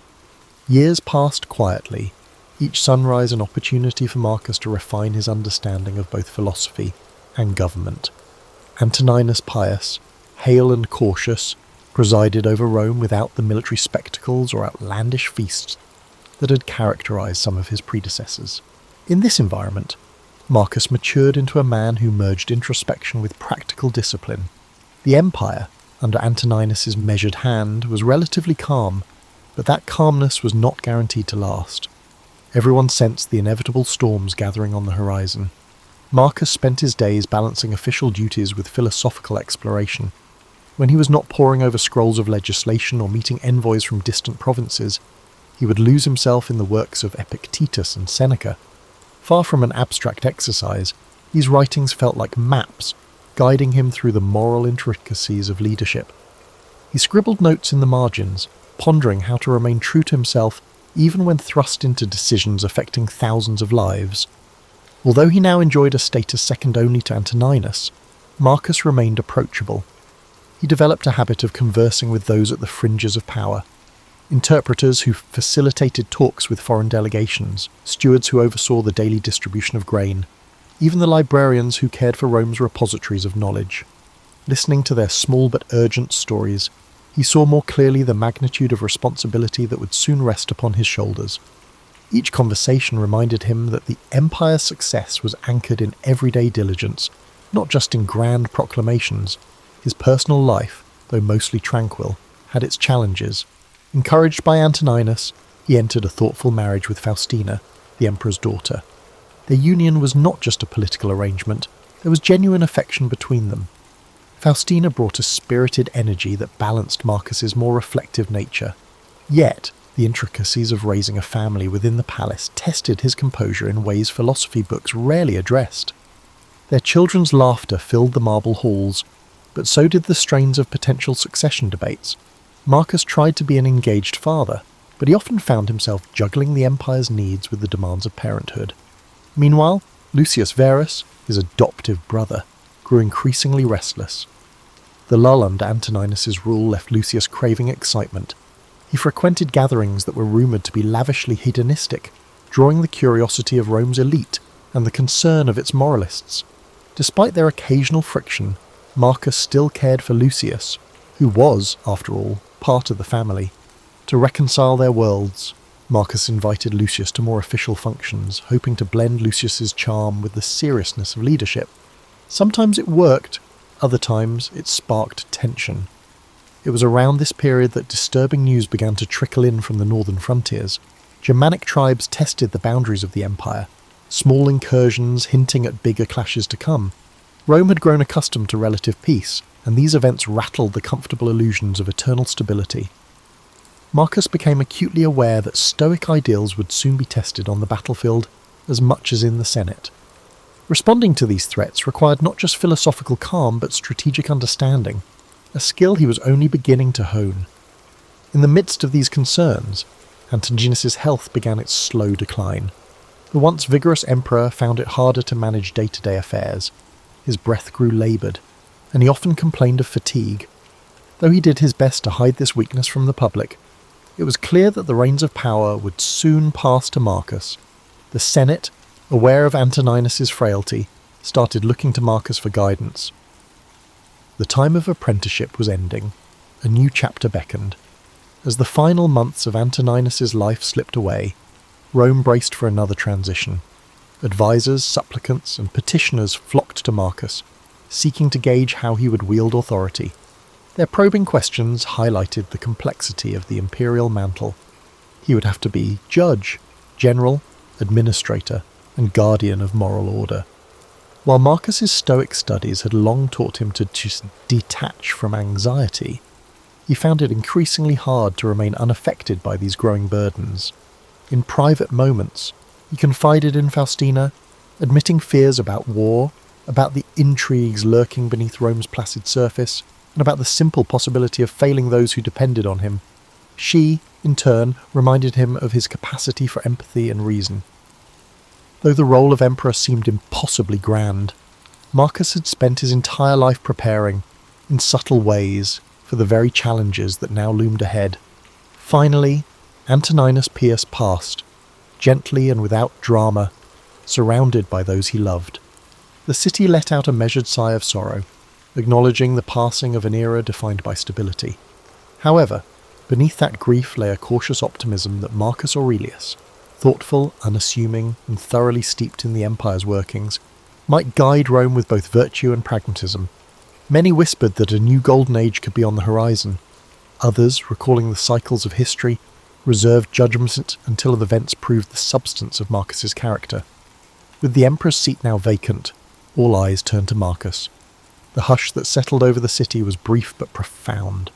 A quiet vow formed in his mind. He would carry forth the Stoic torch, letting reason define his reign and compassion temper his decisions.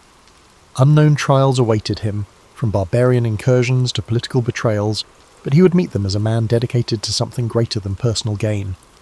Rome was poised to discover if a philosopher king could truly exist, a leader who could blend moral wisdom with the realities of ruling an empire that, though splendid, was also vulnerable and flawed. In the wake of Antoninus's passing, Marcus Aurelius ascended to the throne with a mixture of solemnity and resolve. By tradition, he shared authority with Lucius Verus, fulfilling the adoption arrangements that Hadrian had set in motion years before. It was a decision that simultaneously solidified Rome's governance and tested Marcus's patience. Despite their differing temperaments, one philosophical and measured, the other spirited and convivial, they now united in leadership. Their first challenge appeared swiftly. The Parthian Empire seized upon the perceived vulnerability of a transitioning Rome, threatening key eastern provinces. Roman legions prepared for battle, and Lucius Verus rushed to oversee military operations. Marcus stayed behind in the capital to manage the rest of the empire. Letters from the front revealed victories peppered with Lucius's flamboyant account of triumphs. Yet Marcus also sensed the strain on the troops. In addition to the clashing of swords, war also presented logistical challenges such as supply lines, desert conditions, and the imminent threat of disease. As if on cue, a devastating plague emerged, travelling with the legions back from the eastern campaigns. Called the Antonine Plague by future historians, it spread like wildfire, leaving panic in its wake. Citizens fled the densely populated quarters while rumours circulated that the gods were punishing Rome for its arrogance. In the midst of this horror, Marcus clung to his Stoic roots, advocating calm, reason, and measured steps to contain the devastation. Hospitals were organised, rations allocated. Despite scepticism from some corners, the emperor led by example, supporting sanitation measures and funding the medical efforts of Galen, the famed physician of the time. Yet the costs were severe. Cities grew somnant from the high death toll, farmland lay untended, and the empire's morale dipped to a new low. The plague's merciless reach sharpened Marcus's sense of empathy. He realised that no matter one's station in life, suffering belonged to all. He worked tirelessly with local leaders to provide relief, draining personal funds to feed and heal those most affected. While some criticised these expenses as unsustainable, Marcus saw them as a moral imperative. An emperor, he believed, was beholden to the welfare of his subjects, not the other way around.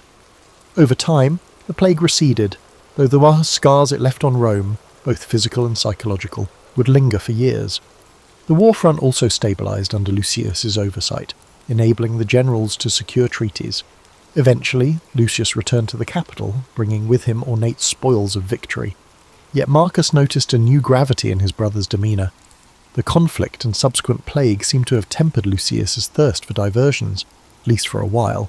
For the time being, they presented a cohesive front, but the empire had little time for respite. Almost as soon as the eastern threat subsided, word arrived of renewed aggressions along the Danube.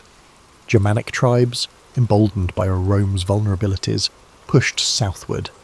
This new confrontation demanded a robust military response. Rome prepared legions to defend its territory, and Marcus himself resolved to lead them. Though it was not typical for a philosopher to don military garb, he understood that a hands-on approach would galvanise soldiers and reassure a fearful populace. Packing up his scrolls and leaving behind the marble halls of the palace, Marcus journeyed north. Stationed in military camps, he observed firsthand the stark realities of war. There were no polite Senate debates here, only the raw tension of men preparing for battle. Surrounded by tents and the clang of metal, he composed sections of what would later be known as his Meditations, journaling thoughts on duty, mortality, and the interplay between fate and free will. This writing served as a kind of mental fortress, shielding him from the cynicism and despair that often accompanied the brutality of war. In these harsh environs, Marcus discovered a facet of leadership seldom addressed in philosophical texts, the delicate balance between mercy and force. When tribunes asked how to handle captured enemy combatants or how to deal with the defiant provinces, Marcus weighed each decision with painstaking care. He believed that any punishment must be morally justified, not simply enacted for vengeance or as a show of might. Yet he also knew Rome had to maintain its authority, or risk inviting further rebellions. Back in Rome, Faustina managed the household and represented the imperial family in public ceremonies. She wrote supportive letters to Marcus, sharing updates about domestic affairs. Their bond, forged in quieter times, proved resilient through these challenges. Despite the stress of separation, they found solace in one another's determination to keep Rome functioning and hopeful. Night after night, Marcus read letters from the capital, reflecting on how ephemeral life could be, how swiftly fortunes changed. He reminded himself that an emperor's responsibility was to act as a steward, not a despot, and that each decision would reverberate through the empire long after he was gone. And so he pressed on, consulting with generals, negotiating with tribal leaders, and continuing to record his private reflections about human nature. As war raged, the empire watched with a mixture of dread and admiration. Here was a ruler who seemed less concerned with personal glory and more intent on preserving Rome's values and stability. Veteran soldiers, once sceptical of a philosopher-emperor, fought with a renewed fervour, encouraged by his willingness to share their burdens. In those windswept camps along the Danube, Marcus Aurelius began shaping a legacy unlike any other, one rooted in the conviction that wisdom and compassion, far from being weaknesses, were the empire's strongest defence. The savage winters on the Danubian frontier tested Rome's legions in ways few had anticipated. Snow whipped through the encampments, layering tents in white drifts. Horses whinnied at the bitter chill, and the men huddled around makeshift fires. Marcus Aurelius, never one to shield himself from hardship, felt the sting of frozen air each morning. For all the stoic counsel he'd absorbed, he still found it an unrelenting challenge to rise at dawn and address the concerns of his commanders. Yet the deeper the cold bit into his bones, the more he recognized that resolve was forged through shared trials. Messages arrived from Rome, some filled with trivialities of court life, others warning that the imperial treasury was dwindling under the twin demands of plague recovery and war expenses. Food prices rose, merchants hoarded grain, and unrest simmered in urban districts. In response, Marcus intensified efforts to maintain supply lines, ensuring that shipments of grain and other essentials could reach both the front line and the capital. It was a delicate balance, requiring deals with regional governors and the occasional stern reminder of imperial authority. Amid the logistics and strategizing, he found an unlikely companion in Claudius Pompeianus, a seasoned general known for his sharp wit. While Pompeianus thrived on military prowess, he was also open to philosophical musings. Many evenings the two men would talk over steaming bowls of spelt porridge about the nature of fate and whether a just war could exist. These conversations, though brief, allowed Marcus moments of intellectual clarity. He saw in Pompeianus a fellow seeker, albeit one who channeled his convictions into martial discipline rather than written reflection. Though the war's burden weighed heavily, Marcus's popularity among the soldiers soared. In him, they saw not an aloof imperial figure but a leader who endured the same bitter chill, the same muddy camps, the same threat of sudden attack. During battle preparations, Marcus took care to visit injured soldiers, offering words of encouragement. His presence among them became a reassuring symbol that Rome's emperor understood sacrifice not from a gilded distance, but through personal experience. Yet the frontier's dangers were manifold. Rumours circulated of potential betrayal among allied tribes, and infiltration by spies working for the Germanic chieftains. Skirmishes erupted unexpectedly. Sometimes a wave of arrows would descend at night, leaving the camp reeling. Through it all, Marcus refused to let paranoia corrode his judgment. He tightened security, yes, but also dispatched diplomats to negotiate terms. If a measure of peace could be attained through reason rather than bloodshed, he was determined to find it. Back in Rome, Faustina managed the empire's public face as best she could.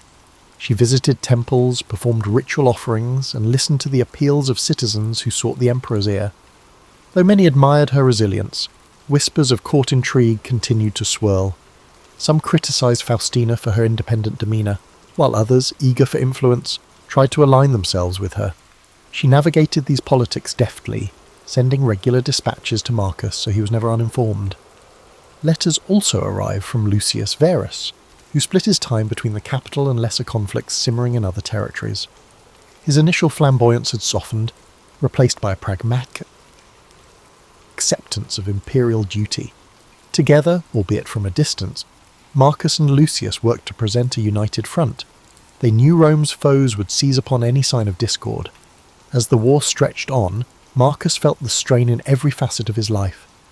He was the philosopher emperor, yet he frequently ordered troop movements that ended in bloodshed. At night, when the cold wind rattled the tent flaps, he wrestled with guilt. He reminded himself that stoicism was not about denying emotion, but understanding it. Power, he realized, did not give him the luxury of clean hands. Leaders often had to act in ways that chafed against their deeper ideals. Still, there were small mercies, brief truces brokered, a day of sunshine to melt the ice, a messenger bringing news that a troubled province had stabilized. In these fleeting moments, Marcus remembered why he had taken up this struggle in the first place, to safeguard a realm that, for all its imperfections, still held the potential for virtue. If Rome could remain strong yet morally grounded, the seeds of a more enlightened society might one day take root. Victory was not guaranteed, nor was an end to the constant trials. The barbarian tribes fought with desperation, determined to carve out territories in the empire's weakening landscape. But Marcus pressed on, forging alliances and marshalling legionary forces, always mindful that true victory would involve reconciliation as much as military success. His body bore the signs of fatigue, and a creeping illness sometimes left him feverish, but he maintained the outward composure expected of an emperor. As the harshest winter months receded, there glimmered the faint promise of progress. More tribes showed willingness to negotiate, to accept treaties that allowed them limited settlement in exchange for peace. Though some Roman senators were outraged by the concessions, Marcus stood firm. He believed that clinging to old illusions of absolute dominion would only compound the cycle of violence. Compassion, guided by children's reason, was his guiding star even in the theatre of war. After countless skirmishes and negotiations, the tide slowly began to turn in Rome's favour. Marcus Aurelius, weathered and weary, found himself overseeing a series of settlements that cautiously stabilised the Danubian frontier. Tribes once considered mortal enemies now sought peaceful coexistence, albeit with complex agreements involving tribute, migration rights, and mutual defence pacts. Some senators bemoaned the dilution of Roman purity, but Marcus saw a different future, a broader, more interconnected empire that could adapt and thrive. His determination to incorporate foreign peoples instead of vanquishing them outraged traditionalists. However, the emperor deemed it imprudent to presume that the empire's initial borders were unchangeable. Like a living organism, Rome had to evolve or wither. He recalled his Stoic maxims: all things change, and one must move in harmony with the nature's flow. For Marcus, that included welcoming new voices into the Roman fold, even if it defied entrenched notions of superiority. Physically, the years of hardship had taken a toll. The relentless cold of the frontier, the stress of command, and the sporadic fevers that plagued him during extended campaigns left Marcus frailer than before. Long days spent riding between outposts led to frequent aches, and a persistent cough hinted at something more serious. Nonetheless, he pushed forward, guided by a sense of duty that burned hotter than any physical ailment. The war itself was winding down, yet a fresh tragedy shook him. Word reached the emperor of Lucius Verus's sudden death from illness while returning to Rome. Marcus grieved deeply for his adoptive brother. Though they had often been at odds, Lucius's presence had been a stabilizing factor, a reminder that rulership could have more than one face. In the aftermath, Marcus bore the weight of the empire alone. Sleepless nights ensued, haunted by questions about legacy, mortality, and the shape of Rome's future. Returning to the capital, he found a society wounded, but not broken. The plague's scars remained visible in empty shops and thinner crowds, but daily life had regained some vibrancy. Senators who once criticised him with veiled scorn now offered subdued respect. Many recognised that he had led Rome through one of its darkest chapters, whether or not they agreed with every decision. Outside the Senate, artisans and farmers alike spoke of the emperor's empathy, a trait seldom celebrated in men of power. However, no sooner did Marcus settle back into Roman affairs than fresh rumours emerged. Whispers accused Faustina of conspiring against him, suggesting she had grown too close to certain members of the court. Marcus, pained by this gossip, tried to separate baseless slander from legitimate concern. He had learned from his years of governance that rumours often sprang from envy or manipulation. Still, the seeds of doubt were difficult to eradicate entirely. Faustina dismissed the accusations, and Marcus, trusting her loyalty, did not pursue them further. In these uneasy times, he also grappled with fatherly worries. His son, Commodus, was approaching manhood, eager to mould him into a successor who could uphold Rome's evolving ideals. Marcus introduced him to generals, legal experts, and philosophers. Yet Commodus seemed indifferent to the stoic virtues that had guided his father. He exhibited flashes of arrogance, a taste for spectacle, and a hunger for the luxuries of court life. Marcus prayed that exposure to genuine responsibility would temper those impulses, but he could not silence the disquiet that churned within him. Amid political intrigues and paternal anxieties, Marcus returned to his writings, adding new pages to the philosophical journal he kept close at hand. These reflections, composed in the hush of dawn or by lamplight late at night, served as a compass when external chaos threatened to overwhelm him. Quietly, he reaffirmed that temperance, justice, courage, and wisdom remained the pillars upon which a life of purpose was built. If he could not enforce these virtues on an empire, let alone on his child, he could at least embody them. Determined to leave Rome stronger than he found it, Marcus embarked on a series of legal and social reforms.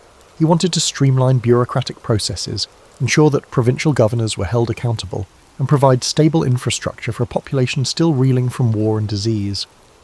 Funding was scarce, but he allocated what resources he could to the projects he deemed essential. Aqueducts were repaired, roads improved, and schools granted modest stipends to educate the next generation. Critics warned that such benevolence bordered on naivete, yet Marcus viewed these steps as vital investments in a more resilient Rome. Even in the hush of progress, he was not blind to the undercurrent of discontent. Powerful families plotted behind closed doors, believing that an emperor preoccupied with moral philosophy could be outmaneuvered. Soldiers, once loyal, grew restless in peacetime. The empire's old ghosts never fully vanished. Marcus braced himself for the next upheaval, aware that stability was always an interlude, never a permanent state. And so he carried on, leaning on the very principles he had studied as a child, navigating betrayal and forging alliances, contending with the willful nature of his offspring. He tried to remain steadfast. Each day brought a new puzzle, a shortage of funds, a border skirmish, a senator's duplicity. Yet through it all, Marcus Aurelius refused to relinquish his core belief that reason and compassion might still illuminate the darkest corridors of power. Time was a patient sculptor, etching its lines deeper into Marcus's features. Though he still attended to official duties with unwavering diligence, his health faltered. That persistent cough worsened, and his nights grew more restless. The physicians advised rest, but an emperor's life rarely granted such luxuries. Fears lingered too, the sense that the empire was but one rumour, one betrayal, or one uprising away from fragmentation. Marcus stood at the centre, exerting every effort to maintain unity through the combined power of rational governance and moral conviction. In the final campaigns against resurgent Germanic tribes, Marcus once again took to the field. Age had not diminished his resolve. From camp to camp, he travelled with a small retinue, offering encouragement to battle-weary troops. Yet this time the war-worn emperor appeared more ghostly than regal. The men spoke of his stoic endurance, how his eyes shimmered with fever even as he spoke of duty and fortitude. For all he had done to keep Rome intact, the ravages of illness would not yield to rhetorical skill. Commodus, summoned to his father's side, witnessed firsthand the empire's fringes, a harsh land shaped by conflict. Marcus hoped the sight would steel his son's character, prompting a sense of responsibility. But Commodus wore impatience like a second toga. He complained about the cold, about the humble rations, about the lack of pomp he believed befitted but an imperial heir. Marcus inwardly grieved, knowing the path ahead might splinter beneath Commodus's restless feet. Yet he also recognised that no father could impose virtue on a reluctant child. In quieter moments, Marcus confided in Claudius Pompeianus, who had remained a steadfast advisor. The emperor spoke of the contradictions inherent in rulership, how an aspiring philosopher must enforce harsh discipline to maintain the empire's cohesion. Pompeianus offered practical wisdom, while Marcus responded with meditative reflections. Their conversations formed a final tapestry of friendship, weaving threads of pragmatism and introspection together in the twilight of Marcus's reign. Eventually, the news spread that the emperor had taken gravely ill. Camp physicians tried every remedy they knew, from herbal concoctions to prayers at makeshift altars, but the decline accelerated. Marcus retreated to his tent, his body weakening, yet his mind still alert, summoning Commodus for a last conference. He emphasized a single theme: the virtues that guide a leader must not be mere ornament. In the hush between father and son, he uttered words about compassion for subjects, fairness in judgment, and the necessity to curb excess. Commodus, shifting uneasily, nodded but offered little reassurance. As the hours slipped by, the emperor returned to his meditations. There, in the fading glow of a lantern, he penned a few final lines in a journal that had been his companion through wars, plagues, and political strife. He wrote not of victories or conquests, but of how fleeting each moment is, and how each individual's duty is to act in accordance with the good of the whole. Rumour would have it that these last notes carried more serenity than sorrow, as though Marcus were already stepping into the realm beyond mortal worries. When his eyes closed for the final time, the camp fell into a sombre hush. Soldiers who had long admired his calm presence gathered around the tent, quietly paying their respects. Courtiers murmured that the empire had lost its quell. Even those who once criticised Marcus found themselves longing for his steady hand. The commander of the guard ordered a gentle watch throughout the night, unwilling to break the solemn peace that followed his final breath. Yet life in the empire continued. The next day, Commodus assumed leadership, and Rome braced for another shift. Few doubted that change was inevitable. Marcus had known it himself, but he had also believed that his efforts, his stoic counsel and moral reforms, had planted seeds for a gentler, more reasoned empire. The question of whether those seeds would sprout or wither under Commodus's rule filled hearts with both anticipation and dread. In the days following his death, the body of Marcus Aurelius was prepared for a reverent return to Rome. Crowds lined the streets to catch a glimpse of the funeral procession. Rome did not always cherish its philosophers, but it seemed determined to honour this one, who had guided the empire through despair. Women wept openly, remembering how he had once funded relief in their neighbourhoods. Veterans stood in stoic salute, each recalling the winter nights he spent among them. Scholars carried small scraps of parchment filled with the emperor's wisdom, uncertain if the new era would appreciate such lessons. In the coming years, Rome's course would deviate sharply from the principles Marcus had championed. Commodus's reign brought spectacle over substance, extravagance over empathy. Yet long after the empire's fortunes rose and fell, the writings of Marcus Aurelius endured, quietly offering guidance to those who, like him, sought a life anchored by virtue and reason. He left behind no sweeping arcs of conquest, no grand self-aggrandizing monuments. His legacy was etched in the hearts and minds of those who witnessed how an emperor could sit by a soldier's bedside or grant clemency to a defeated foe. The marble might crumble, the gold might tarnish, but the ideals Marcus championed, integrity, humility, wisdom, would stand resilient. And so, in the annals of history, he would remain a guiding light, a testament that even within the highest seat of power, the human spirit could strive for something nobler than mere dominion.